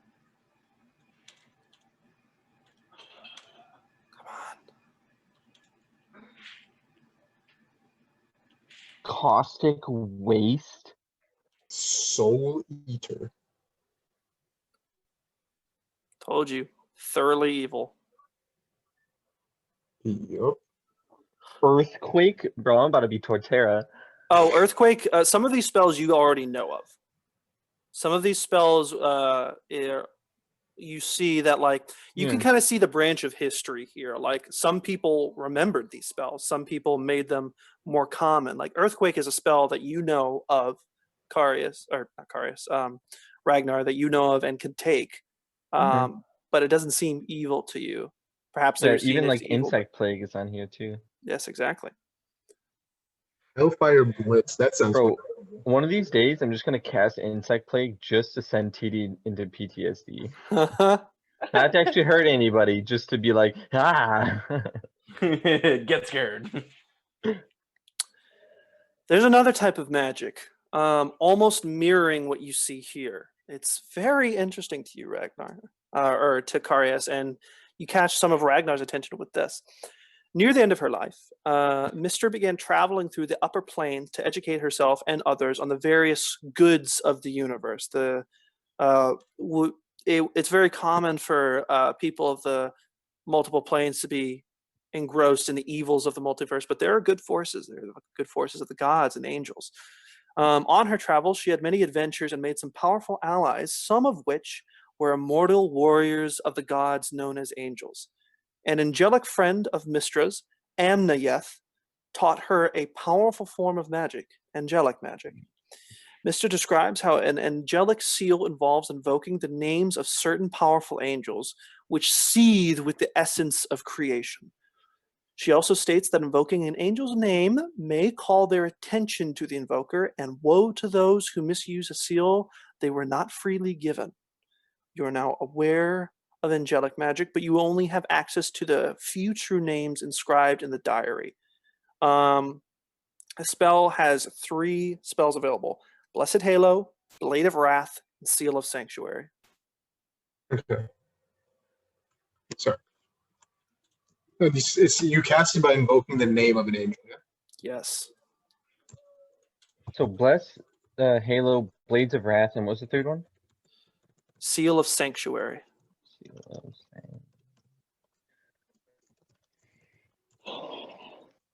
Okay. And you are aware of the name, Amnayeth. And And Carius, you say it out loud, and you can feel like a chill of energy press through your body, like a tuning fork was pressed to the base of your spine. And you get like this feeling of anxiety, like, oh fuck! is somebody watching me? Didn't mean to use your name in vain. I guess. Sorry. For a few moments, you get this feeling, and then the kind of presence goes away. Bro, I straight up thought you shaved your head for a second. no, if anybody's gonna shave my head, it's gonna be you. So Yeah, I know. I was like, wait, dude, I didn't cut your hair that short. I am gonna need to get the top trimmed a little bit. If you trust me with that, let's go. You've done it before. The top? Yeah. Was I high? Top. Yeah, bro, you give me that fat top. You know what? That's a lot of Not that spells. sloppy toppy, that dry shit. That dry. Give me that dry That shit. Bro. dehydrated. So how angelic magic works is that you can channel this power does not come from you. It comes from angels. It comes from Okay. their name. It comes from their essence. So to cast this, you have to know the name of an angel, which you do, but you are drawing power from that angel. And you may, in so doing, draw their attention. It is possible to know the name of another angel that has been freely given to you, and then base the power of that on them. Okay. So do you have to be like in good graces with that angel for them to bestow their power? Okay. You don't know. No idea. This is everything that Mister's diary tells you.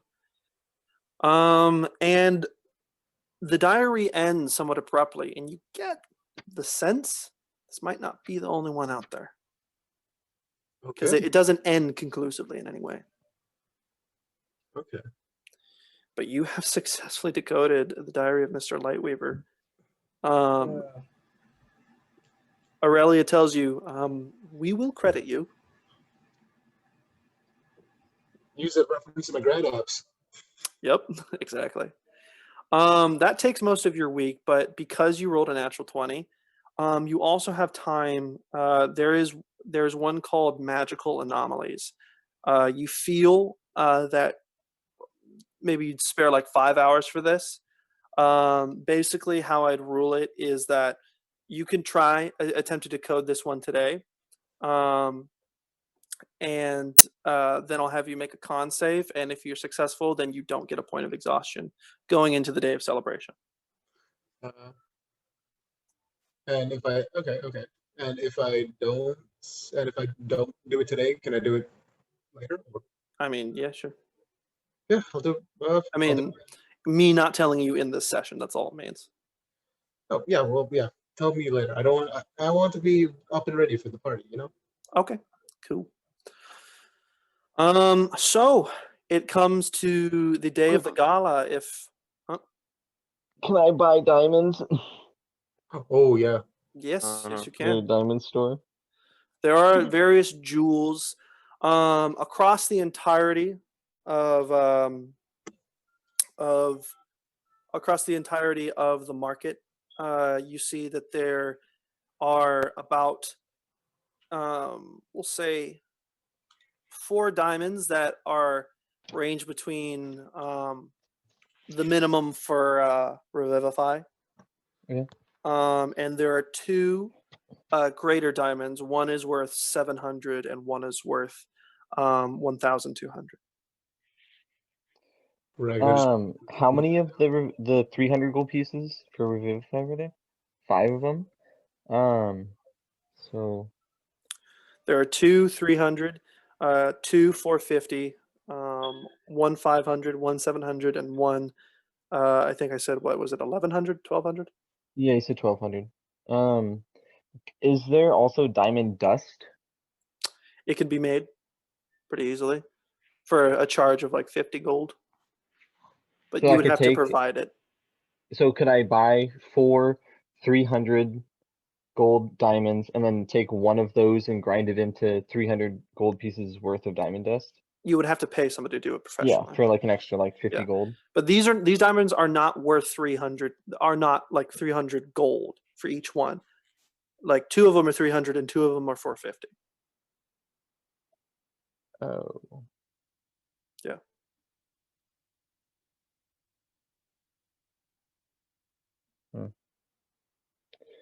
I'll just What's the biggest diamond they have? 1,200.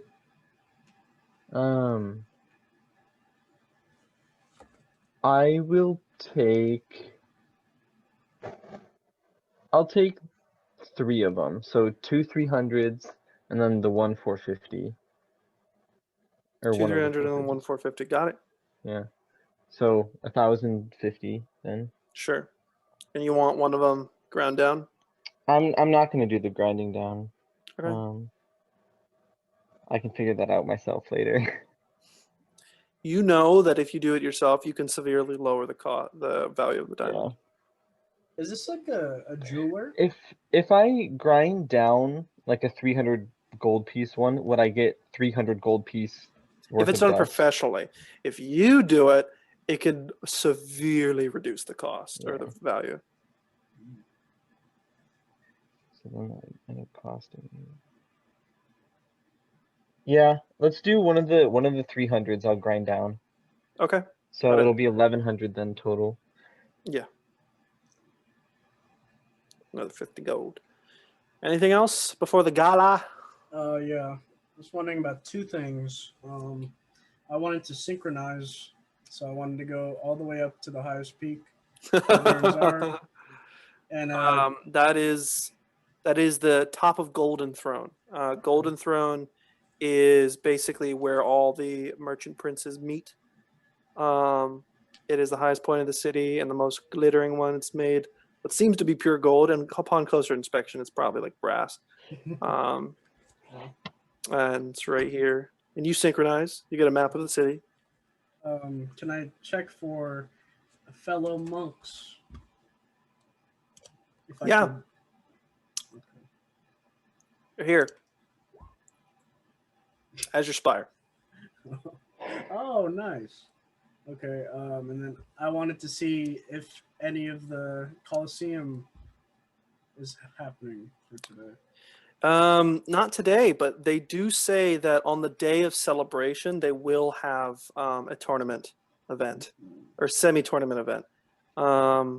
And they notice one of the people notices you as one of the heroes, and they one of like kind of the more rotund Colosseum holders, we'll call them, walks over to you and says, "Well, we will have." For more powerful fighters like yourself, we have a two-person entry. So you and one of your allies can fight against Okay. the monster we have. in jail. Ooh. Hey, Drouse, you want to enter? What's the pot? The man pipes up 500 gold. I'll watch you. I'll bet on you. You're probably more able-bodied than me. What? What are the rules? There's two people. Only two people allowed. You know what, sir? I Sorry. mean, like the battle rules. I'll hop in. Oh. Shit. Grouse, you're not going to take him up? No, not yet. What is Okay. do we have any like scouting report of who's entering? Various people. It's whoever can beat this thing. Who's this thing you're talking We about? found a frost giant. Oh, Oh. what if we? Would it be possible if for me to give some buffs to my friends? No, not allowed. Would I have You are seen the that? heroes of Chult. Would I have seen that or heard that it's a frost giant? Yeah. Okay. Yeah, put me down too. I'm entering. Frost giants? We got some old Now business. there's three. Fake. There's 3 frost giants against No, 2 of no, us. no. There's 3 people entering. There can only be 2. Oh. Well, Wait. I don't who want else to take is up its space, but I'm willing. Well, sir, If sorry. nobody else Aren't is. you gonna compete? Oh. And there? Are then you talking Tim about Duncan. me? Oh no, no, no, no, no. They can go first. So Oh, me okay. and me and Yeah, Josh. Drouse and Sir Yeah, Sorry. they I was only just no. They only have Drouse. one frost giant, so this will be the only. Dude, I was also gonna If say they Frost, succeed. y'all would have gotten bodied. So it's All right. fight to the death. So the day of the If it becomes too much, we have spellcasters at the ready. Okay. Plus, you know, I'll just fireball it. All right. I'm up for the challenge. All right, so you guys have that set. Meet here at the Colosseum 2 hours after midday, after high noon. And can you put us down as the Unbroken? Of course, the famous heroes of the city. We would like a big crowd before we turn up. Watch you guys get we will fucked make up. sure that happens. All right. See you then. Goodbye. Okay, so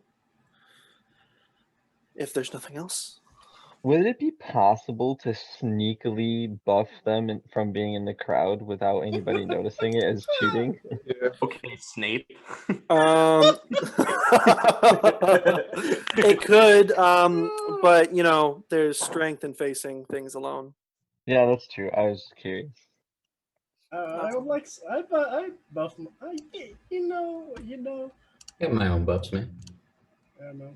Don't need your charity. So we go to the night of the gala.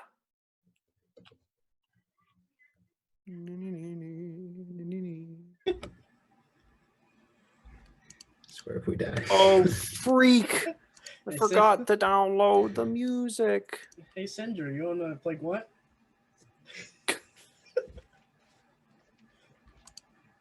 Is it? I did download. She just nods.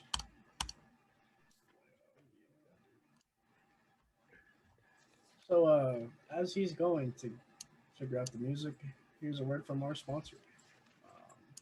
Raid Shadow Legends. Okay. Play for free. Yeah, what are our sponsors today, guys? Manscaped. I ordered from them before, didn't come. So I am not a Damn. supporter. Didn't come. I've Straight up heard did not that it's come. actually kind of sketch, and it's not like Actually, like reliable. yeah. I've seen so many ads for that shit on bus stops, and they just have like a bush and then like a razor. Yeah. Use I've heard a that fucking like razor, bro. a lot of the reviews are actually kind of shit. Just use it. You know those mock buys on like the little movable head shit. Easy. Well, it's more of like trimmers and stuff. So you know, like the little trimmer thing that I have, Okay, but it's trimmers. like a Gillette razor. It's not like It's stuff for your. yeah, but it's like a trimmer thing too. Like you use we're that not- down there to trim the bush. We're not sponsored by Manscaped, I take it. We're anti-sponsored by Manscaped. I've just heard bad things about it, and I use other products for hair trimming, We aka my beard. Can we be You're sponsored by the pro-bush. Latvian government? I'd love Who you that. think we're actually sponsored by? How do you think we've been getting the money for this? Where's the funding? So, Yes. Can we get like, yeah. can we get like a Cheeto sponsorship? I haven't had Cheetos in a while. Excuse me, it's Frito Lay's. Yeah. I don't want fucking Lay's. I want Cheetos. I No, just it's want Cheetos. Frito Lay is the I just manufacturer. want the Cheetos. I don't give a shit about the rest of it. No, Frito Lay is like the manufacturer of Cheetos, so we get all of them. Yeah, but So- I don't want the other shit. I just want the Cheetos. The night of the party comes, and all of you arrive at the mansion. You all kind of went to dress on your own and get your stuff in order, and all of your like things are done. All the stuff that you requested to be made. And you can see the mansion has been lit for the occasion.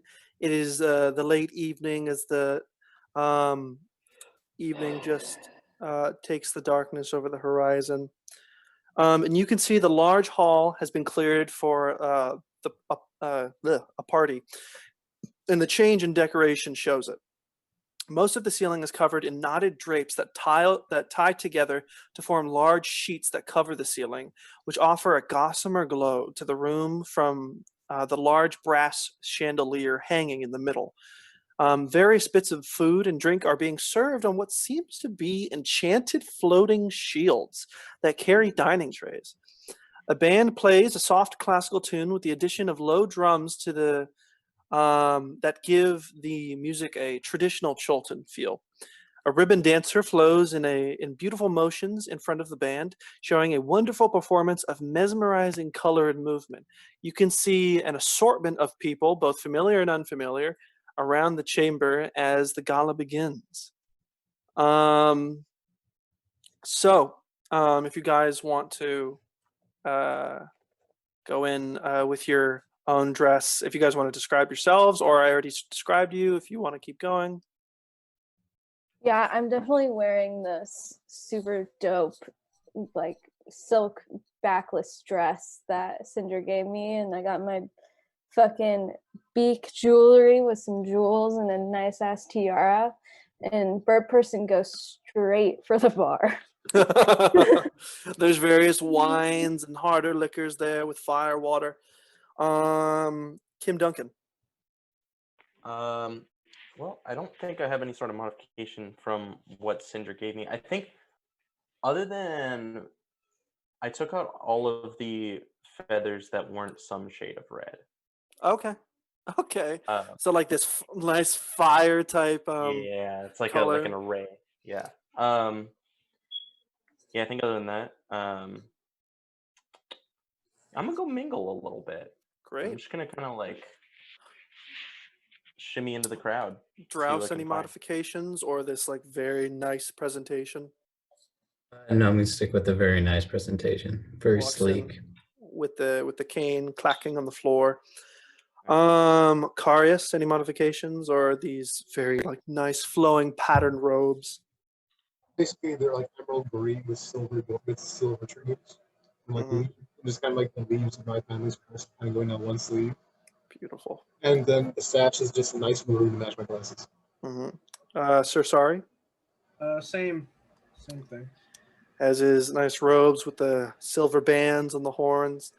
And finally, there's Ragnar with his. You saw Sindra actually managed to find traditional furball clothing for occasions such as this, with these like very intricate Norse knots going down the side on the sashes, tied at the waist with a rope.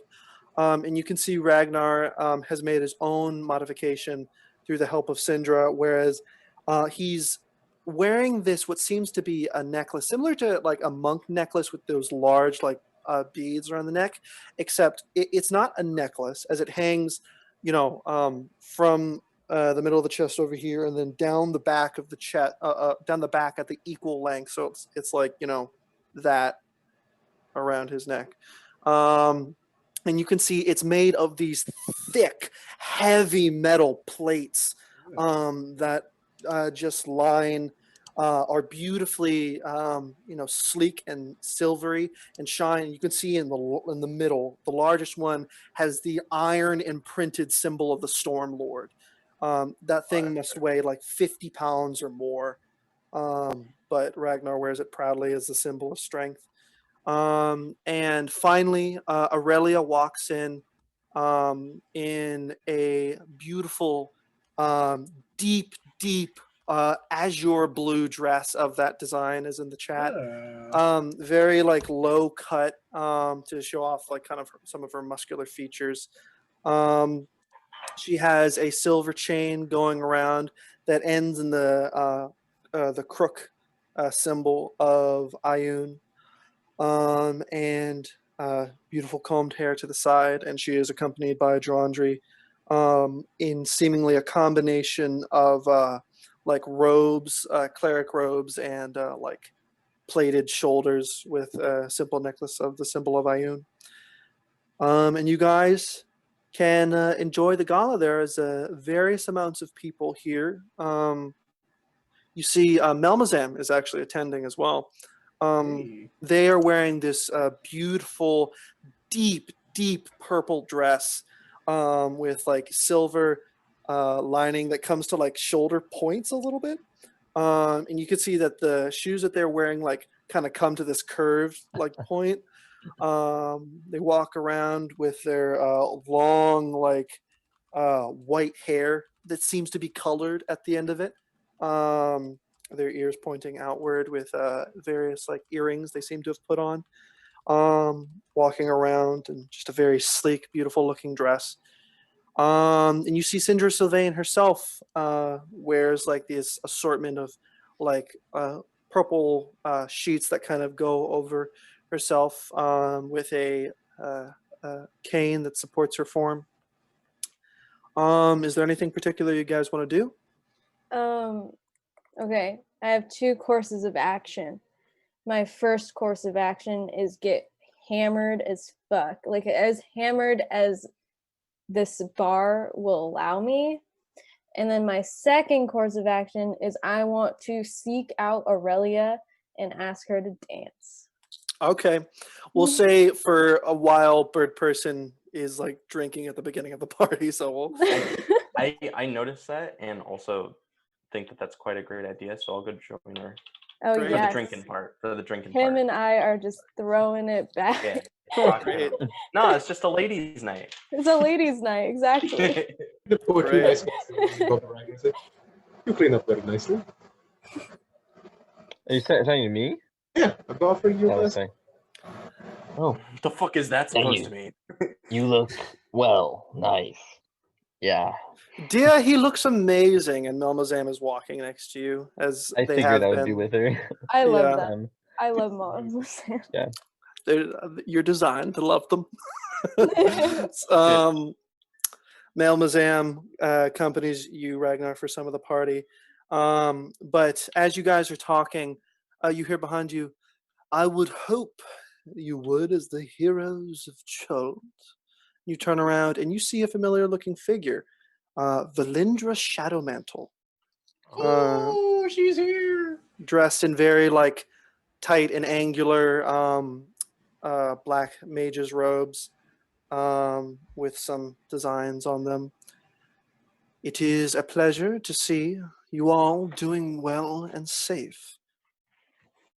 The angular featured pale elf speaks to you all, blonde hair. Nice to see you too.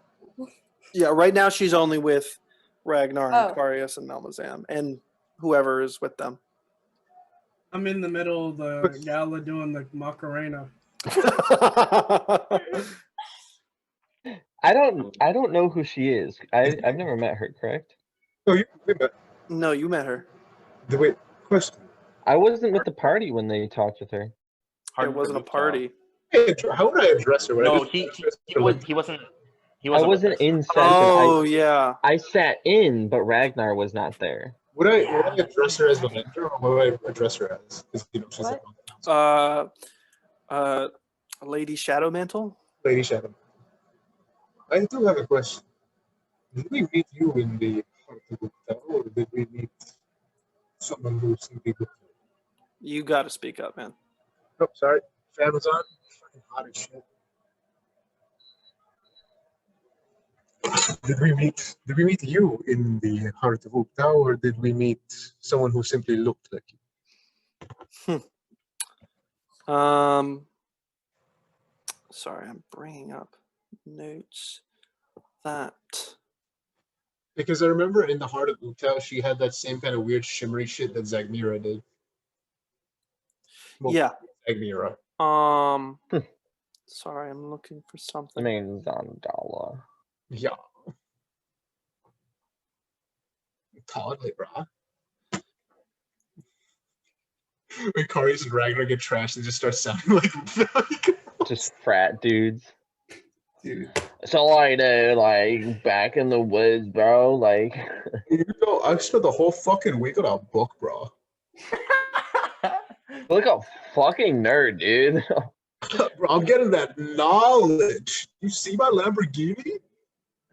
Kyle, Who even needs creases, bro? Bro, creases are for fucking pens, not books. I'm gonna start swinging on the chandelier. I cast darkness. Okay, sorry. I got distracted for a moment Please. because oh shit, there it is.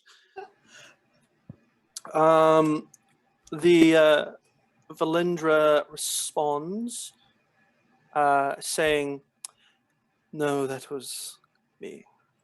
I heard that we had a mole, and I'm glad to hear that they have been dealt with." Yes. Unfortunately, that mole was one who killed one of the earlier members of this party before I joined. But we dealt with them rather swiftly. That is good to hear. You see, I am not here on pleasure. I am actually here on order of the convocation, as we apparently wanted to secure more information on the whereabouts of the soulmonger. I assume you dealt with it well enough. It is currently lying broken and melted in a vat of lava. Magma. To be fair, I didn't do it. I was dead at the time. Conga line.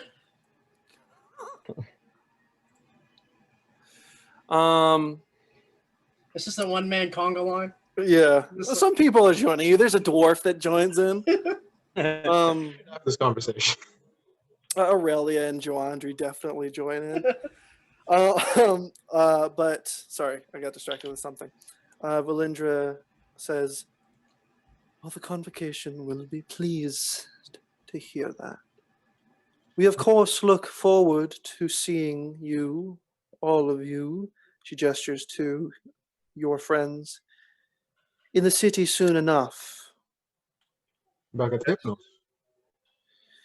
Yes, indeed. You do not go about saving the world without attracting the proper attention. They would like to speak to you when of course it suits you. The convocation, I think, when it suits me.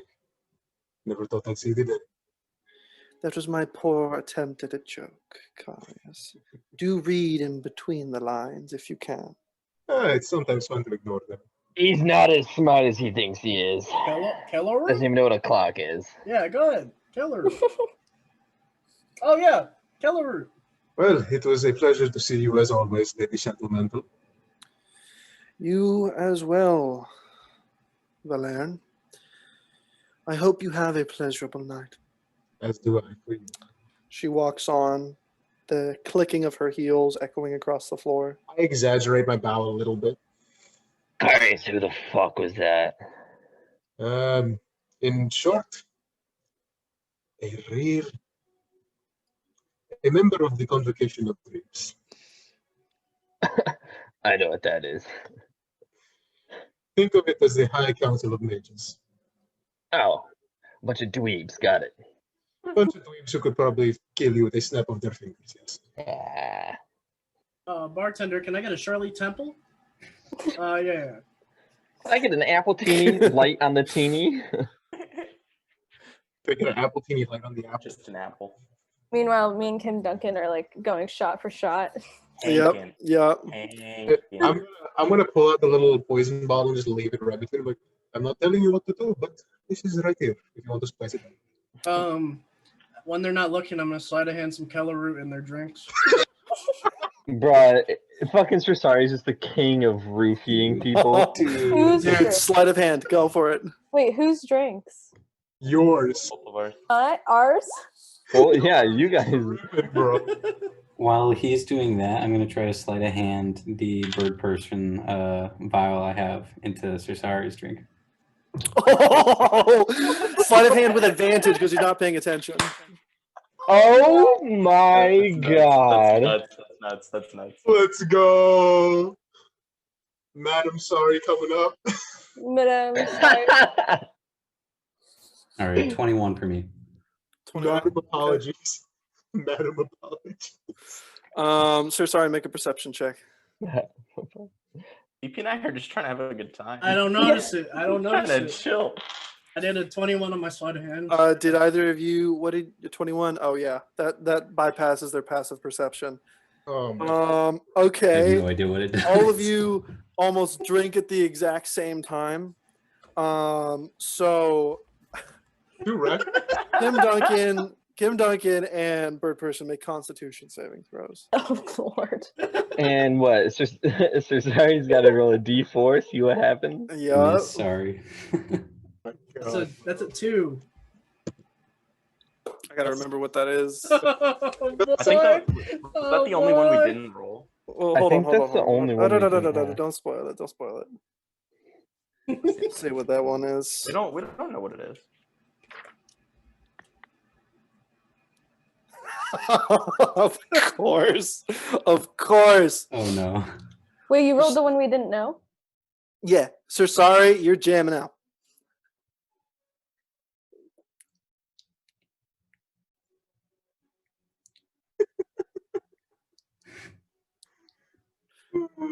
So sorry, you realize you speak and no sound comes out. So sorry, cannot speak for the next 8 hours. Oh. Holy shit. Oh. R.I.P. Oh shit. Amazing. How you doing, Sir? Sorry. You look like you're having fun. I mean, he's not deaf, but Cool. He's just jamming. Here's a drink. I don't think he's has he noticed. He muted Can you himself, feel but anything? he's role playing. Okay. He's role playing for sure. Okay, cool. Muted himself. Oh no, he didn't. I did. Oh, okay. But so what was the saving throws?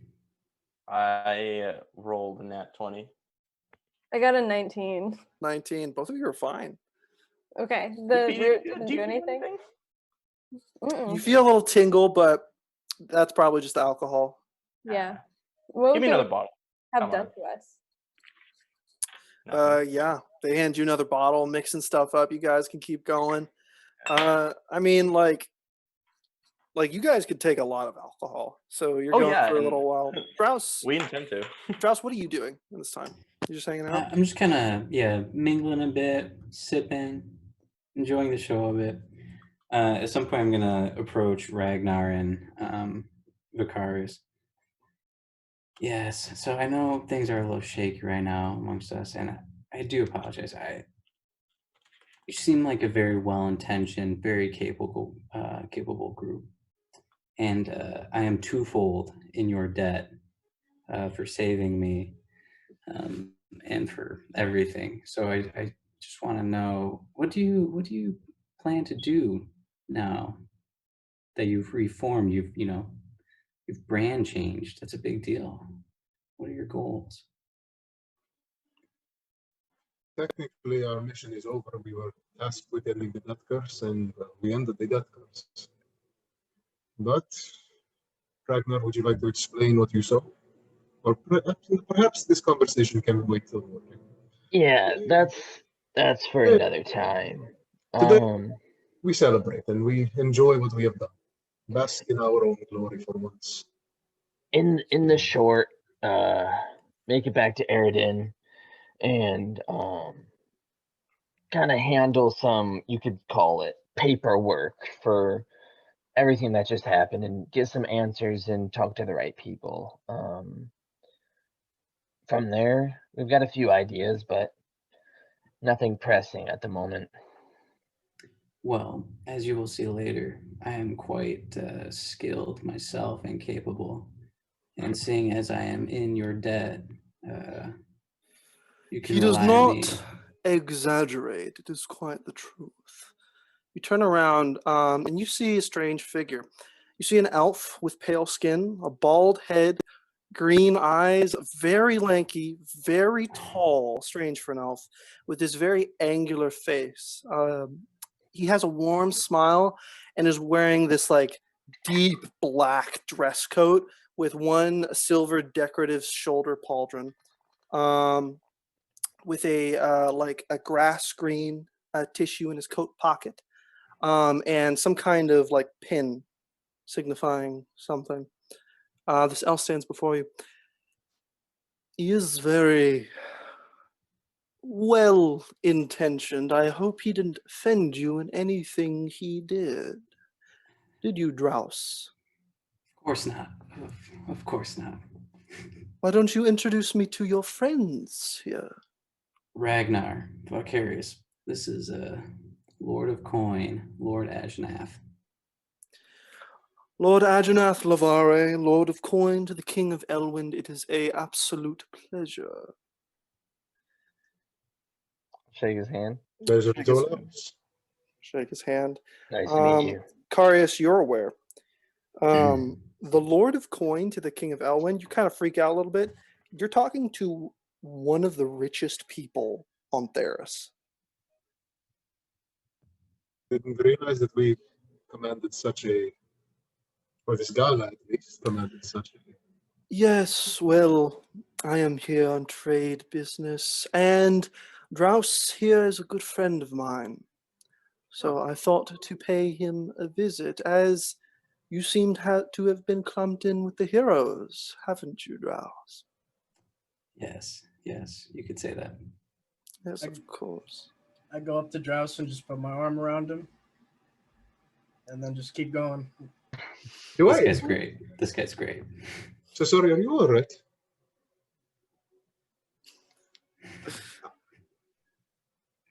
Okay. Can he He hear? seems to be having a wonderful time. As you all should, you've won. Celebrate. As we should. Yes, well, Never mind. I am sorry for any grief. My compatriot here, my protege, has influenced upon you. He is acting in the interest to the king, after all. I would ask that whatever actions he has taken so far, as I did over here just a little bit, is taken into consideration that he does have good intentions. Duly noted, but he could work on the execution. Yes, of course. Admittedly. We all make mistakes. Adrenath kind of chats to you guys for a little bit. He seems to want to get to know you a little bit and hear about some of the journey. He seems to be an advocate of adventure or whatnot, a sponsor, if you will. But are there any specific questions you want to work into the conversation? I want to ask, how did you guys come to know each other? Oh, well, you see, my friend Drouse here, he used to live in the city of Coven, which I believe you are also from. Yes, Ragnar. I've heard the rumors of a furbolg in the city, and I visit often time to time. As being the Lord of Coin, I have to establish trade deals and routes to various parts of the continent and others. He gestures to the area around you all. And when he was on the more younger side, he and his father did some masonry work for me, and at some point he fell on hard times, and I saw a bit of a spark in him. And I hired him for some work and well trained him in various ways, and he has become a trusted friend ever since. If you don't mind my asking, in what ways was he trained?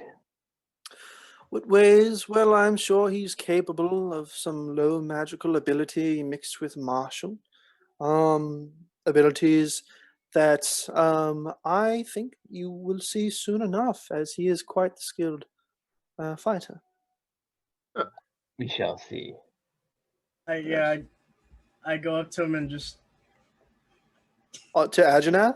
no to Drouse and be like, we're gonna act out like we have a fight tomorrow, but I'm mute, so At that point, I pull out the packed blade and just kind of flash it. I whip it out.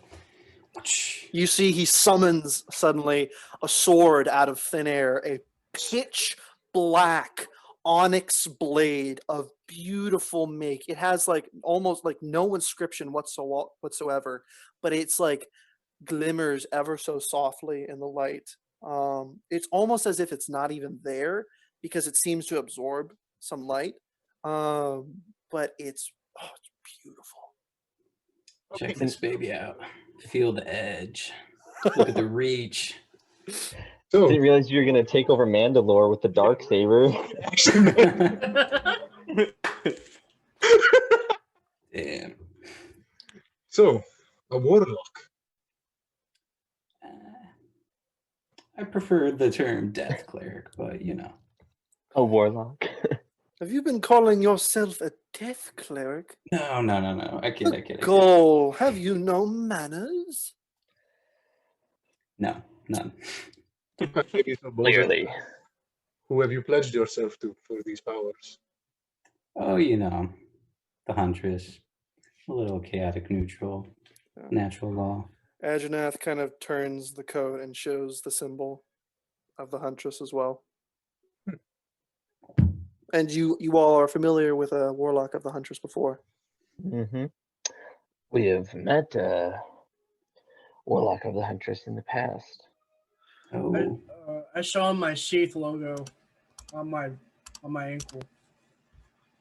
Ajannath takes notice. Oh. A worker, are you? Perhaps I have work for all of you in the future, as the king has many businesses he needs attended to. You know where to find us. Well, yes, I'll make contact with Drouse, as I'm thinking of letting you go free reign for a small amount of time, but we will see, won't we? of course. At your pleasure.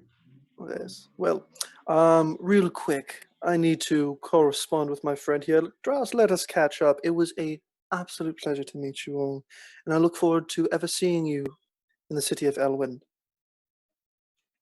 That wish may Pleasure. come sooner than you think.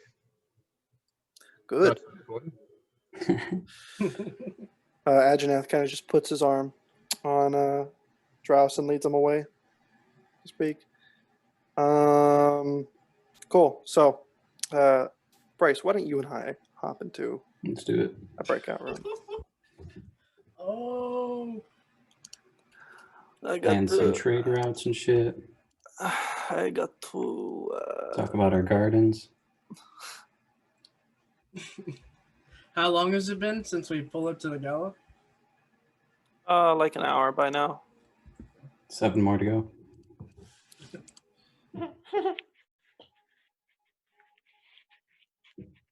I'm gonna pour myself some wine. I feel like In the meantime, I'm backing it up on Cinder Sylvain. oh God, Holy shit. Jesus, Agent.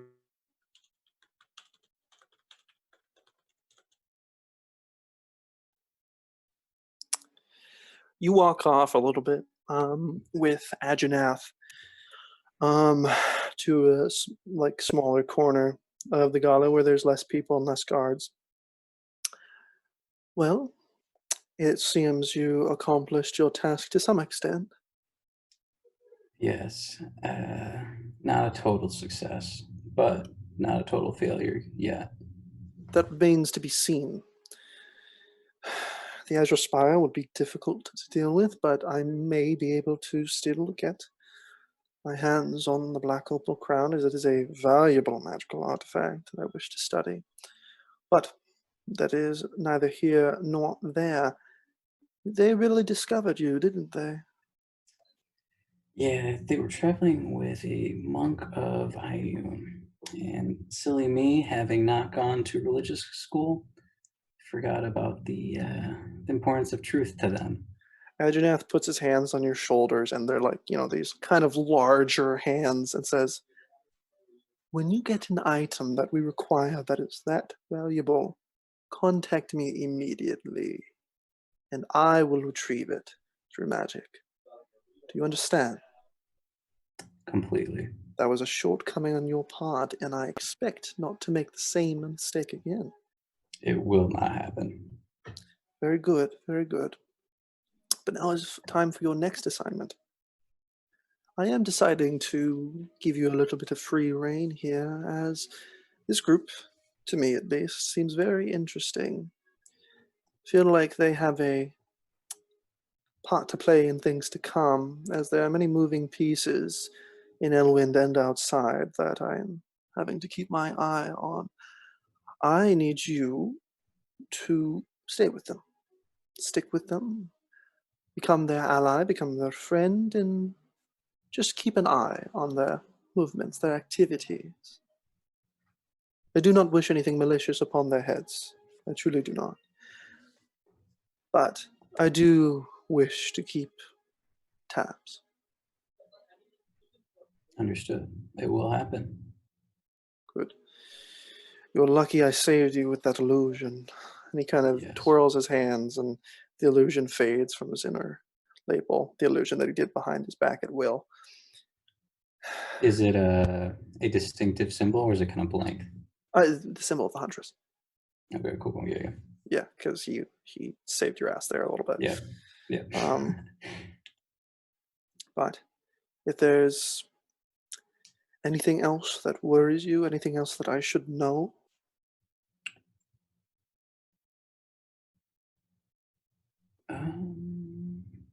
Nothing too pressing. Should something come up, I will send you a sending message. I will be expecting it. You may return to your friends. Thank you, Lord. You bow. Adjutant kind of stands there and thinking for a moment as you walk away. And we can leave the rooms. I'm going to go Alright. piss.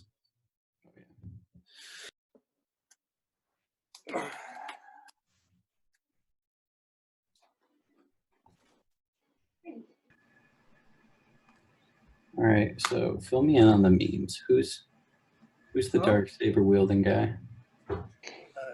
Well, okay. He's the villain. Maul had the dark saber when he took over Mandalore back in the Clone Wars, and then he had it for a while with the Crimson Dawn or whatever, and then a dude got it from him, and now he's the villain in the Mandalorian season or Yeah, series. at the end of the season 1. Some finale. Imperial guy. We don't really know too much about him yet. All right, I'm gonna pee then. All right, I'm gonna roll a D100. Oh God. How much fucking shit did we end up buying anyway? What did you guys end up buying? I don't know. An ounce? Yeah, we bought, I think, a ounce of halfling weed, like half pound of I think, killer root. I think we bought no. I think we bought a pound of fucking halfling weed because it's just tobacco. Oh, that's right. That's right. Yeah, we bought a pound. Oh yeah, dude, fucking Travis Scott got the PS5. Travis Scott sent me. Hey, Travis Scott sent I me. told you. if Travis Scott was in SpongeBob, would I call his burger? Yeah. Travis Patty. Travis Scott sent me. Is he wearing no slippers? Is he wearing barefoot? Survey Human says. nature inherently good or evil. Is that what you're supposed to write about? No, but it's what I'm writing about. Oh my god. What fucking class? Philosophy. Sick philosophy minor, man. It's like 4 classes for philosophy minor. It's great. Yeah, literally, dude. I like started last semester, not last semester, this semester, and I will be done by the time I graduate next semester. What the fuck? Yeah, dude. I literally I only had to take 4 classes for it. How many classes is it? Total, it's like 6. But I already took a philosophy core and an ethics core, so I only had to take 4 more classes after that. It's kind of cool. Yeah, I know. I might Actually take up worked out really well. I might take up a double major. Bro, you do not get the time for that. Holy shit. Hey, don't you dare mute me. I would get to play what I please. There he is, just in time. Hello, it is me. Oh God. All right. Ah. Drouse, you return to the party. Rest of you. So Bird Person, you're still drinking. Yeah, I want to find Aurelia and dance with her. Well, halfway through, she joins you guys in drinking. Oh shit! Oh, Yeah. Is that- really? Yeah, Oh. she can hold her Girl. stuff. Oh, you weren't there. Because she kind of explains while drinking. As a monk, well, alcohol doesn't work on me as much as it works on like you. Technically, I'm immune to poison and disease from the power of me. So, and she did what she did on the ship, which you didn't get to see. She breaks out a full bottle of vodka Wow. and just What's the point if it doesn't do anything to her? It just takes a lot. it takes Ah. a lot. It's a trick. Oh, like body weight. all right, Aurelia, hot shot. Let's go shot for shot, babe. Yeah. Let's see what you got, Shot for shot. monk. She finishes the vodka. Shield, bring me more vodka. And the magical shield like floats away. Comes back a few moments later with 3 bottles of vodka from nowhere. That's a cool party trick. I'm gonna I like that. I'm gonna leave that and then go in the middle again, lay down on the floor, and take the potion of levitation and just levitate. Oh my Levitate, lie down.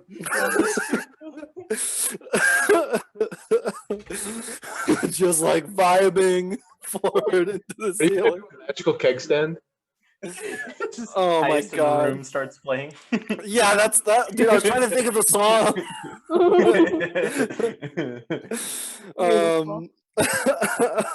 You start vibing upward, and people are starting to dance. At one point, you said you like kind of started dancing over to Valindra, and if looks could kill, you took the hint to like not go over there, but you danced back. And usually there are various people in the party, like just random like officials and parts of the city who are dancing around and stuff. Some of the personal off-duty guards of Wakanga are there too, and it's a fun party that Sir Sari's just wild dancing has whipped up. You can see Syndra like is kind of dancing a little bit with one of the other merchant with with Wakanga. They're doing kind of like she's Oh, super cute. old, so it's like a cute little like Aww. a Do you dance. remember? Yeah. What do you think is playing? Yeah. And everybody starts to dance and have a good time. And you can even see Ragnar were the only one that see this, but you can see Valindra is like tapping her foot ever so slightly. No, fuck it. I'm gonna go ask if she wants to dance. Just stone face my ass. No. Damn. Who's like one of the most important people at this party? Agenath Alvari. Is he guy, dude, they? He's a dude. Ah. Melmazam is also tearing it up on the dance floor. Are they? And there's this one dwarf who's just like fucking. He's not really good at dancing, but he's doing this like kind of river dance type thing with his like feet and like head banging a little bit. Yeah. Ragnar will run over and put the little dwarf on his shoulders. Yeah, don't touch me. I won't punch you because you're a hero, but nobody touches Thorin Rune Speaker. Starts. And he keeps bring me more mead. Seems to be this little dwarf. You can see he has like kind of runic tattoos and a runic necklace around him with traditional dwarf clothing. And he's dancing, and suddenly like everybody's whipped up into a God, I gotta find the song. Just do it. As he's finding the song, I'm gonna go up to the tables, get a rose, and put it in my mouth, and find that dude again, and be like, Wait, who? the brother that you're talking about. Jesus. I'm not even gonna say anything because I'm you. I'm gonna be like, Okay. we start salsaing. Wait, Like hold there's on. no tomorrow. I gotta put a very specific song on for this because taking a cue from how the party is going, the instruments or the band starts playing a little bit more lively tune, and like the ribbon dancer. Is it gonna be? Is it the song from Shrek 2? Somp. No, the fucking one when they're dancing after the like. Oh, dude, I love that First song. movie. Such a fucking good song. You start to tap dance over to Agenath as the music starts to change. Put out your hand, and he chuckles and nope. But real quick, somebody who does slide in is a semi-familiar looking figure, the head of the temple to Ioun here, Elpis Eloratus. And he starts breakdancing. I'll match him. Triple backflip. All right. Yeah, I don't know. Nat 20 acrobatics. It's amazing. It's amazing how like deft at fucking breakdancing you are. But the band takes a note and switches up the music to a more lively beat. And most of the people at the party start dancing. Aurelia finishes her third bottle of vodka. Bird person, you put out your hand. Aurelia takes it and leads you to the dance floor. Fuck yes. And makes an absolute mockery of you. Because she is for the first time, you see Aurelia slightly inebriated, and she's doing that thing where you flip your head back and put your leg out and like walk down one way, and you guys share a dance, and it's just a joyous time. Everybody's dancing. You see even some of the merchant princes. Kim Duncan, sorry.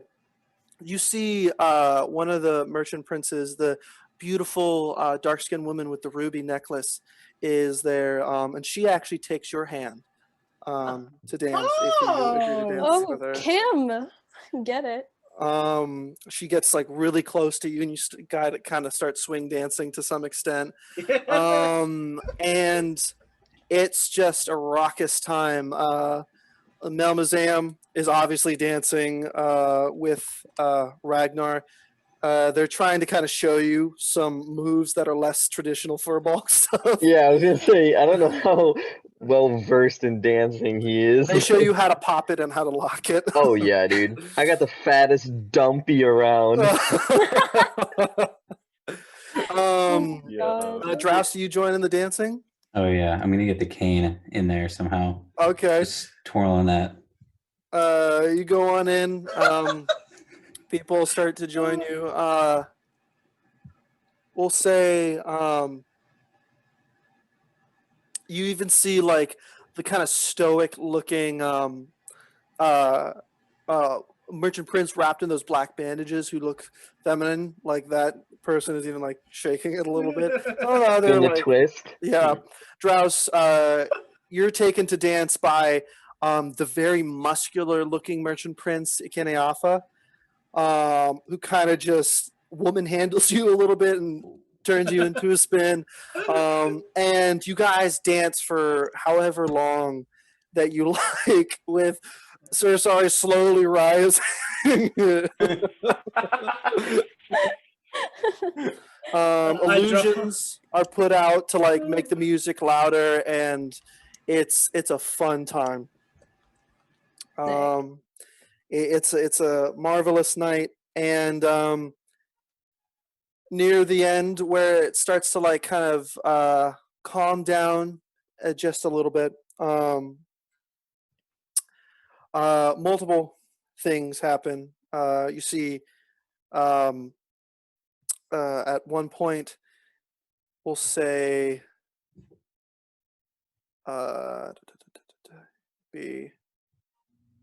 at some point, Aurelia asks you to dance, Sir Sorry. Capoeira. Yeah, and you guys get into a perfectly matched, like acrobatic type dance, whereas like you can finally, like, monks, their bodies are living weapons, so you can dance like no fucking tomorrow. Your dexterity is 20. So you guys are like flipping over each other and having a grand old time. And at one point, Sir Sorry, you kind of have to take a moment to breathe because this is a lot of like heavy movement. And you go over to get like some light alcohol, we'll say mead or something. And you hear a voice behind you. I see you're having a good time. It is good to see you. You turn around. You see your mother. Oh. What? So sorry. What? Okay. I guess I'm not the only one with mommy. Who are you again? To remind you, you're still mute. Oh yeah. You hug her? Yeah. She kind of like reacts a little bit, but embraces the hug, and looks at you. Haven't seen you in so long. How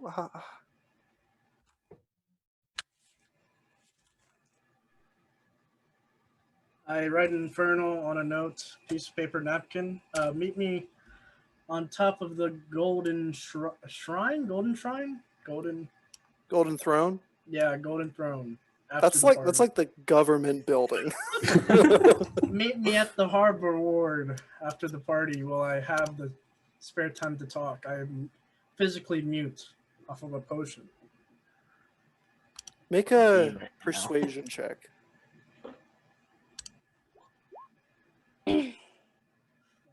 16. 16.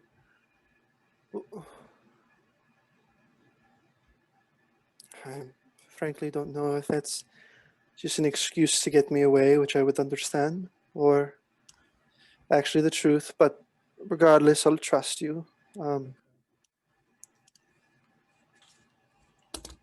She nods and kind of looks down and walks away. And it's I mean, this is so sorry. You feel however you feel about this. Regardless, Okay. huh? I'm gonna go get some air.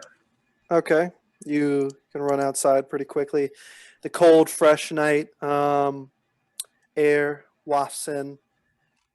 Looking over the horizon, it's a moonlit night. In the distance, you can kind of see some cloud cover coming in on the distant sea.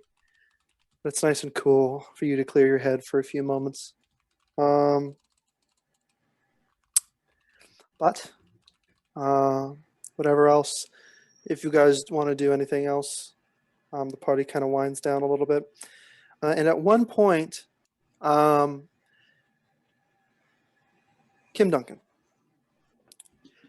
as the party goes on, this merchant prince or princess, we'll call, her name is Kwayothe, seems to have taken a bit of an interest in you, and says, if it does not mind, I would love to show one of the mighty heroes of Chult my villa. It is quite a nice place.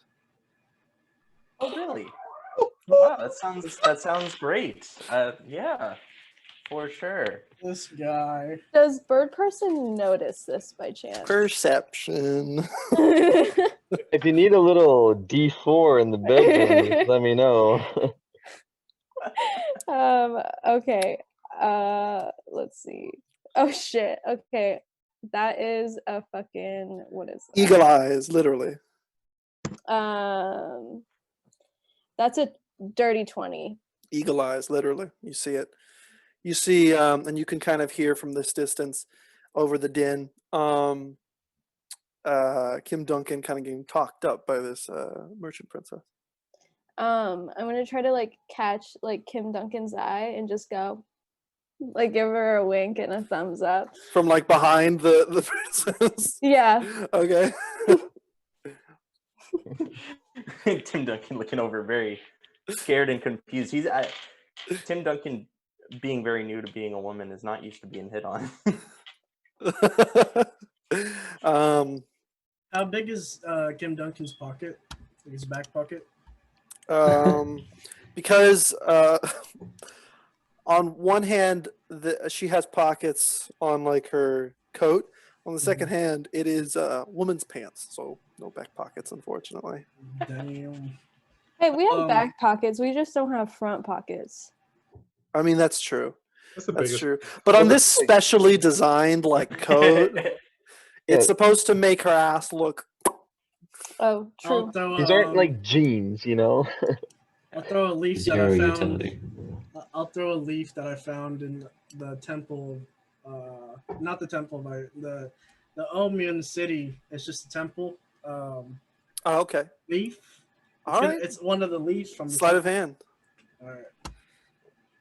Now, Kim Duncan, I am an ordained minister, so if you need to Dirty 20. Bro. You go over repent. and just like with a friend of like, passing by a friend at the party, pat on the shoulder, and in doing so, slip the leaf into her shirt pocket and move on. Yeah, that's the ancient condom, I guess. The ancient. God. They don't. They're both women. I don't even need it. I don't even need it. Also, it's a leaf, bro. Oh my god. Leaf is Why a does leaf. he keep breaking? Get up there. Leaf is a leaf. It's just Insert. turning into smaller pieces of leaves. Sorry, secretly has like 50 children. I swear by him, dude. They That's work why- every Oh my time. God. That's why his Cosgrove. mom's here. That's not my Fucking- kid. I swear, 100% of the time they work. Every time. I No, can dude, see he doesn't even need condoms because his sleight of hand is so high. He just He catches it. just swoops it back. roll off a pull Oh. out method. My God. Yo. He catches it in a bottle. He's like, Dude, missile snaring. Yo. I deflect missiles.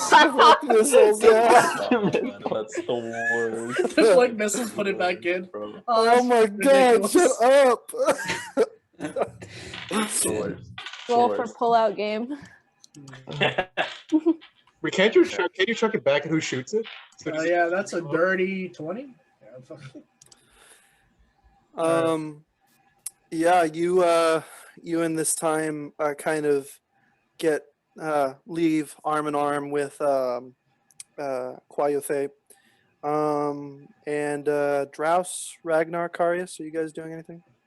I'm just having a I'm pint just- of mead and just chilling. I'm just dancing. Okay. Some of the Mr. Dump Truck. I'm gonna go to the magic bathroom. tobacco. I'm gonna go to the bathroom to see if they have any substances. It's a merchant prince's bathroom. Is that a yes or a Oh, no? They have there. something amazing here. It's called plumbing. Rare. Shit. Wow. Didn't even have that in Temple. I'm just Yeah. gonna Y'all don't clean your shit Room. with magic? I'm gonna have an anxiety attack in the bathroom because my mom's here. Yeah. Oh. Okay. Guidance. He's just in the You bathroom take that like, D4. don't yak. If you want, you can calm yourself down. You, you have that ability. Stillness of mind, sir. What do you think of in stillness of mind? Describe it to me. It's me in a forest of cherry blossoms, and I'm just sitting there thinking about more cherry blossom trees. The peaceful wind washes over you, and you open your eyes, and your heartbeat has slowed. And you would breathe a sigh of relief, but you can't talk. Internal screaming. For the remainder of 6 hours. Yep. Until you have a feeling that minor restoration magic might help, but that's up to you. But at some point, Akarius, while you're dancing, you're joined by a muscular-looking black dragon-born woman with curved horns, the very same blacksmith. Hey, Who seems skilled enough to have been invited to this party. Literally the only of your kind here, so she seems to have gravitated towards you. oh, yeah. That's, And What's the height difference looking like? dude, I'm probably like, I think Probably I'm like a foot, right?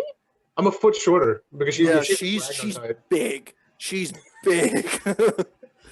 Plump. She's like Hotham. She's like Valkyrie big, but taller. Holy shit. Holy She shit. has fucking like massive arms. Hold on. Let me give a visual for you Yeah, guys. please. Jesus Christ. Got that Dairy Queen fucking milkshake at his neck. I mean, she's got big fucking white horns pointing forward. Oh, cool. Ooh. That of a black dragon. How you doing there, Ragnar? One Ragnar moment. has dealt with black dragonborn before. Okay. Yeah, it's nothing crazy. You got a picture for us? I Ragnar? think this one shows her fucking arms good enough. Let's see. And a bit of the neck. Can it paste, please? That neck. That Hold chick. on. Regardless, Drouse and Ragnar, you guys are kind of chilling, maybe talking. The dwarf seems kind of interesting. His name is Thodin Runespeaker, of Clan Runespeaker from the city of Emberdeep. And he says, "You're welcome to visit the city whenever you want. We got a lot of work for people like you there." She looking like a Helga. Those are thick arms. Yeah, she's looking like a Peggy, if you catch my drift. Oh, God. Enjoy those horns. on cars. I'm counterspelling that. But you guys have a good night. If there's nothing else, you guys can retire for the night. Bird person, you and Aurelia are hanging out for a while, often joined by Jondry, because they've just been separated for so long that best friends. Right. And eventually the night comes to the close, and you guys can return to your rooms if you want. All the guests go away. The Black Dragonborn kisses your hand goodnight, Carius, Oh. as is tradition. I'll head over to the harbor ward. All right, you do that. Before we get to that, Kim Duncan. Oh man. Oh yeah. Oh, man. Performance. I didn't think we were gonna go this far. Role So, play it. Kwayothe shows you her villa. It's very nice. Something you immediately notice, there's a lot of Sex toys. no, there's a lot of braziers around with large fires. And as you go around, there's a lot of like fire imagery. And you're kind of putting the picture together here. She Oh. fucked the fire. Oh. No, she got the hots for you, bro. I don't know whether I'm supposed to be suspicious or She got I mean, she shows you, she gives you a full tour of the place, and it is kind of interesting. She tells you that she is one of the few fire clerics in the world. People who follow flame spirits and deities to manipulate flame. And she shows you around her place, and there's various like impressive like sculptures that are like on fire, but yet the fire is like magically sculpted to look a certain way. And she even introduces you to the balcony from her room. And she tells you to like, it's a wonderful view from up here, and you're gestured to like go on out to the balcony, and I assume that you do. But it can get a little hot, and you turn around, and she seems to have cooled herself off by taking off all of her clothes. Oh. Oh my god! oh my goodness, where did your clothes go? And she goes over and closes some of the drapes, and leads you inside, and we will close. No, keep going, bro. What? No. You brought us this far, Peter. You can't blue balls like this. You want me to get serious? Okay, no, You want me to please. get serious? Stop it. That's not real. That doesn't happen. I know it doesn't happen. For the sake of the pun. But Let's just say your two fires connect, and then yeah. That shrine. That was a good one. But eventually you go onto the wharf. Sir, sorry. Are you asking Ragnar to help you out in any way with this restoration type deal, or do you want to stay mute? yeah, let's do it. Restoration. I checked lesser restoration. It doesn't affect mute. It's just blindness and deafened. Sir, sorry, asked you. Still.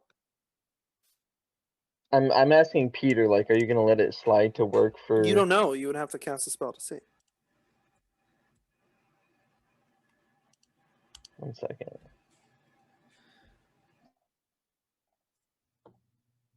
The great risk of casting lesser restoration on an ally. No, I know it takes a lot of measuring. I was checking a different really spell. stingy cleric. Chill. He's a really Yeah, stingy I'll cleric. cast it. I'll cast it. Jesus. Feel yourself able to speak once again. So sorry, as it is a unique curse effect. Poopers. All right, I'm off to the ward. Wait a minute. Couldn't that work on KD then? No. You guys tried it. We'll say it didn't work. I'm much more powerful now, so it worked. I'm just saying the book told me lesser restoration gets rid of the mute effect. Oh. Not everything that a spell can do is listed in the spell. So But you said this magic is a game of semantics, and we're supposed to read the descriptions word for word. exactly. I did. Told me. And he got the sense it doesn't matter. This doesn't matter. Yeah, I know. Eventually you go off to the ward, the harbor ward. It seems pretty deserted late at night. You see some figures walking around, kind of shady looking figures, but they're pretty, you feel pretty good about being safe, considering who the fuck you are. The night is quiet as the moon reflects across the water. And you stay there at the harbor ward, kind of at the ship that on the dock that you docked at. And you wait around for like 10, 20, 30 minutes. And eventually you hear footsteps behind you. You see your mother walking up. She seems to have requested some of the city guard to escort her here, seeing how nighttime in Chult can get a little shady. And she walks up to you, kind of stops at like maybe 5 or 10 feet away, uncertain to like enter the space, and just looks at you.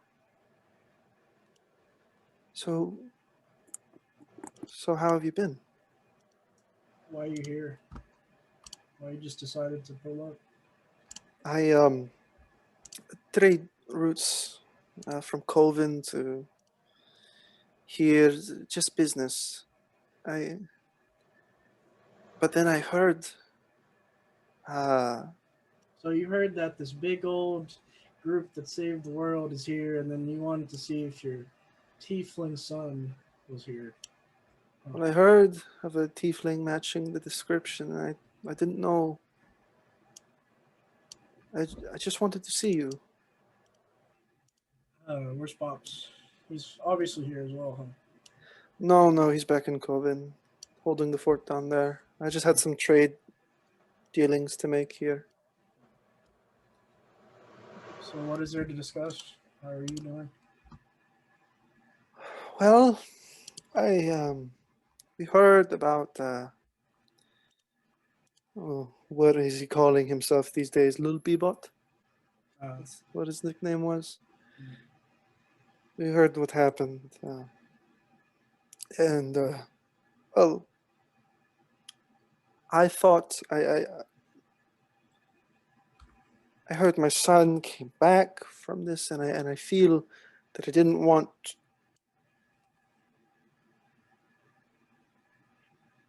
I don't want another son to die So without knowing that she seems like unable to find words. I understand, but why do you always have a sudden change of heart when we decide to go on our own?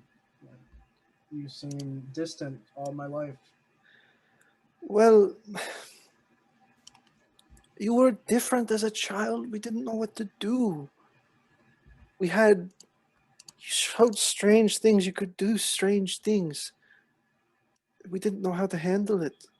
We didn't know if you could be dangerous to other people, to your brother.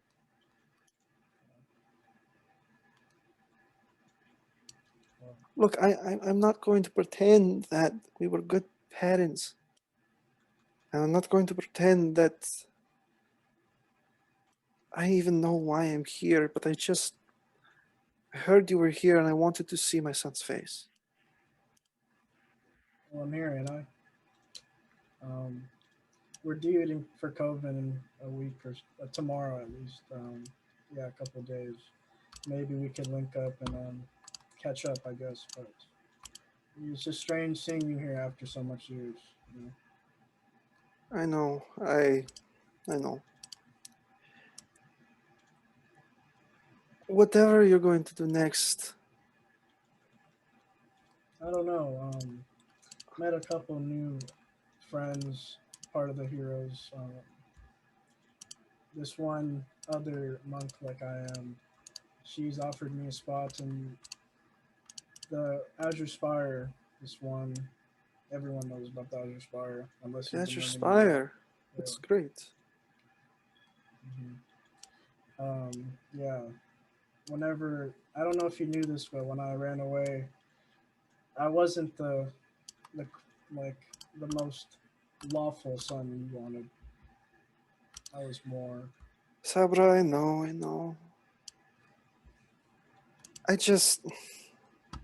I don't even know what I'm doing here. I don't know what I'm trying to say. But all I know is that I don't want another son to die without knowing that I'm sorry. I'm sorry. I'm sorry. I understand. Just know that I won't hold any more grudges against you guys. I understand that my brother has, you know, he's passed, but I guess times flew by and it's just new times, I guess. There's no reason to have any conflict between us. Yes. She kind of walks up and goes for a hug if you accept it. Yeah. She does it hesitantly and she embraces you. You can feel that she's a little tense. Steps back a few steps. Looks like your gift worked out for you, I suppose. So, who was? Do you remember who that was who came to our house Oh, that one day? you see she gets a pained look on her face and kind of takes a few paces to the side.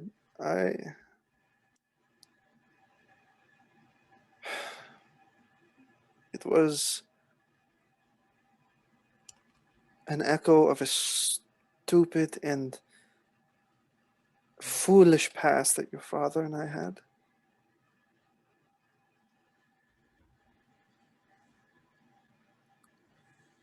I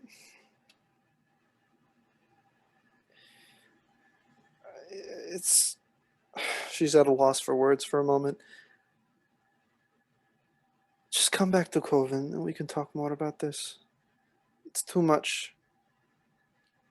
All right. Where are you staying? I can walk you back. It's still at the here. I am staying in one of the merchant prince's villas. Who? One of their guest houses. I think his name is Afan.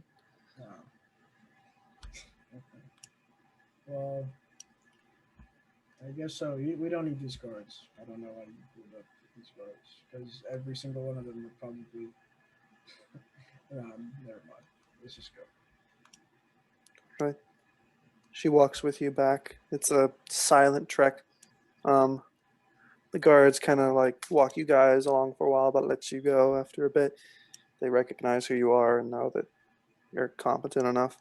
And after a while, you walk her back to where she's staying, and she doesn't hug or like kiss you or anything. Just like kind of looks at you for a moment, and then walks away. Good night. All right. See you later. I just start booking it. Where? Back to where we're staying. I guess. Yeah, you're. I mean, you're right next to, maybe 100 feet or like 50 feet away from Wakanga's villa. They're all in the same general area. Before she walks into the guest house, I'll disappear. I want her to know that I just disappeared, like at a blink of an eye. All right. You you take off and use your bonus action, like meld into shadow, and you appear on the opposite roof of Wakanga's villa, completely in utter darkness and out of sight. When you see, she looked back for a moment and looks around, confused, but kind of looks down for a moment. You see, she puts her head in her hands, kind of hits her head for a few moments, and keeps walking on. If there's nothing else, you all rest for the night. And you sleep well. Morning! The sun rises in the morning, shining through all of the various drapes as the dawn comes. Kim Duncan, did you stay or did you Yeah, I can stay. skedaddle? All right. So, you're Bryce. Know that in a moment like that, I will remove you from the call. Yeah, it wasn't me. That was all me. I was gonna put it back to normal Yeah, because I I don't know how to- requested.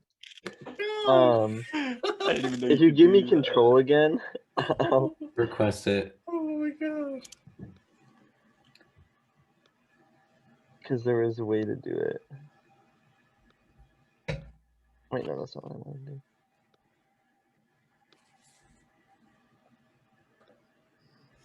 I don't know. There we go. Yeah, there's just like little. I have to like specifically like get this specific control panel to That's come up. so. All right. Damn. Um, how'd you do it? But Kwayothe kind of allows you to All right, go give it up too. in the morning. Doesn't seem anything too deep. Well, I mean, Shut up, Cars. Hey, you know, At least it you was a incur nice my time. wrath. Yeah, she thanks you for Baby Yoda. the visit, and you leave.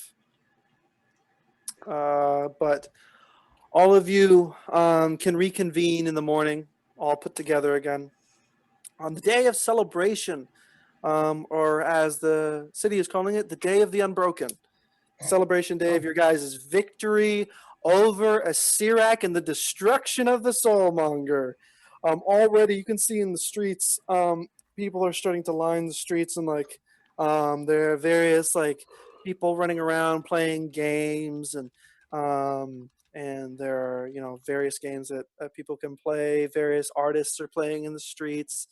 Before you all start to like head off into the city, you see Aurelia is like walking up the we'll say walkway. I was gonna say boulevard, but walkway to Stairway to heaven. to the merchant's villa, and you guys meet halfway, and she says, "Oh, I just came to tell you all that I'm leaving." what? Yes, I am taking a ship back to Elmond. It was scheduled for today, so I am leaving in a half hour, actually. Aurelia, no. Well, you could have given us a little bit more warning. She did. She told you. 30 minutes ago. No, she told you No, that she she would told be us- leaving on the day of the celebration. She did. I'll, I'm gonna give her a big old hug. Give her. She hugs you back tightly. I mean, you guys can accompany me to the wharf if you want. Of course. You guys walk her back. I mean, why wouldn't we? We barely know you. You walk her back to the wharf. I'm kind of keeping a low profile along the way.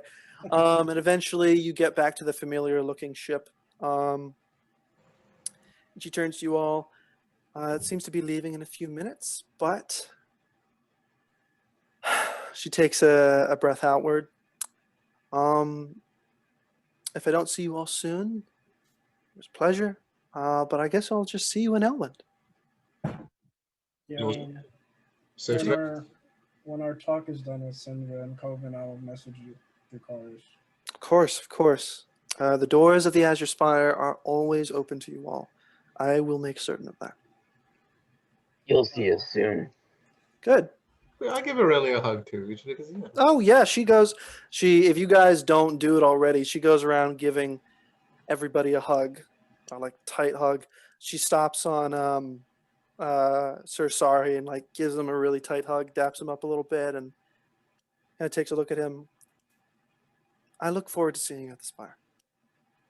I dip back and hit her in the upper chest. She chuckles. Gotcha. You did. And she finally goes to Drouse. She doesn't hug you. Yeah. She just looks at you. Remember what I said about truth and lies? She kind of holds that eyes with you and then breaks. Well, see you all in however long. See you in Elwyn. She walks up the planks. Drondri's waving from the ship. Turns around, blows you all a kiss, and walks under deck as the ship creaks with the weight of draining water out of its ports as it rises into the air and quickly shoots off into the sky, doing a large curve northeastward towards the city of Elwyn. And you guys have the day of celebration to you. And the fight? Yeah, is there anything you wish to do? For the fight. I want to go buy a dinosaur egg. We should. Yeah, just do that. Yeah, how much do we have left? So you want to go buy a dinosaur egg? Why can't we just buy dinosaurs that are already birthed? You can do that too. But you can also just raise this baby dinosaur. Printing Okay. is a big thing. You go to some of the you are directed to like some of the Ifan, I remember Ifan's the dino guy. Right. raising pits. Yeah, the grumpy old man. Mhm. When I was playing Karen. You go over to the pits and you see some keepers of the dinos. Dinos seem to be some of the Triceratops, Stegosauruses, and a T-Rex is being set up as a kind of like for a parade of some kind. They have like boards being set on their back for people to stand on, and there's an organizer. You can see a half-orc talking and ordering people around in like this nice patterned robe. He turns to you. Hello, can I help you? I would actually like to purchase an Archaeopteryx, if you have one. What the fuck is that? Are you asking as the half orc or as Peter? Oh Both. my god! Oh my god! It's a dinosaur, perhaps not incredibly big as a T-Rex, but not also too small like a Compy. Reasonable size. We have none of those kinds. Are you looking to purchase a dinosaur Yes.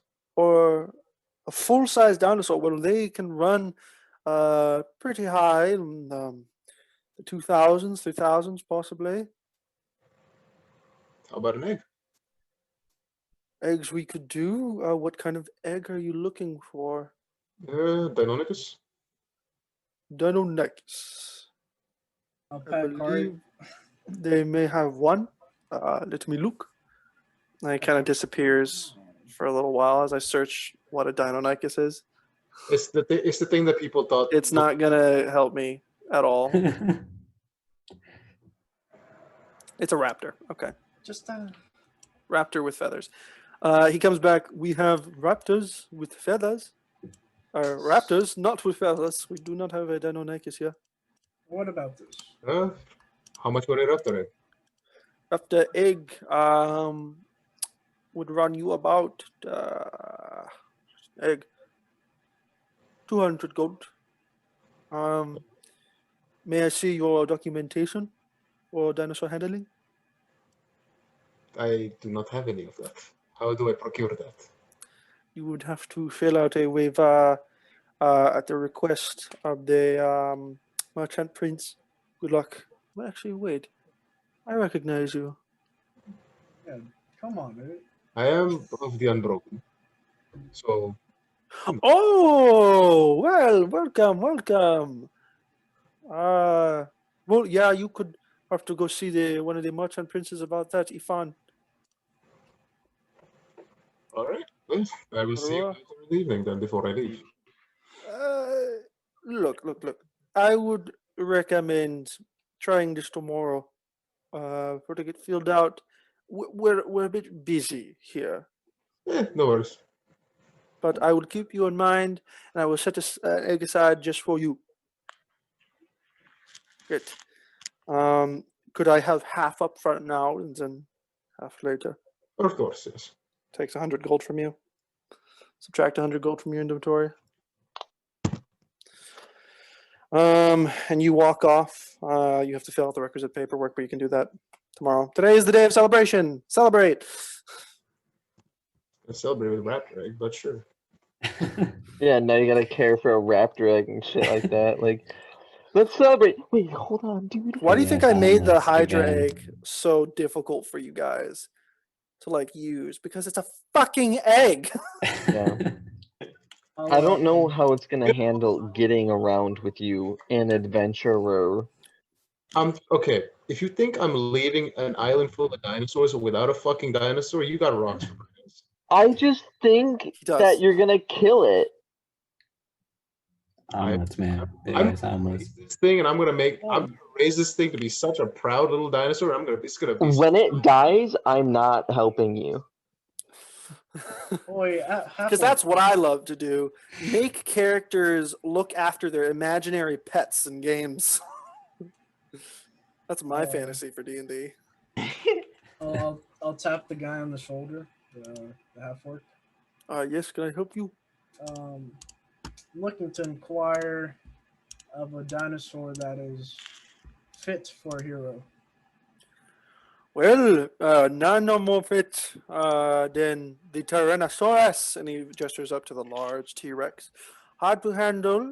There are also the honorable Triceratops, and he gestures to the horned, shielded dinosaur. Some may be as useful as the Stegosaurus. The plates are very decorative, but I would recommend the Triceratops. They're very useful.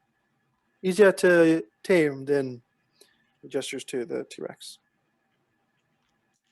You know, when you kill an archlich with your party, you tell me what you think is best for me.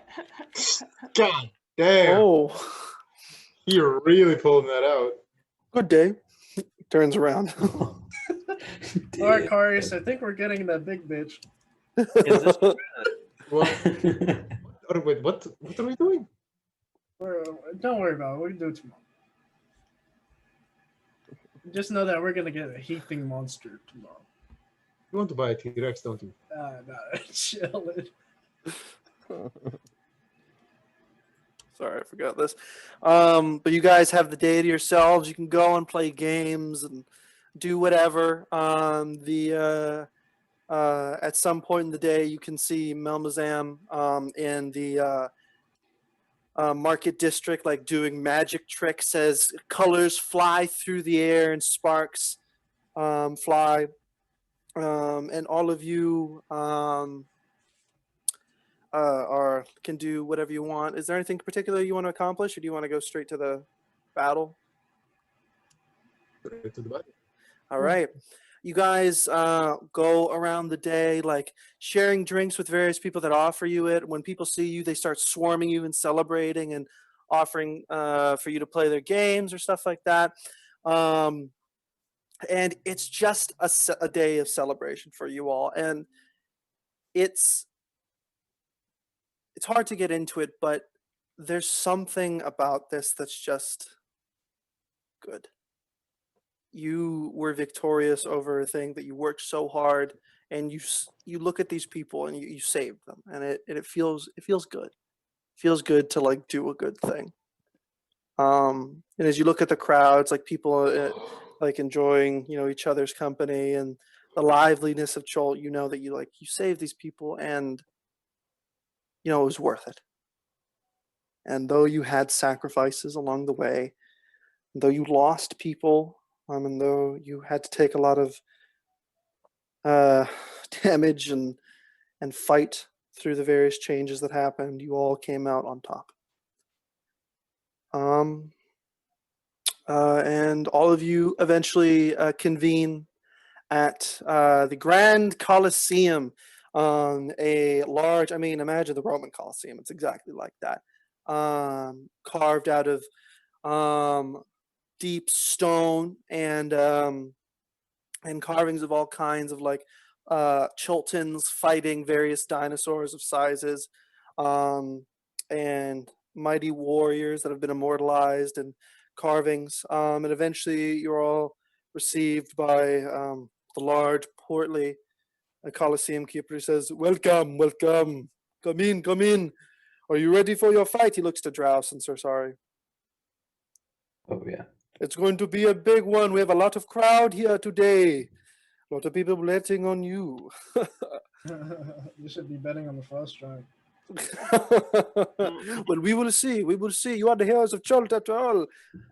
So go. He pushes you out, and you're handled through multiple areas of the under part of the Colosseum where like gates are lifted, and you can see some animals being herded throughout. Some lions. You see like one like small group of zombies that is just like pushed along, at like with like these kind of phalanx type shields so they don't start biting people's heads off. You see some rabid looking dinosaurs and armed men who are like getting ready to fight other groups. And all of you who are not fighting can go up into the Colosseum.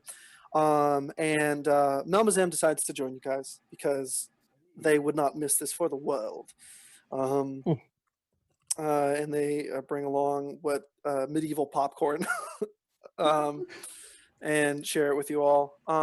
And it's a fun time. And also, I forgot to inform you, at the beginning of the day, not Aurelia, Syndra informed you that tomorrow morning, you guys can go about your business, and then whenever you come back she will be staying and resting in Wakonga's place, and whenever after the day of celebration, you can come back and get her, or if you want to leave whenever, she's in the villa just chilling because she like helped organize the celebration, but she's still a little banged up. So you guys all take part in the celebrations, and you can see the crowd is roaring. You see various battles of warrior clashing against warrior, gladiator versus gladiator, gladiator versus a horde of zombies. Some of them come out on top. Some of them are struck low, and at the last minute, you see like some casters on the side throw spells to like damage the like creatures and monsters, the offending monsters, and save the individual. So it's like wash. It's not necessarily to the death unless the creature or the zombies are dying or something like that. But eventually we get to the main event. You hear in the Colosseum, you hear the Colosseum owner's voice is magnified. Or actually, no, this would be Ikene's voice, Ikene Afa, one of the merchant princes. Her voice is magnified magically as you hear, "Welcome, one and all, to this day of celebration of the Unbroken. For today, after these many fights, we have a treat for you all. Two of the mighty Unbroken themselves have come here today to fight and to strike low a mighty beast of the invading forest, a frost giant." And there's a roar of applause. The gate opens, and you can see two individuals walk out into the light, Drouse and Sorry. It's kind of like a weird adjustment you have to make from going from the darkness to the light, and you all walk out into the Colosseum, and you can see hundreds, if not thousands, of people lining the walls and the seats of the Colosseum, roaring in cheer. You can see people throwing like streamers from the stands, and like confetti kind of colored papers flying through the air. It is a day of celebration. The sun is kind of shining. Real quick, Ragnar, I need to talk to you. Oh.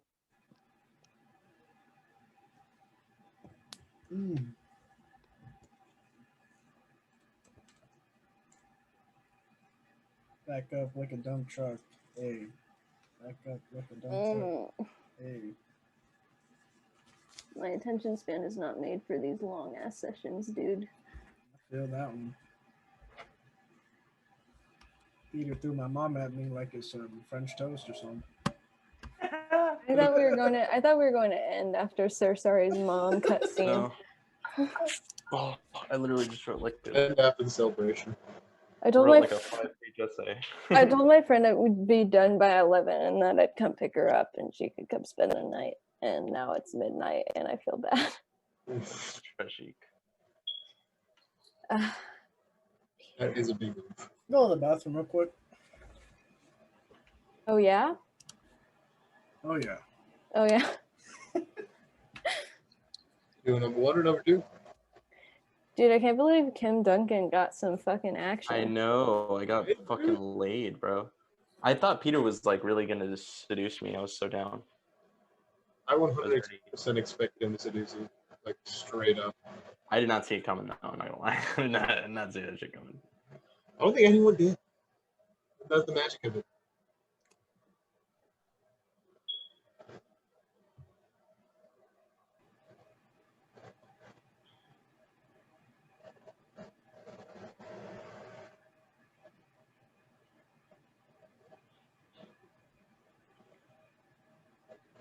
I'm gonna smoke.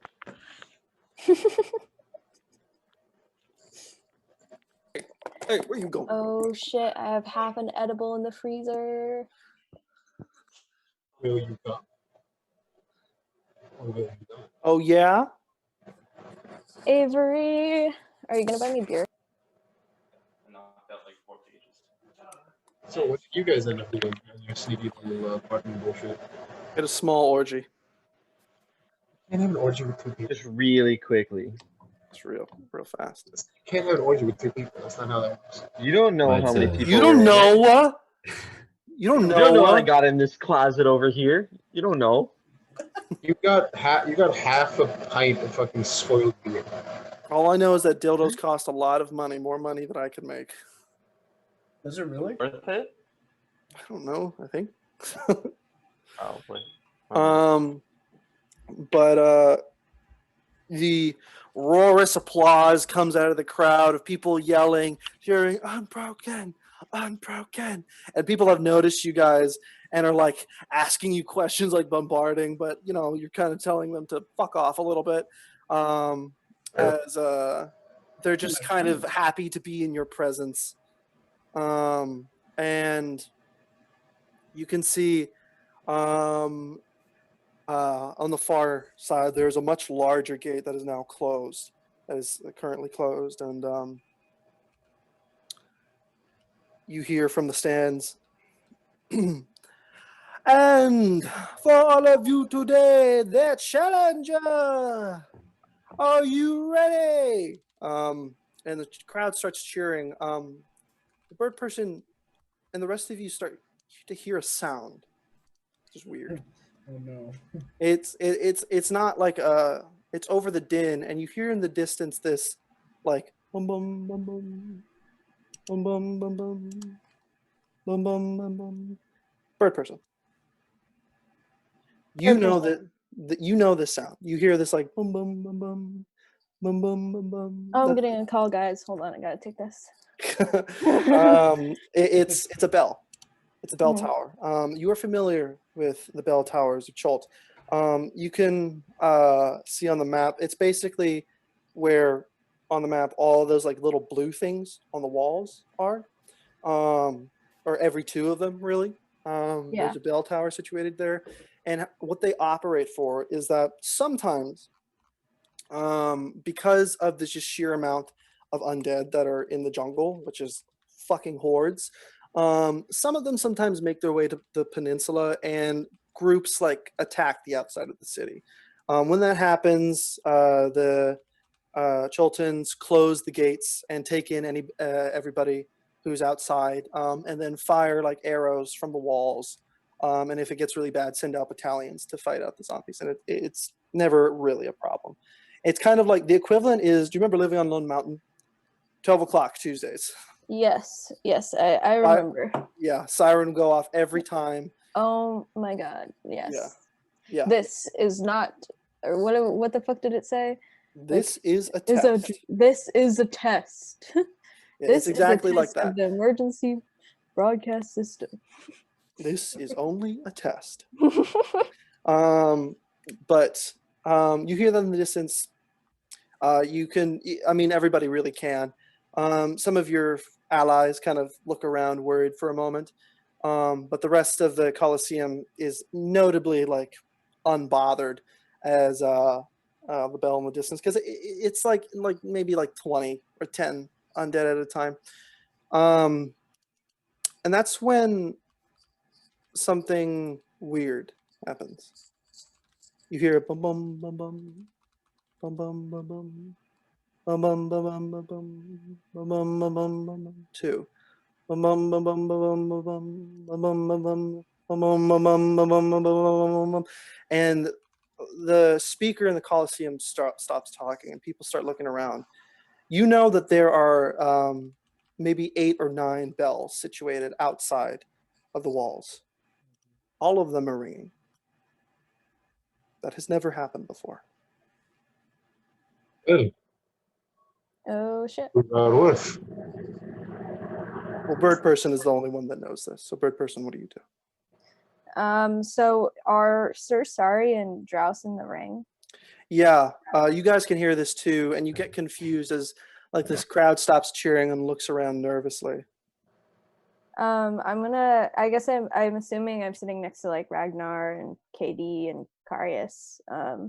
So I'm gonna like kind of like nudge all of them, and I'm gonna be like, yo guys, this has never happened before. I'm pretty sure a swarm of undead are about to enter this city. Really? Well, Yeah, dog. That's fun. Can I quickly ask where the Colosseum is on the map? I'm pretty sure it's that orange thing. that's well. Oh, I think. Let me check. I don't know. I didn't take a close look at it yet. like on the borders?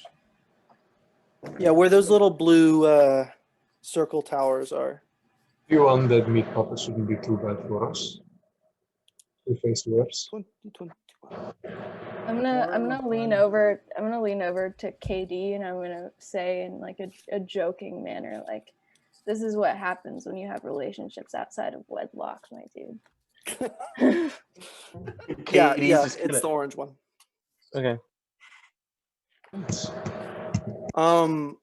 But you start to get a pang of worry. This has never happened before. What do you guys do? We should go check that out. Yeah. Yeah. Can we maybe see from like the top of the stands like what might be going on? outside? You would. It's not really constructed that way, because otherwise people just fall off. okay. But you guys can pretty quickly, if you want, you can just drop into the middle of the Colosseum and like beeline of. I fly into the middle of the Coliseum. Oh, you like, yeah, Bird Person, you take flight, and you coast over the side, and Drouse and Sir Sari, you can see Bird Person take flight. What are you guys doing? I'm gonna I'm just gonna casually my way to the. Excuse me, sorry, pardon me. I'm gonna Ragnar, let's- thaumaturgy. Yeah.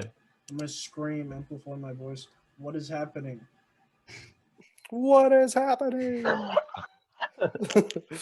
Malmazam kind of gets up. Should we do something, dear? Yeah. I'm gonna go to the wall. And then I'm gonna shout down to the Colosseum floor. We have to go. There's more important stuff. You're gonna go to the wall? to- Oh, yeah, go down, and then, yeah. So you guys all start making your way down. Bird Person, you quickly fly to the center of the Colosseum. I mean, you're fast. You're now flying in the center at the same level. Do you want to go up? Are you down? What are you doing? Can I like go down and like inform Drouse and Sir Sari about what's happening? Yeah, you fly down, tell them the situation, like, we got to get moving. You don't know what's happening. And you guys all run together? I wanna shout to BP. Or you're Mhm. probably close by. Go fly and scout and see what's going on. And we're gonna start making our way to the wall as fast as we can. Okay. I do that. I go out, I fly out of the Coliseum, and I look around.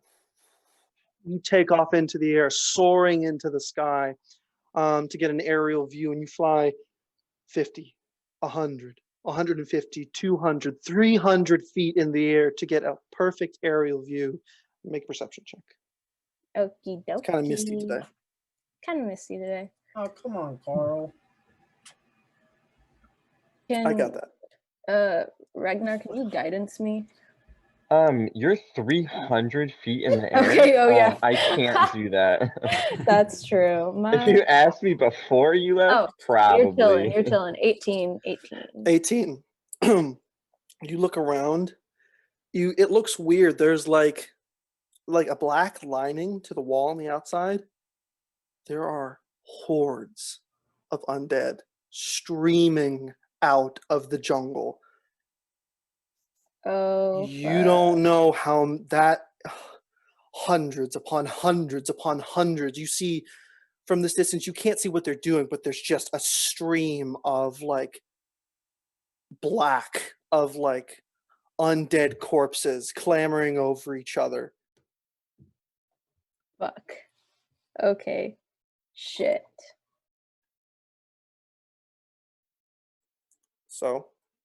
So I'll fly back. Where's the party at this point? If they're all heading towards like a common. What I'll do is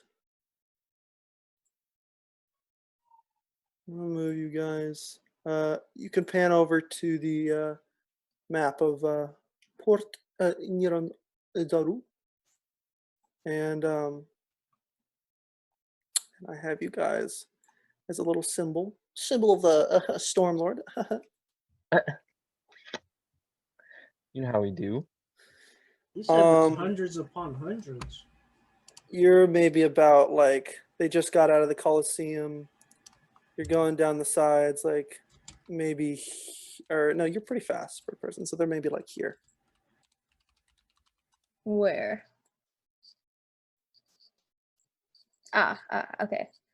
Got it. All right, yeah. We're heading for any gate that we can get close. Just the closest one.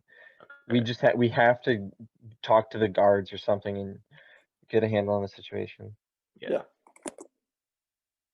So you fly down, you inform them, and you guys are just going to beeline?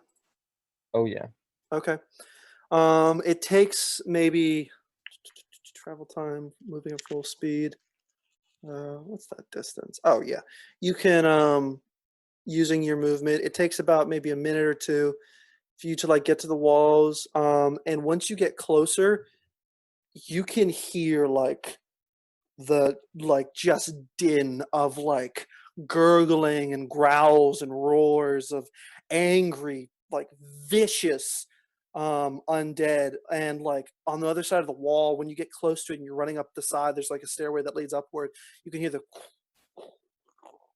like dust is being disheveled from the walls.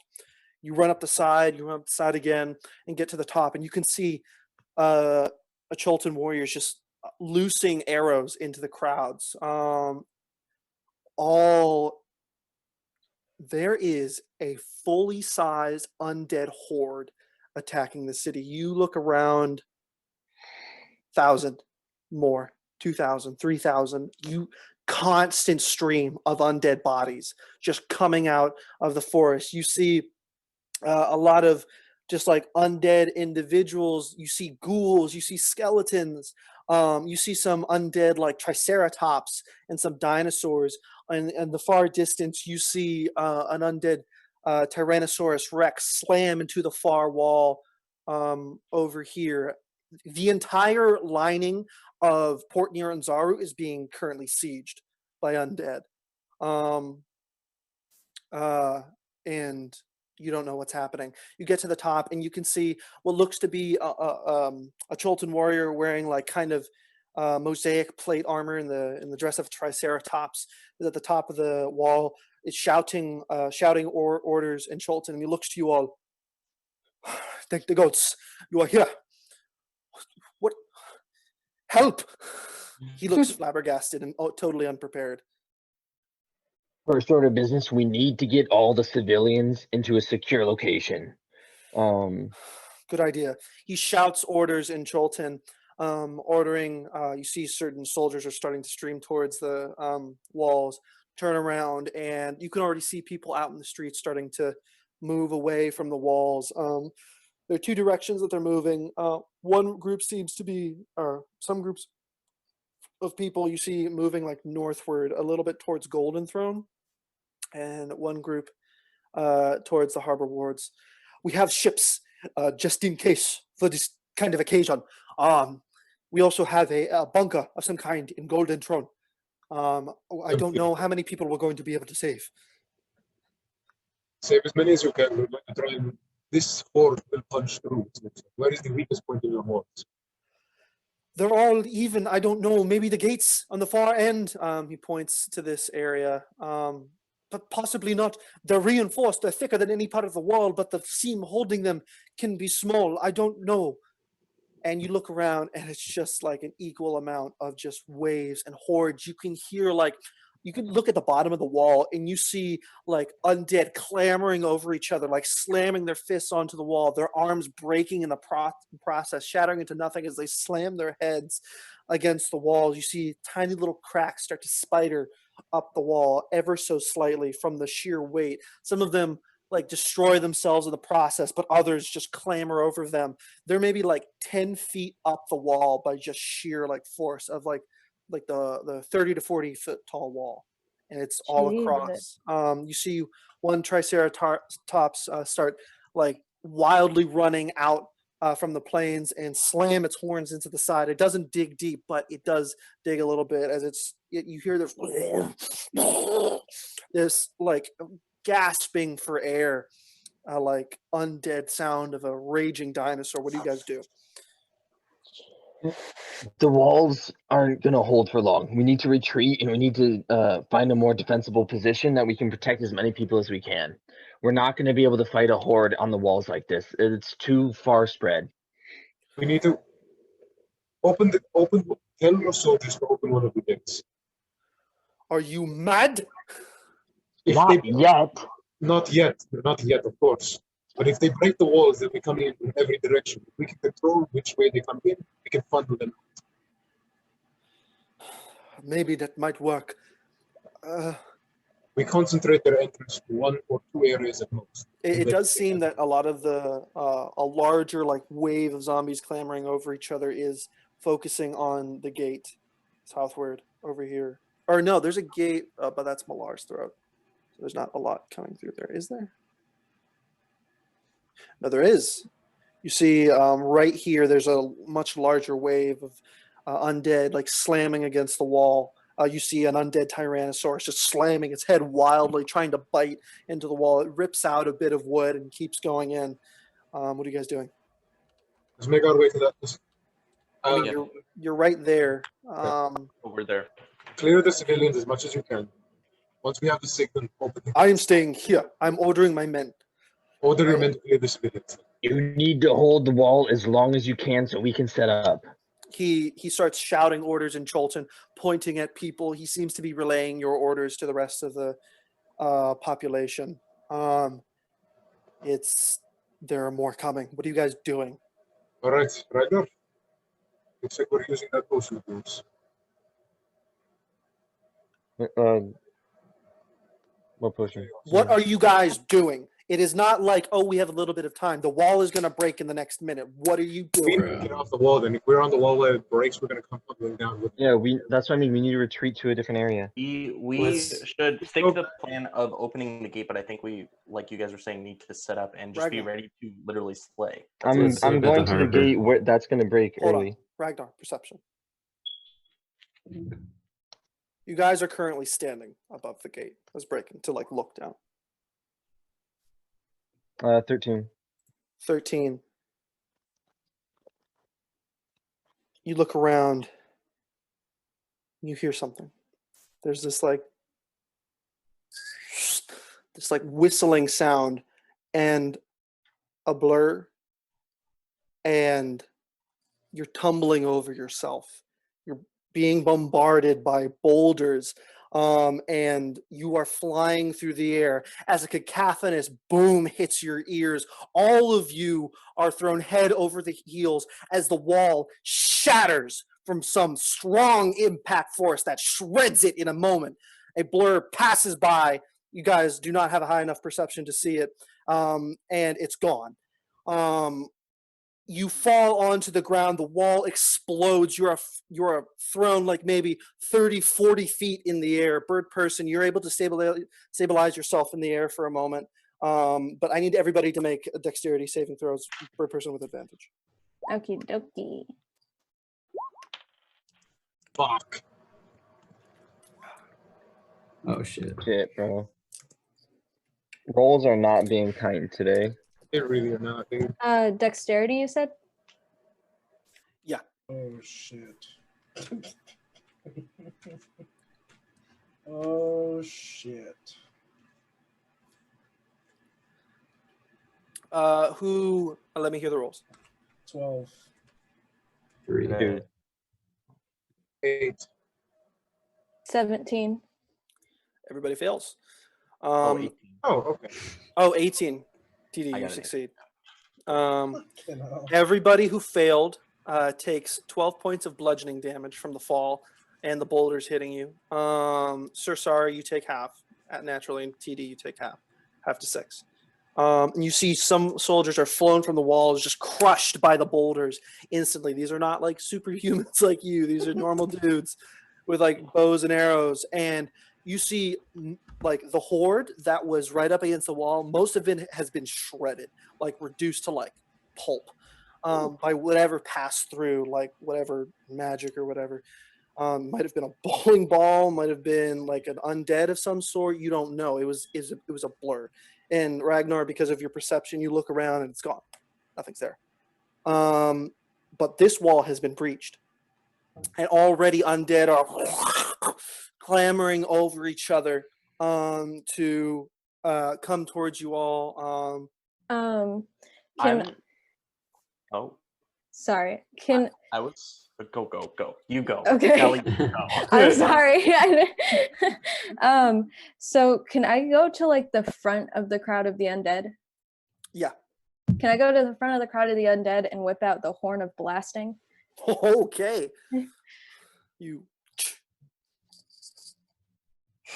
blow And yes, I blow it. it. This loud horn sound echoes out from it, and you don't need to roll because I'm not going to make you roll for a horde of undead. The zombies that are there are shredded. They're reduced to like flesh ribbons. Because it's bludgeoning damage, the fucking skeletons are vaporized. Some ghouls survive. You see the Tyrannosaurus is still alive. It opens its mouth, its jaw unhinges a little bit. And you see zombies like are disgorged from it and fly out and start crawling across the ground. Jesus. Yeah, that's how an undead T-Rex works. And I mean, it's carnage. You see the commander get up from the ground and follow your lead. And there's a moment until from behind you, you hear like stampeding as multiple, both commandeered and official city dinosaurs charge forward. Most of them are just triceratops forming a kind of phalanx that charges forward and pierces into the horde of zombies right past you, bird person. And they charge in and take down the T-Rex as its head is crushed by a wayward triceratops smash. But you can already see the other hordes are just clamoring over them. They're almost immediately overtaken. Are there anything that you guys are trying to do at the same time the bird person is blowing the horn? Yes, I'm gonna do a quick head count and make sure that everybody that's nearby in our party is safe. And then I'm gonna go, we have to retreat to the harbor and get as many people onto those boats and out of here as possible. And I'm gonna start shepherding us towards the harbor. I'll buy us some time. You go ahead. How big is the breach? Fucking How big massive, is the bro. breach? I mean, it's like maybe 40 or 50 feet wide. Yeah, see if that one spell Carius, covers hold it. on. I One do know second. what you're thinking about. Carius, what are you gonna do? You might be able to help. Hold on. But while you say this, the commander gets up. He seems to have a concussion of like blood coming from his head. The ships are fine. The people in Golden Throne, they will be trapped. They will need someone to protect them. Go to Golden Throne. Trust me. Trust me. Okay. I will. I book it. I'll hold the breach for as long as I can, and I'll join you. Carius, do not separate us. Not now. I can use gravity well, and I can seal the breach with gravity well. Its radius should fit. Anything that comes in will get pulled in. It'll slow the whole Toss down. it and run. I won't be. If I toss, I can't toss it and run. I have to hold it. Are you Can quick? concentration and still run away? If I'm out of range, then it'll just fade away. Right? Mm. I book it to Golden Throne. I can fly over there. Don't worry. Yeah, I'll fly over there too. The commander looks at you, Carius. Please, just go. Fine. You holding the wall won't help us in the long run. There's too many. We have to go now. Very well. You guys start charging it to Golden Throne. And behind you, you see the commander draw his sword and ready himself as the horde starts to overtake part of the Triceratops. You see a commandeered T-Rex by what seems to be just some civilian crashes in and like tears up some of the undead, but it's starting to be overtaken, and the commander meets the undead army. You don't see how long he survives. You all start heading northward, running in the streets. The good thing, a lot of people got started ahead of you, so you're behind many people that are starting to stream towards Golden Throne. This like tent area is not up right now. It's been kind of toppled in the run, and you see people starting to stream upward. And you kind of stop here and you can look up towards Golden Throne. People are starting to stream around. You can see the undead are starting to catch up. You see barreling through the streets are various ghouls, some ghasts, armored wights, a horde of zombies and undead clambering over each other. In the distance, you see a large explosion of stone, and you see barreling through a fully sized building is an undead frost giant that is wildly swinging a titanic axe. Its eyes glow bright blue as a Triceratops tries to charge it. It looks at it, and the Triceratops is reduced to icicles that break apart. It seems to have some kind of ice energy coming out, and it lets out this slams the ground, turns the frozen Triceratops into rubble. But you can see these creatures starting to barrel towards you guys. Anything in particular you're trying to do? For now, just keep moving until they catch up to us. They're catching Just- up right now. I'm just blasting away. Am Just I? blasting. Eldritch blasting. Is Are Carius they- next to me? Yeah. Okay, Carius, I think it's time for stink bomb. Yes. All right, I cast Stinking Cloud I onto cast the crowd of undead. The stinking cloud damage. activates. You send forward the fireball with the force damage, and there's this low. You guys are deafened ever so briefly for a moment as bodies just go fucking flying through the air. The undead are pushed back just a little bit, but just as fast as you knock them down, they're right back. There's another horde right behind them. The undead frost giant is still barreling. And then to your right, farther down, you could see another explosion in the distance as another undead frost giant rises into the air. One of its arms has been torn off somehow, but it has what seems to be a Tyrannosaurus Rex by the neck in one of its arms, and it bites into the side of its neck, ripping out flesh. And you hear screams in the distance that are silenced as it slams its fist down. You can see people that have lagged behind, that were just coming out of their homes, they're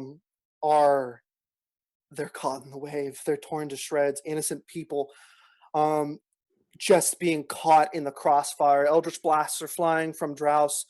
Sir Sari can probably throw a few darts, but you can knock those that come up close next to you. Tim Duncan, I mean, you can throw with your like control flame or whatever. Actually, I did want to do something. That ice giant, when I saw him come out, I feel like this probably is an adequate time to pull out my Wand of Wonder. And, That thing disintegrated, bro. What? Wait, when? Any of the artifacts that you guys got from the trickster spirits disintegrated when you left the tomb. I said that. Man. I'm gonna Totally toss forgot that was there. a sleet storm right behind us to create icy terrain and difficult terrain behind us. You got it. You create this like difficult icy terrain, and it seems to work. It covers a large radius, and a lot of the zombies lose their balance. Some are clamoring over each other. It slows them down. It slows them down. What seems to be more than the like just destroying them did. And you guys are looking around. I mean, it's bad. It's really bad. You see people are being torn apart in streets. People are running in fear to the harbor ward. Hundreds of people, innocent screams, cries as people charge toward Golden Throne. You can see crowds. You can see on the bridges to Golden Throne people going in, and near the top, it kind of comes up to this top, so you can actually see people starting to stream in by the crowds into the top of the city.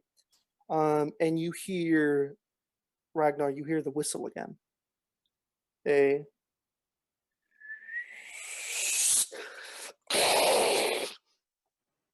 In an instant, Golden Throne is obliterated. You see rocks fly across the city. Pieces of what was once a beautiful structure fly past you guys. I'm going to say all of you need to make another dexterity saving throw as a large boulder comes flying towards you all. Bruh, what are my rolls Dude. today? What the fuck? I swear, I used up all my good fucking luck when I used all my good rolls when I was fucking decoding that journal. Bro. Yeah, dude, literally, I've rolled 2 1s, 2 2s, and now a 3. Shit's fucking. Whoever rolls lower than an 18 takes 13 points of bludgeoning damage, as everybody else takes half, which is 6, rounded down. It's off to a great start. Wow. I knew this was gonna happen. I was waiting for the other shoe. How did you know? I was waiting just for meant the like shoe I to knew drop. where we're going. Like I knew that the harbor is gonna be our best bet. Yeah. I was Just waiting. get the fuck out. Part of me was like, "Oh no, Peter's gonna let us have a nice little chill celebration." The other part was like, "That motherfucker's not letting you have anything, bro." I give away nothing.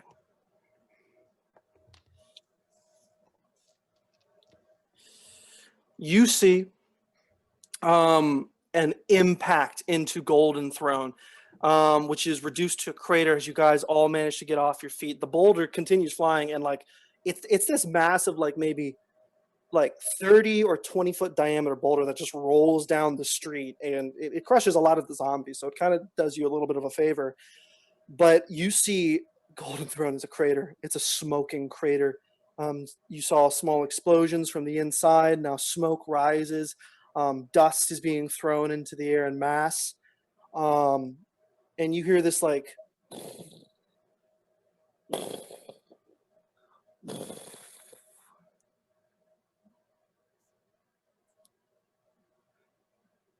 as the ground shakes. You see a shadow start to move out of the top of Golden Throne. And Ragnar,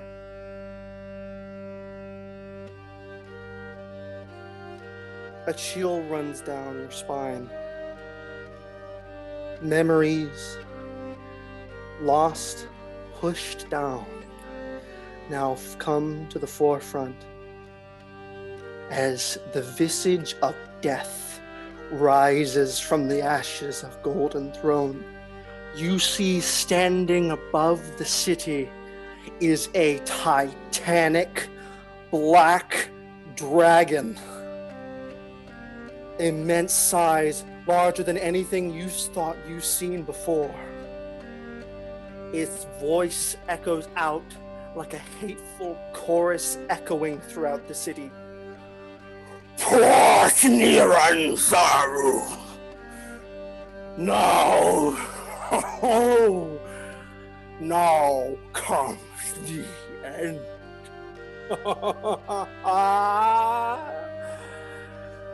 Terror runs down all of your spines as you see standing above you all Vordrinax, the Nightmare King.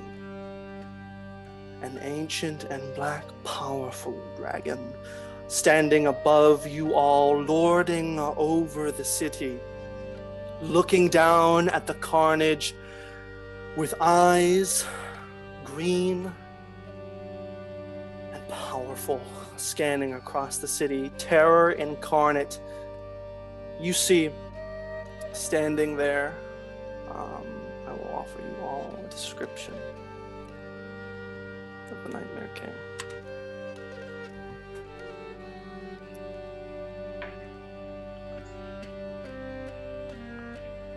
Ragnar, just hearing his voice sends you into shock as you feel beats of pain as your mind can't handle what it's currently seeing. I need you to make a wisdom saving throw.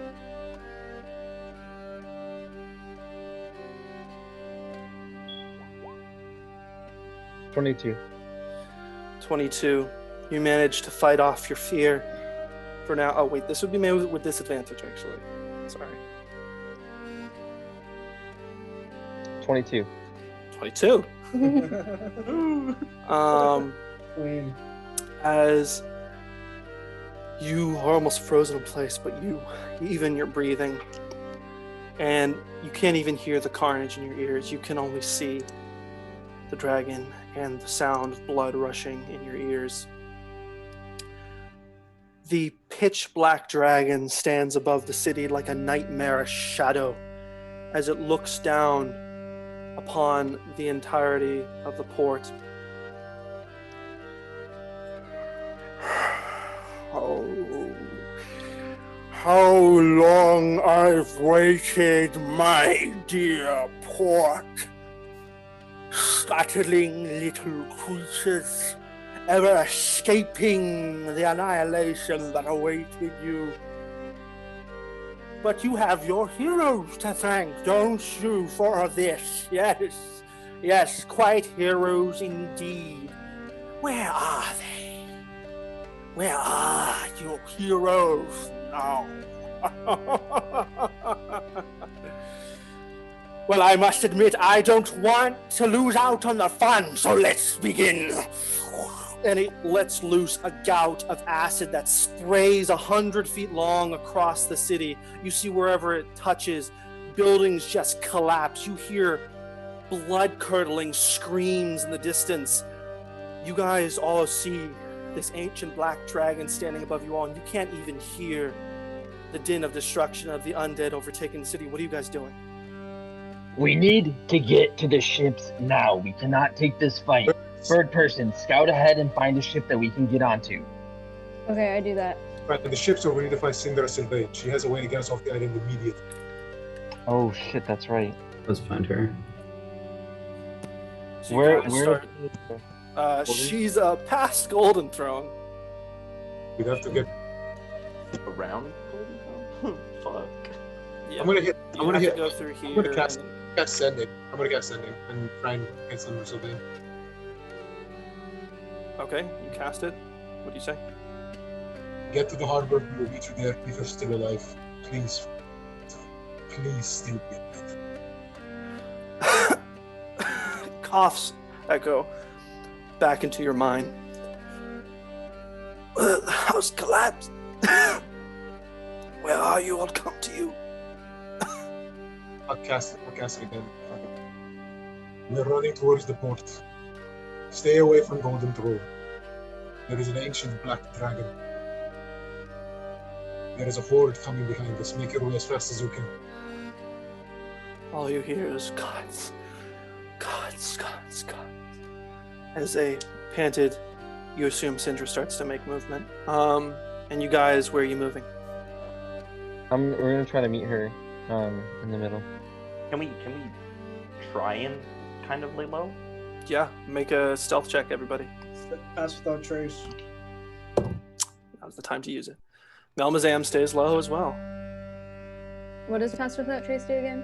Plus 10 stealth. Advantage, 30, right? 20. Or In something? fact, as you guys start to go, Melmazam pipes up. Yeah, this looks dire. But I think I can be helpful if Anything you have. I can offer a distraction to the hordes. And maybe even to that thing. What are you thinking? Well, miraculousness is in my nature, dear. I can make a scene and draw some attention. I'll be fine. I've gotten out of surprisingly worse. I'll tell you a story about a volcano another time, but you I all trust go. you. I'll go. Be safe. They pat you on the shoulder, Ragnar. Don't die. You too. Elbazam goes south to go around this way towards the harbor ward. As you see them running off in the distance, you see rainbow colors start to like fly off of their fingertips and light starts to like emanate from their forms. So I need to see a stealth checks from everyone. Dirty 20. 30, 22. 25. How you and I roll the exact same fucking 27. I got a With the- 37. That's without a trace, right? 36. 36, got it. You guys start making a trek this way, trying to keep low, trying to keep out of the sight of the Nightmare King. Step by step, you try to keep low, and you can see all around you the city is collapsing. You see undead pillaging into houses, and screams and blood from the inside pooling. And as you start to get this way, while this is happening, the Nightmare King is letting out gouts of acid across the city. By chance, Ragnar Gelka. I'm not. He's not gonna respond. I'm just gonna stand. Stone face. Well, I'll take that as a resounding yes, of course. Oh, I would recognize your face. Similar to the ones that I killed at that little village of yours. What was its name again? Kalkaska, yes. That was a fun day. Oh, how they scream. There was this one little one when I separated her from her arm and slowly dissolved her in acid. Oh, how she begged and screamed. She looked ever so like you. But that's besides the point. What I assumed to be menial mother and father begged, but they perished as well. You see, I've been looking for you in particular for some time. I even paid your little temple a visit a while ago, cleaned it out of vermin, you see. They tried to stop me, but alas, you weren't there at the time. It seems you bring death wherever you go, little Virgo. And yet again today is just an echoing of that, is it not? But I am beside myself, I digress. I am not here to torture, technically. Well, we'll see about that. But more, I am here to talk. More specifically, I am here to bequeath two things upon you all. As you are all so mighty heroes deserve. I am here to deliver a story and a joke. Let's begin with a story, shall we? You see, once upon a time, he starts to kind of like step around you all, almost like a caged lion, towering above all of you in his titanic form. As he starts to recount this tale, once upon a time, there was a paladin, a holy warrior of the gods of someone called Uptao. You might be familiar. You see, they lived in an ever so beautiful city and loved an ever so beautiful woman, but alas, they were scorned, for they desired power above all else. A respectable one, but looked down upon by the city nonetheless. He was outcasted, thrown to the wayside for his crimes, and rejected by his little lover. Scorned, broken, and angry, over time he used his corrupted abilities to develop a thing. He studied magic, unlike the divine he was used to. Something of an oathbreaker, you'd call him. He conjured, or wanted to at least, an undead army, mighty and powerful. It would take time, but time he had. As over time he degenerated into an undead monstrosity himself, but still has his mind, or what was left of it. You see, once he amassed his titanic undead armies over the various years it took, and years it did take, very precious resources, he attacked the city, this mighty city, with his armies, and yet the fool was routed, forced back by the mighty city, forced back by the people who despised him, and he cowered, defeated, stricken low, and retreated into the darkness.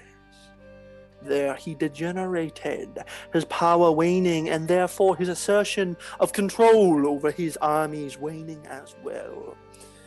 He took on the craven name, which you know as Raz the Sea, and became the pathetic thing he is today, or was.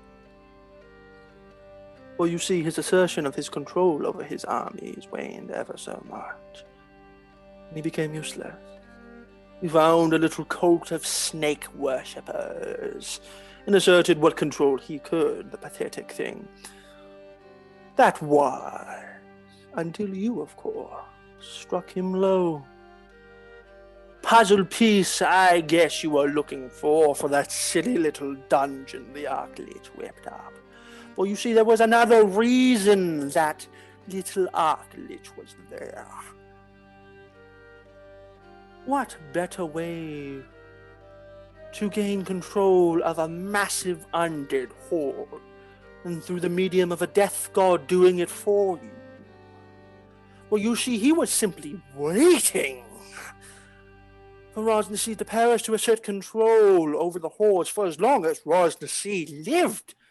No one else could assert control. Thus, when you struck him low, Asirak was able to use his ancient necromantic abilities to assert control. Where do you think he was in that dungeon the entire time? Plotting, waiting, performing dark rituals. But alas, he completed the rituals, but never put them in motion. For then, something happened he did not expect. You.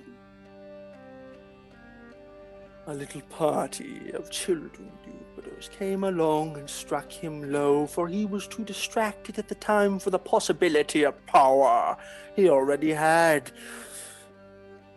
You struck low the Archlich and defeated the Death God, destroyed the soulmongers, and the heroes of Chult saved the world in the mighty way they knew how, and heroes they became.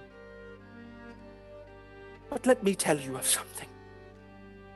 Hypothetically, what if there was a third party waiting in the wings, as we say, waiting for the two chess pieces to fall, for Asirak to do his work for him?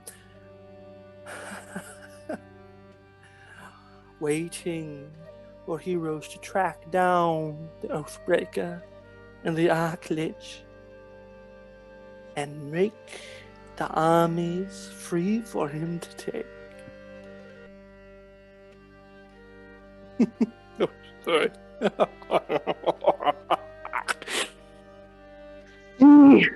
That's the joke in all of this now, isn't it? You are truly heroes, and this is a day of celebration, and here's the punchline. I couldn't have done it without you. For you see, though I am a mighty necromancer in and of myself, I needed someone to take out the Lich and the Oathbreaker, and I was oh so busy already. But you did my job for me, didn't you? And made all of this possible. His wings outstretch, and you look upon the blood in the streets, the innocent people slaughtered, Golden Throne destroyed, and the people clawing over each other to survive, if not clawed to death already by the undead. That's the joke now, isn't it? You did this. And I couldn't have done it without you. So in truth, fret not. I am not here to kill you, but to thank you, my mighty heroes. For remember, it was your fault. No. It was your. This is your turn. Oh, I'm sorry for the misconception. I need you to make a dexterity saving throw.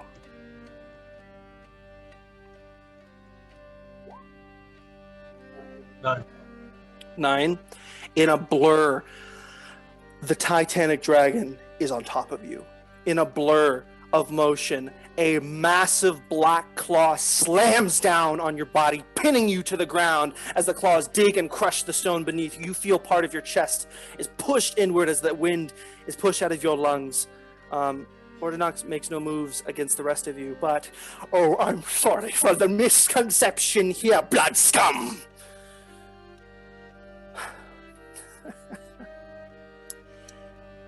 Listen and listen well, for I will only say this once. The reason I am trying to be ever so polite to your owners, he looks to the rest of the party and then looks to you, Carius, is because of my refined manners, and that I ever find you so amusingly adorable. Looking to the rest of the party. But then the head swivels down to you, Carius, and gets very, very close. You can feel the noxious gas let loose from his mouth as caustic dribble falls down, melting the stone next to you, digging through it like a drill. But you are revolting piece of flesh I would far rather seen reduced to the steaming puddle you deserve. That is because you are a miserable mockery of a race so far above you that you can only hope to receive the blessing of dying by my claws, as he tightens his grip. For I know your kind, dreg scale. You pathetically ooze the facade of pride and stature and stoicism to pass off as something you will never be. Valuable. So allow me to disillusion you to the truth you so credibly ignore. You are little more than a wriggling snake screaming to the world that he is of greater blood, whereas in truth, you are a living mistake of a wretched lie. Blood scum, rig scale, waste, trash, wormless, wingless worm. You are dirt. And though I am fond of your allies, if the dirt speaks again, as the dribble comes out more, and you feel it pierce your flesh, you take 8 points of acid damage. If the dirt speaks again, it will be returned to where it belongs. He lets go and coils back. And he has made surprisingly clear what he thinks of you, in particular, Carius, as you have been given a very clear warning not to speak. But, I apologize. Sometimes my emotions get the better of me.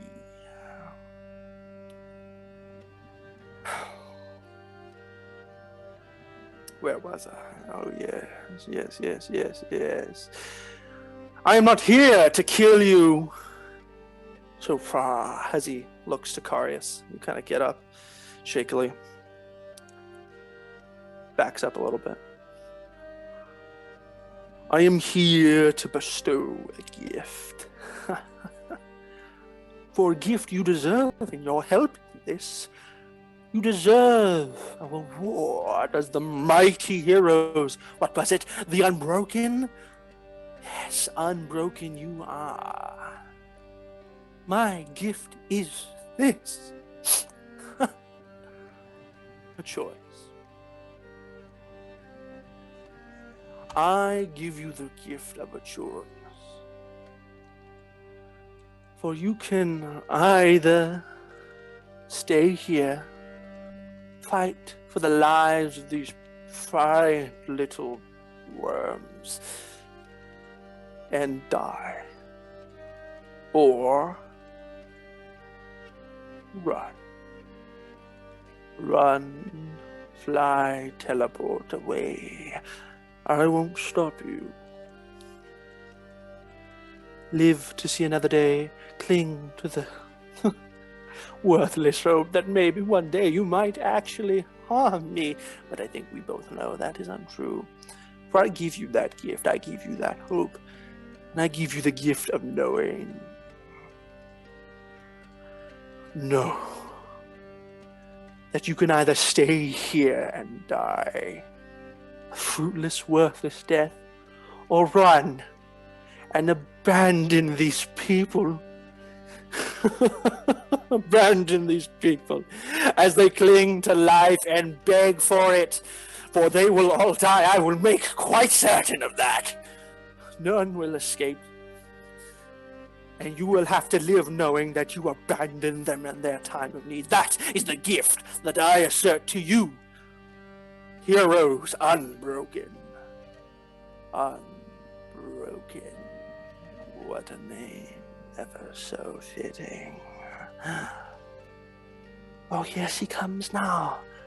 Your way out. And you see, stumbling down the way, Sindra Sylvain. She looks to you all, confronting the dragon. Ordonox looks down. Go on, dear. I don't bite. She hobbles towards you all. She looks covered in blood, ruined. She looks near death, but she's alive. I'm here. I'm here.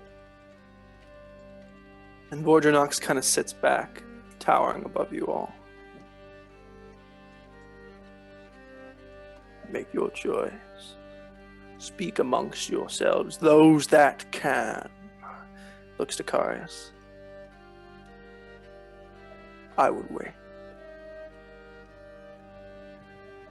The dragon sits folding in his wings, looking ever so satisfied.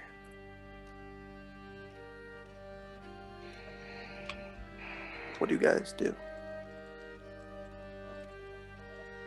We have to go. There's no other choice.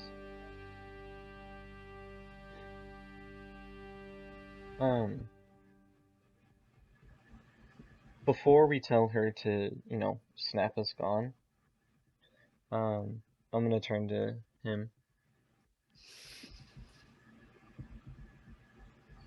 Why? Why me?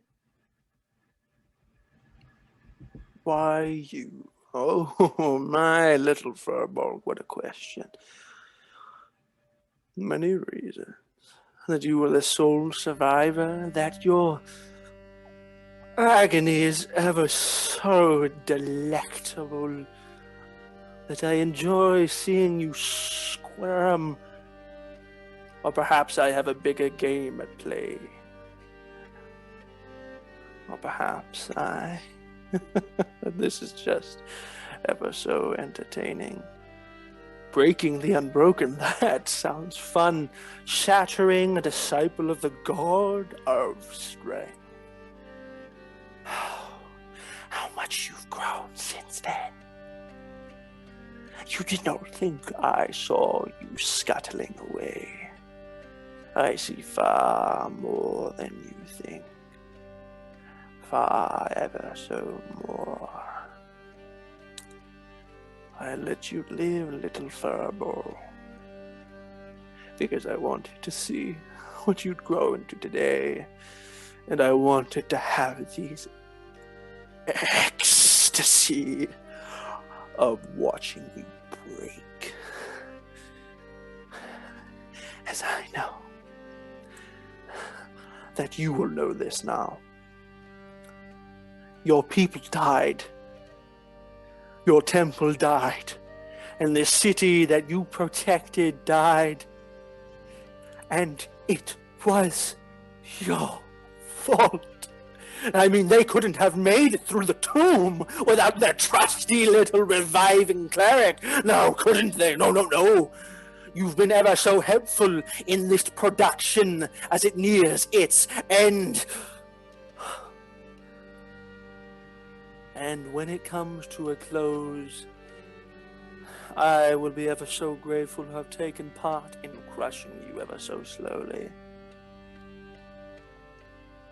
As I look forward to seeing you find the hope that lies out there, the wisps of maybe you can win, maybe you can even kill me.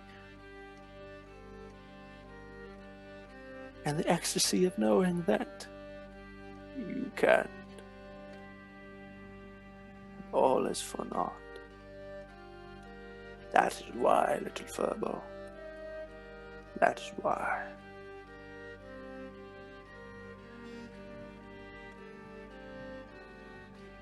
Alright, I've had enough of this dude. Can we get out of here?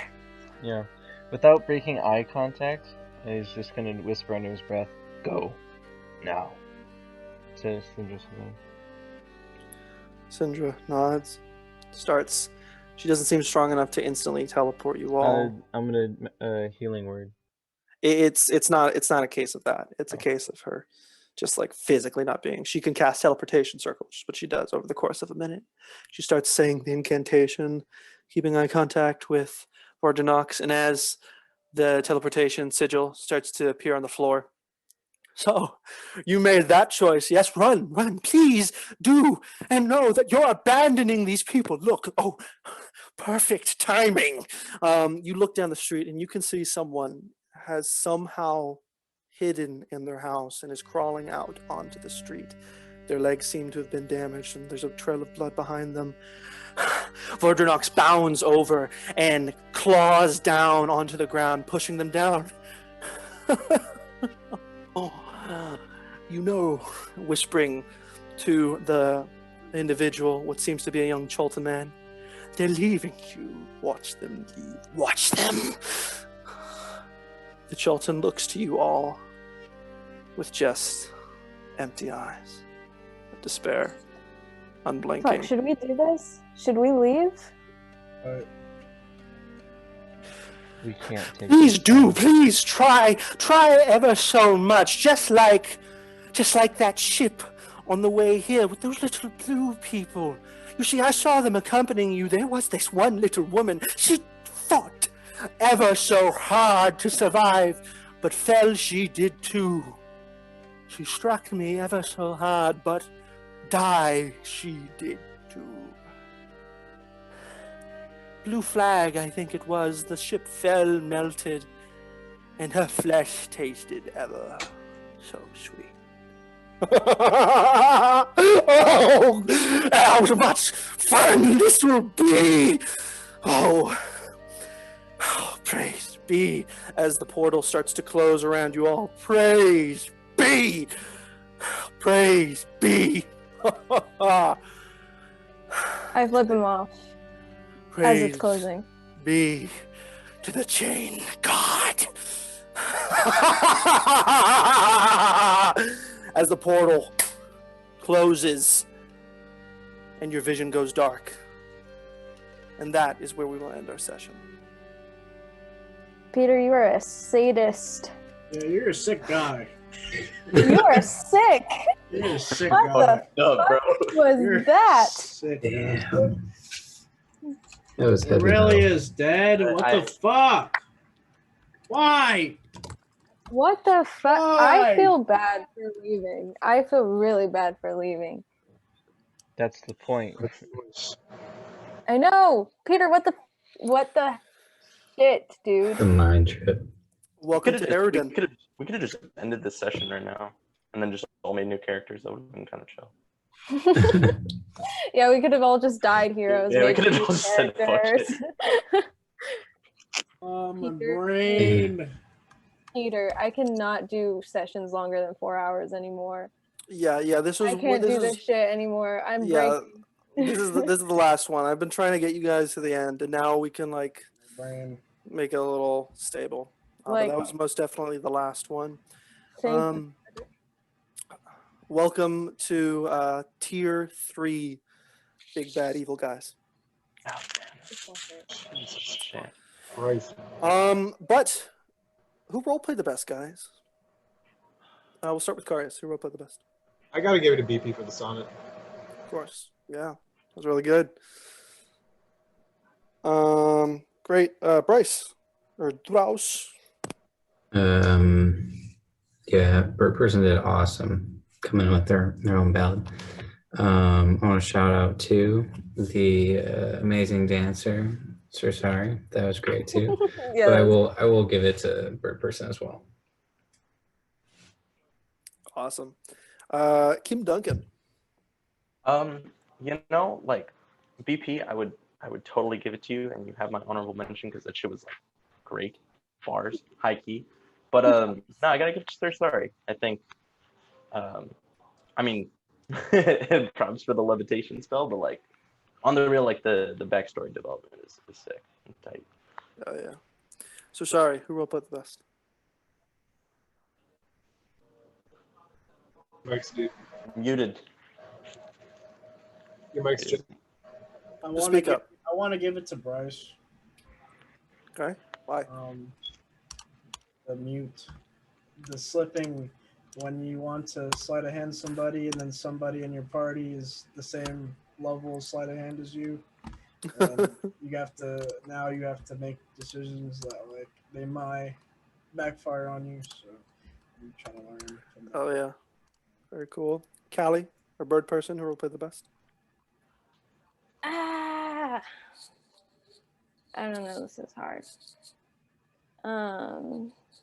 We have 2 votes for Bird Person, 1 vote for Sir Sorry, and 1 vote for Drouse.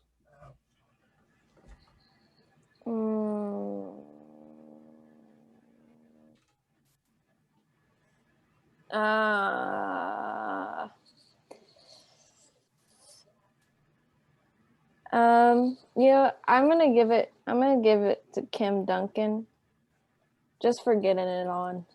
Hell yeah. Getting some tail in session. Yeah. For getting it on. Yeah. For a fire maniac. who's very, very dead now. And finally, Ragnar. I want to, pay my respects to Cersari for having the story development. It was really cool.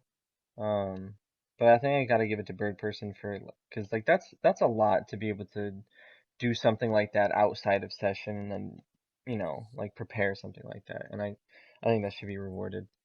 Thank you. Hard. Great. Sounds good. I'm pretty sure Bird Person got most of the votes. So you have advantage on your next performance check, Bird Person. Cool. Yeah. And that'll be it, guys. Now the story begins. Welcome to Therus. Or Aridin. Already messing up, You're Peter. telling me she couldn't even get on the Sapphire?